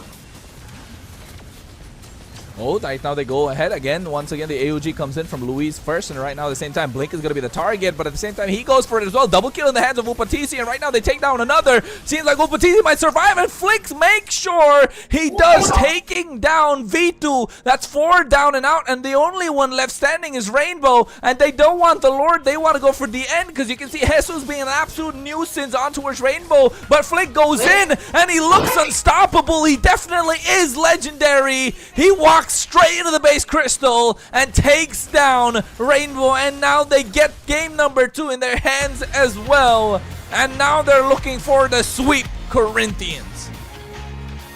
A victory indeed for Corinthians. They're bringing in the new highlight, the new color of the team, and goodness, wow, we've first seen that joy on the war cry. Now we've seen the joy on that temporal rain. It's just as powerful as ever. And again, we've seen out the highlights. This time, I might say, for the early game leading up to the mid, it is more balanced than the first game. But at the end of the day, all hell lets loose if ever Flick can just get a good momentum, even securing an unofficial Savage. Because of the timing, it went into a godlike, but he was a god indeed on that joy. Playing it to his strengths, playing it to his good timings, and playing it for a big W in game number 2. And it is definitely a match point for Corinthians. If ever they get to secure another win, we are closing in the day for a quick 3-0. And even looking at the highlights, it's just amazing to see how Corinthians performed. Even though there were a little mishaps in the early game, at the end of the day, they can still somehow come back strong.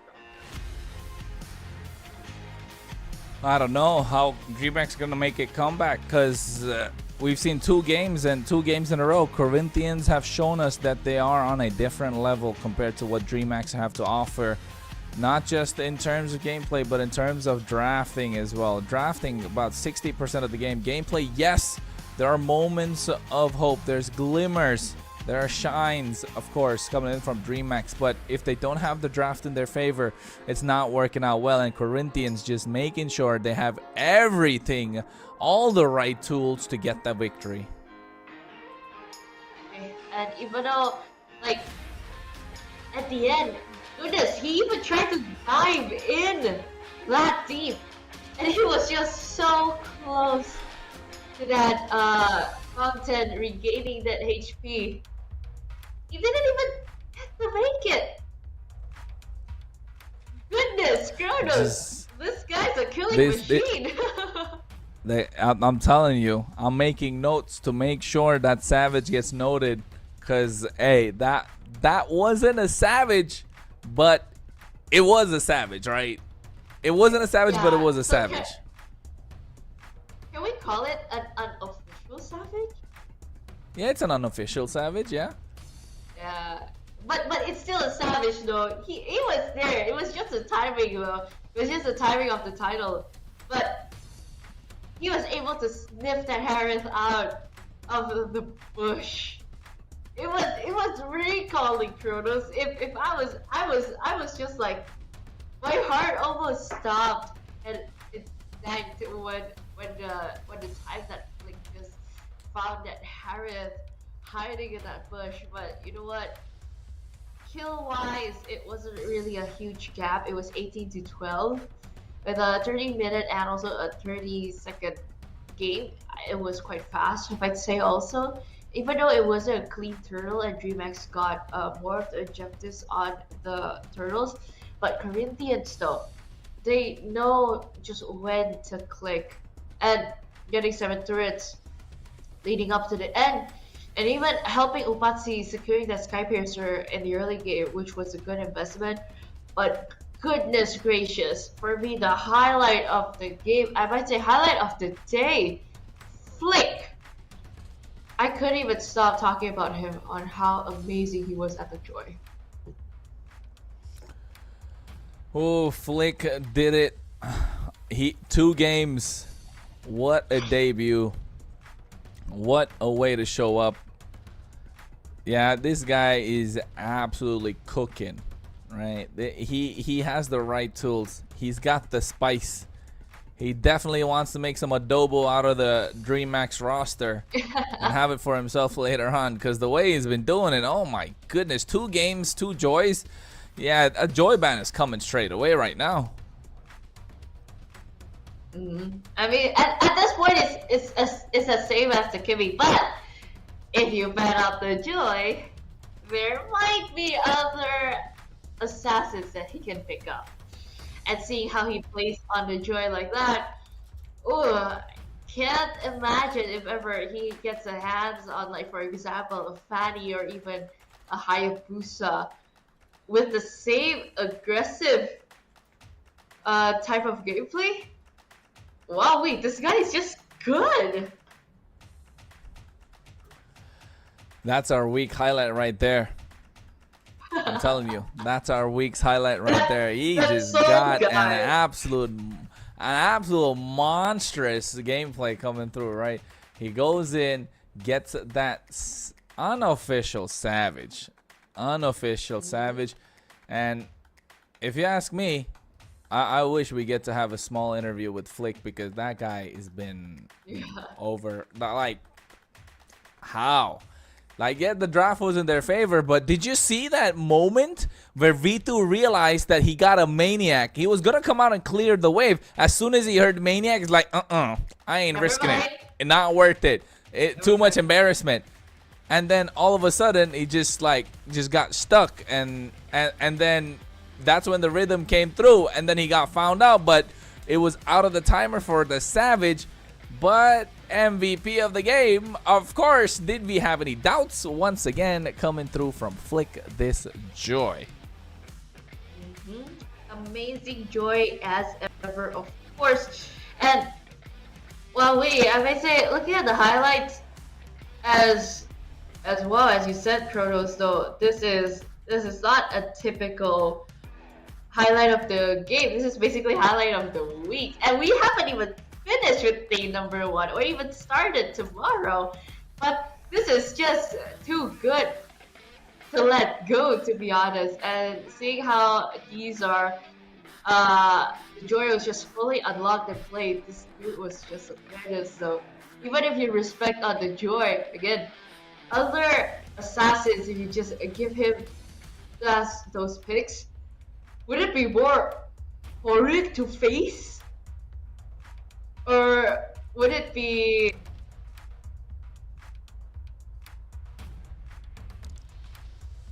I don't know either. I don't know either at this point. Yeah, I mean, the way it's been going, like, the draft is gonna be really crucial for the next one. 3-0, I called it as a 3-1 if I'm not wrong. You're the one who called it 3-0, haven't you? You know what? You got one prediction right. I don't mind giving you this prediction as well, just because it's cash. We love to see quick 3-0s, don't we? We love to see quick 3-0s, especially when it's 1:45 in the AM for me. But at this point, the way that Flick has been playing this Joy has to be respected. Not just the fact that the Joy is a great pick and it's in the current meta, but DreamHacks are not really drafting to stop this Joy, right? They're not drafting to stop the Joy, let alone they picked up the Suyo in the jungle, which again is just a straight up countered by the Joy. The whole point of the nerf of Suyo was to make sure Joy counters the Suyo, and Suyo just got hit with a big nerf hammer, and now they're trying to create a triangle where Hayabusa is able to counter the Joy, Joy is able to counter the Suyo. Suyo and Hayabusa, I'm still not sure about the interaction, but I still think Suyo can get the better Hayabusa if played right. It comes down to the mechanics, of course, but at the same time, DreamHacks don't want to change the draft. They don't want to change the side. They're still sticking to the red. Phoveus is going to be the ban. Fanny going to come out here. Let me guess. What was it? Naruto's going to be taken out. You're going to see the Hanzo come out here again. and then gonna be the Lu Yi or the Kakashi, and then it's gonna be the Kimi. So are they really gonna let Joy through 3 times in a row against Flick, who just performed out of his mind? At this point, though, if you're going to ban out the Joy, what are you trading off? The Hanzo. Still a menace. Okay, you're going to close that off. Corinthians is definitely not banning the Joy. But if ever, though, well, if ever it's suddenly a Joy ban because they don't want to play it anymore, then, well, you're welcome to eat my words. But a Kakashi ban, though, oh, Kimi or Joy? Kimi or Joy? It's a dilemma, though, Kronos. This is done. This is done. Way the draft is done. Okay, you cannot give Kimi in the hands of Upatizi. You cannot give Kimi in the hands of Upatizi. Come on, you're looking for trouble. You keep focusing that's 3 jungle, 4 jungle, 5 jungle bans in the first phase of the draft out of 6. You're kidding me? They leave the Kimi open, and now it's just completely taken off the table. And what are you gonna go there? The only jungle options left right now are what? The Alpha, the Suyo. The Suyo has to be picked up. You go for the Kalea as well. And now on the other side, Corinthians doesn't really have many jungle options. They could go for the Alpha. Don't tell me he wants to pick the Lancelot. I don't really want to see that come through. Martis is a good option. Yeah, I think Gato Kacha and Hylos is a good shout out here. Yeah, if ever they want to secure those tanky boys first, still very open. A little bit too early if they really want to lock into the lat slot, but could be still a possibility if they do want to pick up the lane. It'll be harder because of the buff deficiency and everything, but still going to work so far. But they take the Harris for Upat easy. Okay, to be honest, to everyone right now, this is my honest reaction of just like, I'm freaking out right now seeing the drafts right now. It's just so good. Yeah, I think this draft is the draft is really looking good for both teams so far. I just want to see what Corinthians are going to lock in their jungle, because this is a lot of magic damage coming in from their side. They take away the Harry, they take away the Kimi. The Moskov is the only one left open, so DreamHack have to pick up the Moskov as well. So at this point, Moskov, Sasuke, Sakura. Yeah, I think this is a really good draft for DreamHack. For the first time in about 2 games, this is the 3rd game. I think DreamHack have definitely stepped up in the first phase of the draft. Yes, they've given away the Kimi. That's a lot of magic damage, but they need a lot of frontliners as well. And right now, the only frontliners I can think of are the Hylos, the Glue, the Badang. At least the Badang to create some sort of an opening against the Herod. Yes. What do you think, Vey? I think the Hylos needs to be banned out, but it could be left open because they have the second phase. The Hilda has to go. I agree with you, Kurtos. Like, the Hilda, the Blue, the Hylas should be closed off. I wouldn't say a Tigreal would be a very far-fetched.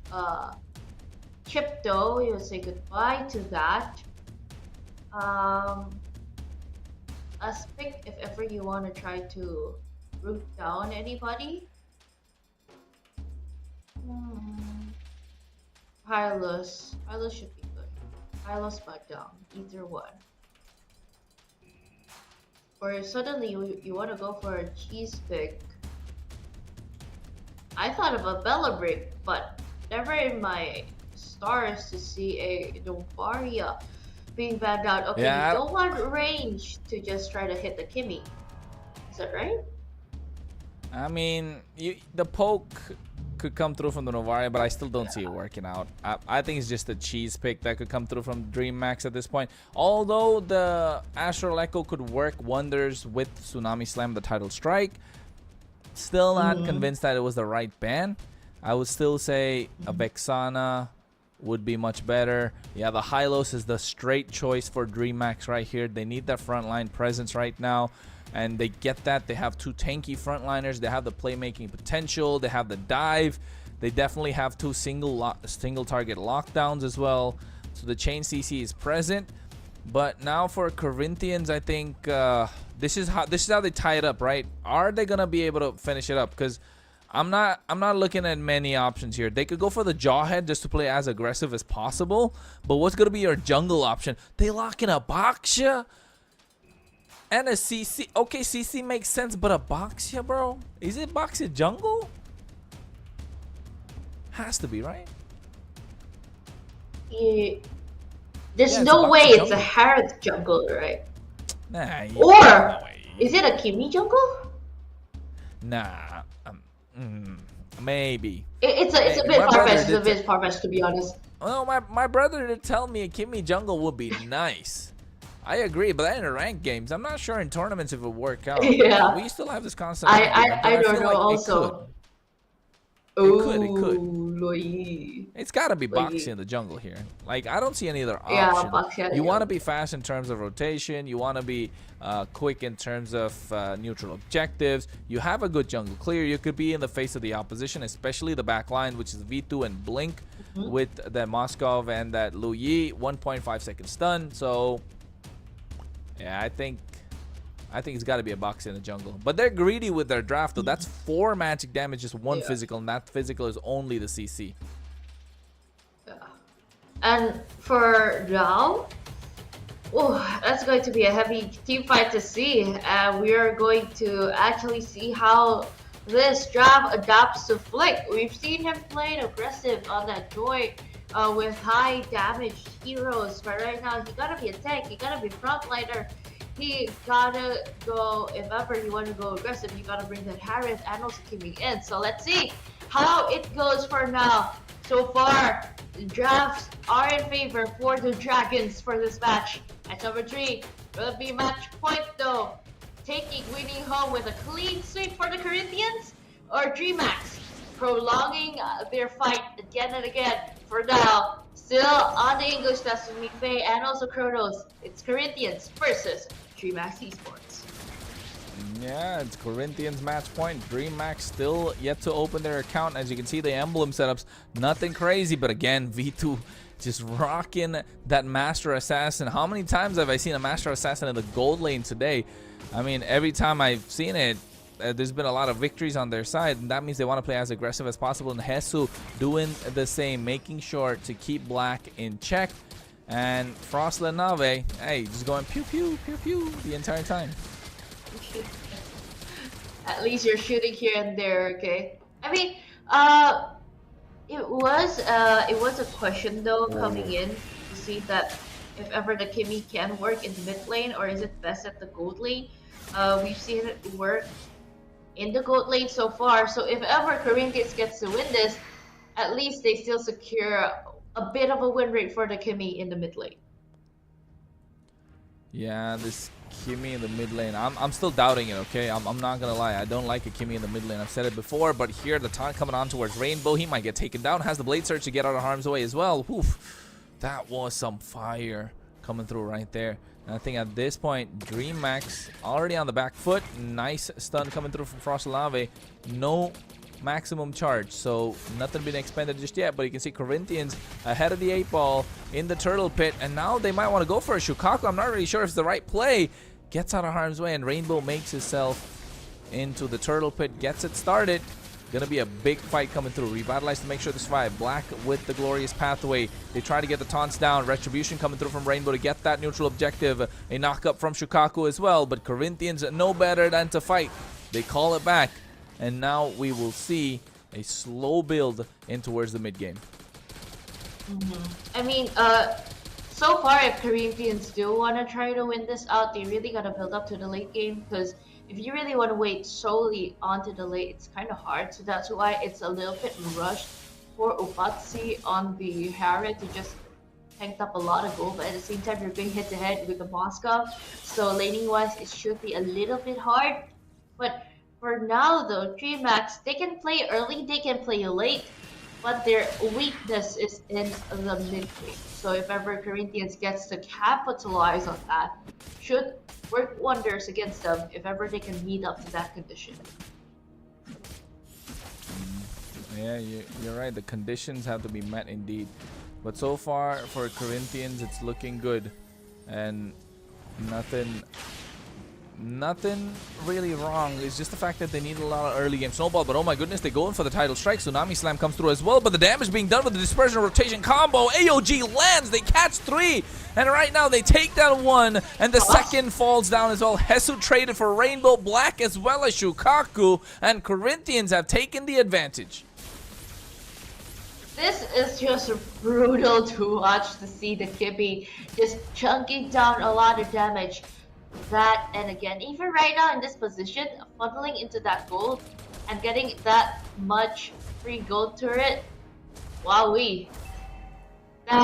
Even, okay, 3 minutes, 57 seconds, getting that going on, this Kibby's gonna hurt. Yeah, and right now Upatizi using the Zaman Force just to clear out the waves and get some jungle creeps as well. Corinthians looking strong right now. Maximum charge pulling them in place, but at the same time you can see Glorious Pathway comes through and Flick goes into the back line. He catches Blink, and right in the blink of an eye he gets melted down, and now they find Black as well. 2 traded. Meanwhile, nice SOD connecting. Frostla Nave still stands tall, and Corinthians will get their hands on the second turtle, while Flick also is invading into the jungle of the opposition, just doing 2 birds in 1 stone. Corinthians maximizing utility of a single hero, and right now you can see Louise is there in the back line as well. Rainbow can't really do anything. Tsunami Slam comes down as they trade 1 for 1.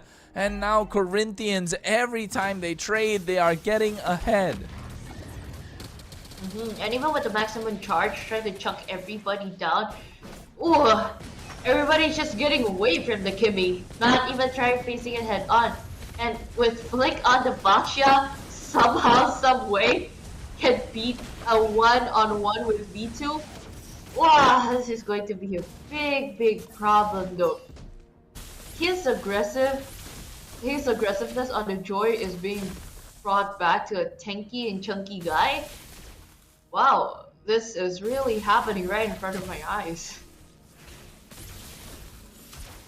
It definitely is, Vey. It definitely is. If you ask me, we're taking a look at what could be the upcoming of a new powerhouse in the LATAM region. They've made the right moves. They've made the right changes. And with that, they've bolstered the strength of their squads.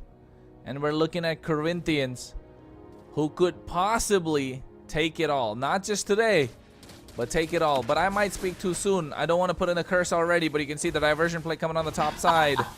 DreamHack need to hold out, put up a fighting chance. Oh, maximum charge pulls them into place. Glorious Pathway comes out as well. Revitalize, a lot baited out in the blink of an eye, and now they're looking to hunt down Rainbow. Flick goes in. Torres' Poissons come through as well. Curtain call with the Yo-Yo Blitz, and Flick should be able to get Rainbow quite easily. He's on a killing spree on a Baxia out of all heroes. Outmaneuvered indeed. You couldn't even get away, even though you're on a Suyo. CC Baxia combo is just really broken indeed. But you know what? Shukaku getting melted down that easily. Okay, you got dispersed with that, which is good. Away from the maximum charge. But that was still a scary team fight going head to head with the Kimmy there, right there. Yeah, I think at this point it's just looking dire. If you are DreamHack, oh, they make the diversion play, but that blink is just to travel halfway across the map. Flick just comes in, is annoying completely. Oh, AOG comes in at the right time. Rainbow's bob and weave out of harm's way, but you can see the Glorious Pathway come through as well with the Zaman Force drop down, but with the Purify, Upatizi able to dish out the damage. Rainbow makes it out of harm's way. Shukaku falls down after throwing everything at them, and no backup coming through from DreamHack, but here, the rest of the cavalry from Corinthians making sure that Blink will go down as well. And now in the mid lane, they're trying to take down the tier 1. Corinthians are pressing and pushing their advantage ever so much that DreamHack have no response and a killing spree from Frostel and Nave on this Kimmy. I don't think so that I say that the joy is broken. Right now, I feel like this team is broken. It's just too powerful right now. And looking at how, like, out of all heroes that he played with, the Baksha is just really strong and not thinking through all of that. Hesu getting pulled in with the Tsunami Slam, couldn't survive with a 2v4. But at the end of the day, it was a good distraction for Frostel Nave getting that neutral objective down at the bottom lane. Pew, pew, pew, pew. That's all I can say. Oh, nice diversion coming through, but Luis is the one that gets caught out. They miss Frostel Nave just by an inch, and AOG to make it out as well. So DreamMax went for the dream play, and it didn't work out. What more do they have to do at this point? Dream higher, I guess. But you know what? It was a little bit of a clutch there. But so far, we're just trying to make something work. It was a gamble, they took it. It didn't work out, it's okay. You still gotta try to gamble onto that. Because if you're marching in right now to the 9th minute mark, mid-game, this is basically Corinthians territory. It's basically Upatsi's territory. So it would be a good time though if you ever want to start a good fight here or even a match. Oh, or even diversion on towards the other side. This could be a big play. Flick spots them! Oh my goodness, what a knock-up coming through as well. They catch 4, and now just in the blink of an eye, the rest of DreamHack have fallen down. Corinthians looking to push the advantage. AOG comes through from Louise as well. And V2 is the only one left standing. A Moskov, a lonely Moskov. Yes, he can do a 1v5 play, but the Holy Defense is making sure that they will have to back off. And Corinthians turn their attention in towards the Lord. The Purifies popped already. Upatizi wants to go for the 1v1. He has the damage, but V2 will be able to survive. They DreamHack tried to go for a play, but oh my goodness, did it backfire? It's going to be really hard if ever you want to win. Somehow, someway, you really gotta drag it to the late game where V2 can finally shine using on that Moskov. But then again, if you let that Moskov shine, a new problem arises. You're letting that Kimmy wide open. Even right now, marching into that mid lane, Flick is just everywhere, looking and scouring for image because the AOG just jumped in quite easily. AOG. No, glorious pathways there as well. Luis goes down, but he did his job. But at the same time, right now, Black is next in the process and should be next on the chopper block as well. They take down the mid lane inhibitor. Corinthians, absolute brilliant gameplay. We're enjoying some high level of Mobile Legends Bang Bang right here, ladies and gentlemen. The way that they're stacking their skills one after another. DreamHack have no answer whatsoever. And feels like now they're going for more. That's a nice Tsunami Slam coming through, but at the same time you can see the dispersion, the diversion, not enough. The maximum charge pulls them into place. They get a double kill in the hands of Frost and Nami, gets himself the Blood Wings as well. And now looking to pew his way to victory. They get that inhibitor on the top side. The base crystal is exposed. Rainbow and V2 the only ones left standing. They have a big cannon minion coming through. Flick tanks in the base crystal. As you can see, Corinthians get a 3-0 sweep, move on to the upper bracket semifinals, and push down DreamHack into the lower brackets. Goodness gracious, again and again, Corinthians swept clean. A 3-0 secured, and it was secured in a very clean fashion. Doesn't matter if the highlight was the joy. You've got the Savage in your opening play in playoffs day number 1, the unofficial Savage. And even leading with this, we always think that those typical tanky heroes work and not work at the same time. Will it be the answer though to all of these questions of like, will it shift after the meta patch and everything?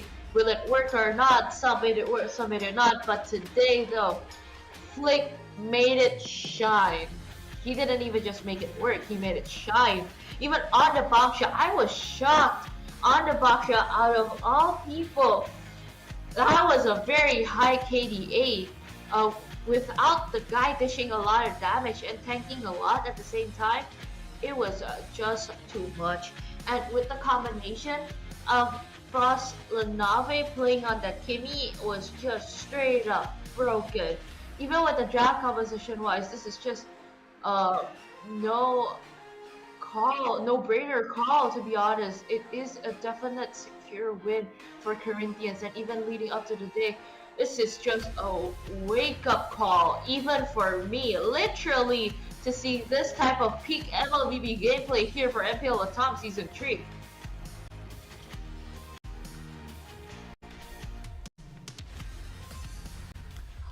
Hey, it was a fast game. It was quick paced, and if anyone had doubts about Flick not playing assassins and can switch into a different type of jungler, hey, he proved us wrong. But at the same time, what a game from Upati and Frost Lanave. I told you, don't leave that Kimmy open. It's a nasty pick. Wow. It's absolutely nasty. Kimmy plus Flick. Wow. But what do you think? I feel like Corinthians right now are a top tier contender, not just to take the whole thing. I could see this team go into the MSC. Who's gonna stop them? I mean, like, they're definitely going to shine, to be honest. Even looking at the brackets right now, because if they win though, they'll get a chance to go head to head with Entity 7 tomorrow. I thought that it will head to head with 90 Golden, but no, it's the top two teams. Entity 7 even bringing a new color, also a new player, so technically they can go head to head with that. We're going to talk about this all the way for the juicy details tomorrow, but for now though, just a little bit of a sneak peek through that fact, because Entity 7 is bringing out a new rookie. But seeing how Corinthians play today, will it shake? Will it shake them? Or will they still stand strong later on? Because, wow, it was a very satisfying match to see, and even Kronos transforming to Hesu. I don't know about me transforming to Hesu, I'll be honest. But it's looking really good for Corinthians. It's looking super strong indeed, because at this point I feel like Corinthians are able to probably take out the whole thing, and if I'm not wrong, we might get an interview. We might just get lucky with an interview here, guys, in the English stream again. Not against. I was like, why we get someone? We might get Hesu, or we might get Flick. So, but before that, before we get a confirmation, let's look at the stats of the game, though. Like, looking at how Corinthians and DreamHacks play, I wouldn't even talk about the draft. Again, both are good hero composition wise and everything. They do have a story.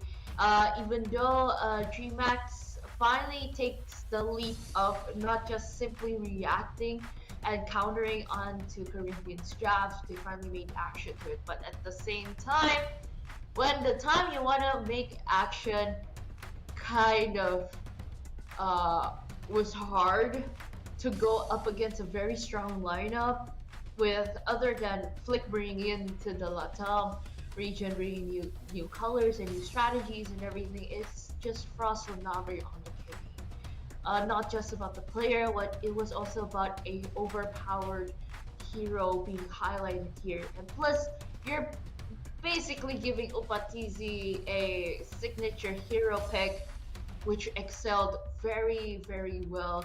At the end of the day, it just wrapped up so well that even 3 games that Corinthians secured, all 3 games were very fast ending, and last one even quicker, I might say 11-27. I'm kind of curious though, the fastest game ever for MPL LATAM, how long is it?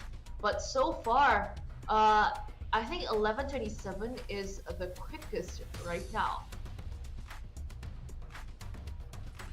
Yeah, I think so far 11 minutes 27 seconds. I don't know if it's the fastest game or not, but definitely one of the quick games that we've seen. One of the fastest. Yeah, one of the fastest for sure, because Corinthians so far have been they just took us by storm, right? I think we saw this coming from a mile away. We kind of knew that Corinthians are a strong squad indeed, especially after getting in Hesu. We didn't really get the information about Flick until what, earlier today, did we? And when we saw that, I thought it's just gonna be like a quick 3-0. Is it not? But hey, I still bet it on a 3-1, but still the way that they played it, it just absolutely went berserk. And of course, with that, we got ourselves a bit of luck, ladies and gentlemen. We're gonna get an interview with the one and only Hesu from Corinthians. Hey, Bay, take it away. You begin. I might ask him a couple of questions, but hey, it's all you.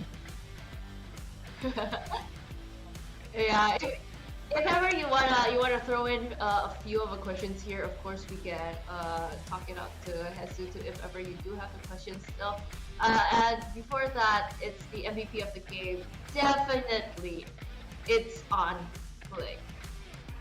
And I wouldn't even start to imagine how does the Baxia hit so many kills out of like all people, as you commented before though.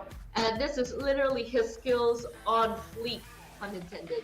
And looking at how he tries to initiate and everything, it just wraps up so well, because you know what, he is fully believing in Frost and also Upatsi to just dish out a lot of damage. He's just ready to be there as the front line, and hey, it worked out at the end of the day. It worked out to their favor. I'm telling you, Flick is a completely different beast. This guy came in on his first day at MPL LATAM, just got 3 games, and he got 3 victories, and he got 3 MVPs. And what a debut! What a debut indeed coming in from him. That is definitely a title to set.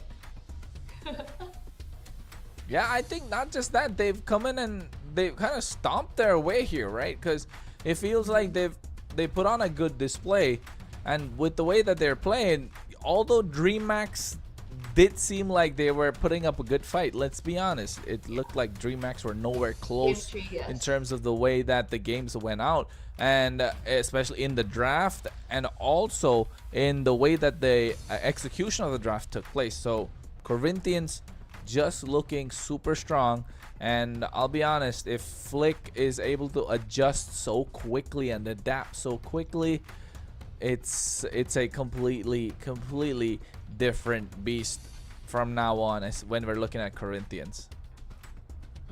And seeing how they played today was just so amazing to watch. The new synergy, the new aggressiveness they try to highlight and bring out was just so sweet, if I'd say. So, oh wait, Kronos, are you satisfied with that game? Are you satisfied with that match? I'm definitely satisfied with the game and that match. The way that Hesu and Flick kind of like combine them, like get that synergy going on their side as well. I think communication between those two should be quite clean. But at the same time, with Upatizi, Frost Lenave, and you know, I'm missing out. Who am I missing out? Who am I missing out? Frost Lenave, Upatizi, Frost Lenave, the Romer, Hesu, Flick, the Romer. Luis, how could I forget? He's the one who's been making the plays the entire time. So with Luis as well doing so much, it just goes to show that they have a good channel of communication, the 3-2 kind of split when it comes to these things. But of course, I feel like it's gonna be interesting. But hey, you know what, Vey? I know we have a guest on our hands. You could bring him along. Of course, we would like to welcome Hesu from Corinthians, one of the players of the winning match for today, to have a little bit of little interview segment to all of our viewers to just watch and also learn and see. Hello, Hesu. Welcome to the English stream. Yes, I think I have a little bit trouble of hearing you. They say mute. They cannot hear me. Yeah, okay. I can finally hear you. I can finally Okay, hear you. okay. Now? Okay, good. Can you hear me? Okay, good. Yeah, I can. Okay. And Can hear. of course, thank you. for now, hello. We finally meet again on the stream after the interview from the second week. Hesu, I would have a few questions to be honest. How are you Okay. adjusting well in Brazil after that 36-hour flight that you've mentioned before? But how are you now? I've adjusted very well and I'm fully on myself. I fully accepted that the culture of Brazil. Yeah. Fully accepted the culture of Brazil. For example, Yes. the food? Anything? The food is very good. Yes. And I think my teammates are very good on communicating about everything about what's happening outside the game and inside the game. Okay, so building up So synergy I've wouldn't be a adjusted problem very for you guys. easily. Yeah. Okay. That's good for you. I do have a question too though. Since you guys bringing in Flick into the team, was it hard for him to adjust like between you and the other players? I think no, because for me, we treat each other like brothers, and when Flick and I go here, we are easily accepted, and they made us feel like brothers. Yeah, so it's easy for communication and everything else. Okay, that's amazing to know that the brotherhood bond was amazing for you guys also. I'm pretty happy to hear that. And for right now, how are you feeling going up against Entity 7 tomorrow? How do you feel? For me, this win is a big boost for us, for our confidence, and for all the upcoming matches, we are going to try our best, still going to try our best, and we are never going to underestimate an enemy. So good luck to all of our opponents. And I do have a little last question though for you, Hesu. This is from Kronos actually. How are you adapting to the new meta? And since you're playing with Flick now, do you have any insights or any bright lookings of hopefully getting into MSC? For me, the meta is still the same, and I think all of my teammates is very well educated on every hero. So even when the meta changes, we can adapt easily, and I hope we can go to MSC and represent the whole league. Okay, so MSC ready? Thumbs up from you? Yes. Okay, thumbs up from Hesu. Nice one. Now, we know that they are ready. The brotherhood is strong. Even the welcomeness to the two Filipino players opening up to the LATAM region was just so amazing. Thank you so much, Hesu. Thank you so much. And this interview also. Good luck for tomorrow. Wishing you all the best. And your team too. Wow, MSC I'm ready, telling baby. you, I'm a fan of Corinthians right now with the way that Hesu he's so clear and crisp with what he says. I'm gonna be honest, he's looking like he's looking good. They're looking good right now. And if I were to bet my money on anyone, I'd be betting on Corinthians with the way that they've been playing. Because you can see the brackets right now, ladies and gentlemen, with the first match that took place, Influence Rage versus Infinity. Influence Rage move on to face 9Z Globant as Infinity move down towards the lower bracket. Same thing with Corinthians and DreamMax. Corinthians move on to face Entity 7 as DreamMax move to the lower bracket. So the matches coming in tomorrow is going to be 9Z Globant and Influence Rage, a best of 5. And the same with Entity 7 versus Corinthians, another best of 5. And with momentum, talking about momentum, Bay, nobody has better momentum moving in from now on up rather than Corinthians. They have all the momentum moving in right now, and a big confidence boost, just like what Jesus mentioned. And I'm pretty sure they are trying to fight it out. And since they already have their engines hot today, with some of the strategies on, they don't care if it's the assassin jungle meta or is it the fighter jungle meta. They are definitely ready to face Entity 7 tomorrow, and even quote unquote MSC ready. So let's see how they play out tomorrow, because tomorrow we will still have a 2-match of a best of 5 series between 9Z Globen versus Influence Rage, and the second one is Entity 7 going up against Corinthians. And since today that we know that Team Infinity lost to Influence Rage and also DreamHack lost to Corinthians, they both are now sitting and waiting at the lower brackets of this playoff seasons, waiting for their contenders later on from tomorrow's result. But so far right now, I feel tomorrow is just like a somewhat of a glimpse of a grand finals. Top 2 teams, and then 2 other teams who just fight it out hard. Could be. It could be or couldn't. It could be a one-sided stomp, to be honest, for both the games that's coming in tomorrow, because Corinthians, Entity 7 and 9Z Globen, I feel like, yes, they finished top 2, they're comfortable, but they don't have that practice. They haven't really played as much, and I don't think that'll be a problem because they're professionals, of course, but at the same time, momentum from coming in from yesterday, from today going into tomorrow, Corinthians have it on their side. I think Influence Rage just need to kind of not botch the draft, but apart from that, like, Influence Rage looks strong as well. Just a matter of time to see if 9Z Globen can hold their own and if Entity 7 can do the same that they did in the Swiss brackets earlier on the season. So apart from that, hey, they're looking fantastic. The playoff bracket is looking fantastic. We're getting closer and closer to the better part of the competition as well, Vay.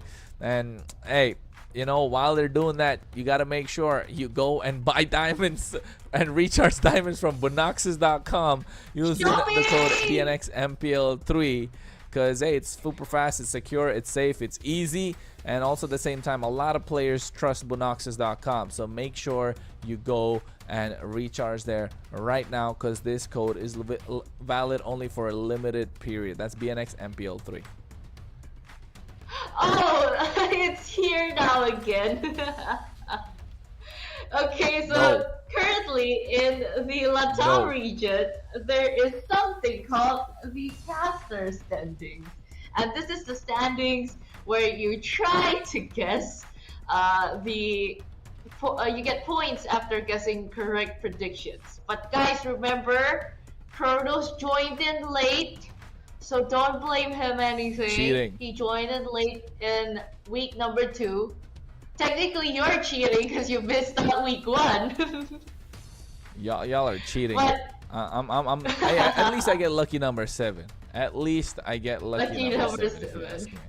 Okay. Yeah. I'm tied with Bane there with from the Brazilian stream, and I mean, like, it's just a little fun game between us. But of course, the points are getting racked up again and again for later on, because we are still not ending the first day yet, and we still have a full week to go. Yeah, definitely. We have a full week to go. Indeed, we have a lot more to come through with and the playoffs, and not just that. While we have a lot to come through as well, while this tournament is reaching that good part of it, you want to make sure you take part in other tournaments as well. And if you don't know where to find them, hey, Vay, tell them where to find them. Of course, everybody, once again, if you like discounts, if you like shopping, if you like diamonds, all you need to do is just top up at Bunoxes.com. Other than that, if you want to host your own esports tournament or even just join in for the fun and for the sake of finding friends, just go ahead and check out at communitygaming.io. That is the official website to where you can host your own esports competitions. And at the same time, you got the skins, you got the diamonds, you gotta show off, of course, only with the Techno Cam 40 series, where you can slow down and capture the moment of your MVP moment, like Kronos flicking his game on out, because you gotta be on fleek to have that good game. Exactly. To be the MVP inside the game and outside. So only with that moment. Exactly, because with the new Techno Canon 40 series, capture every victory with its incredible camera and flash snap feature. The feature that freezes the action in place, in motion, with precision and clarity. Become the star in and out of the game indeed. Okay, of course, flick. Gotta be on point, just like flick on that joy. That kind of concludes our day today. 2 matches, 2 best of 5 series, and the last one finished so fast. Goodness. Will it be the same for tomorrow? Yeah, I mean, tomorrow is gonna be exciting indeed. I feel like it could be an up and down roller coaster, just like tonight, going all the way, but I feel like tomorrow might just be quicker games. And of course, ladies and gentlemen, those are the sponsors of the night indeed. The Techno, the CommunityGaming.io, as well as Bonoxis that you just saw earlier. So you make sure you go and check them out. But apart from that, tomorrow is going to be exciting. Tomorrow is going to be action-packed. 2 best of 5s coming your way again. Ooh, I just can't wait for tomorrow already.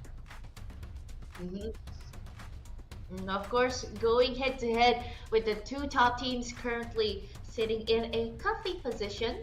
So let's see if they're still comfortable or not. Will they be dethroned? Will they stay? We don't know, because you know what? What I really know is that tomorrow is just basically a glimpse of the grand finals.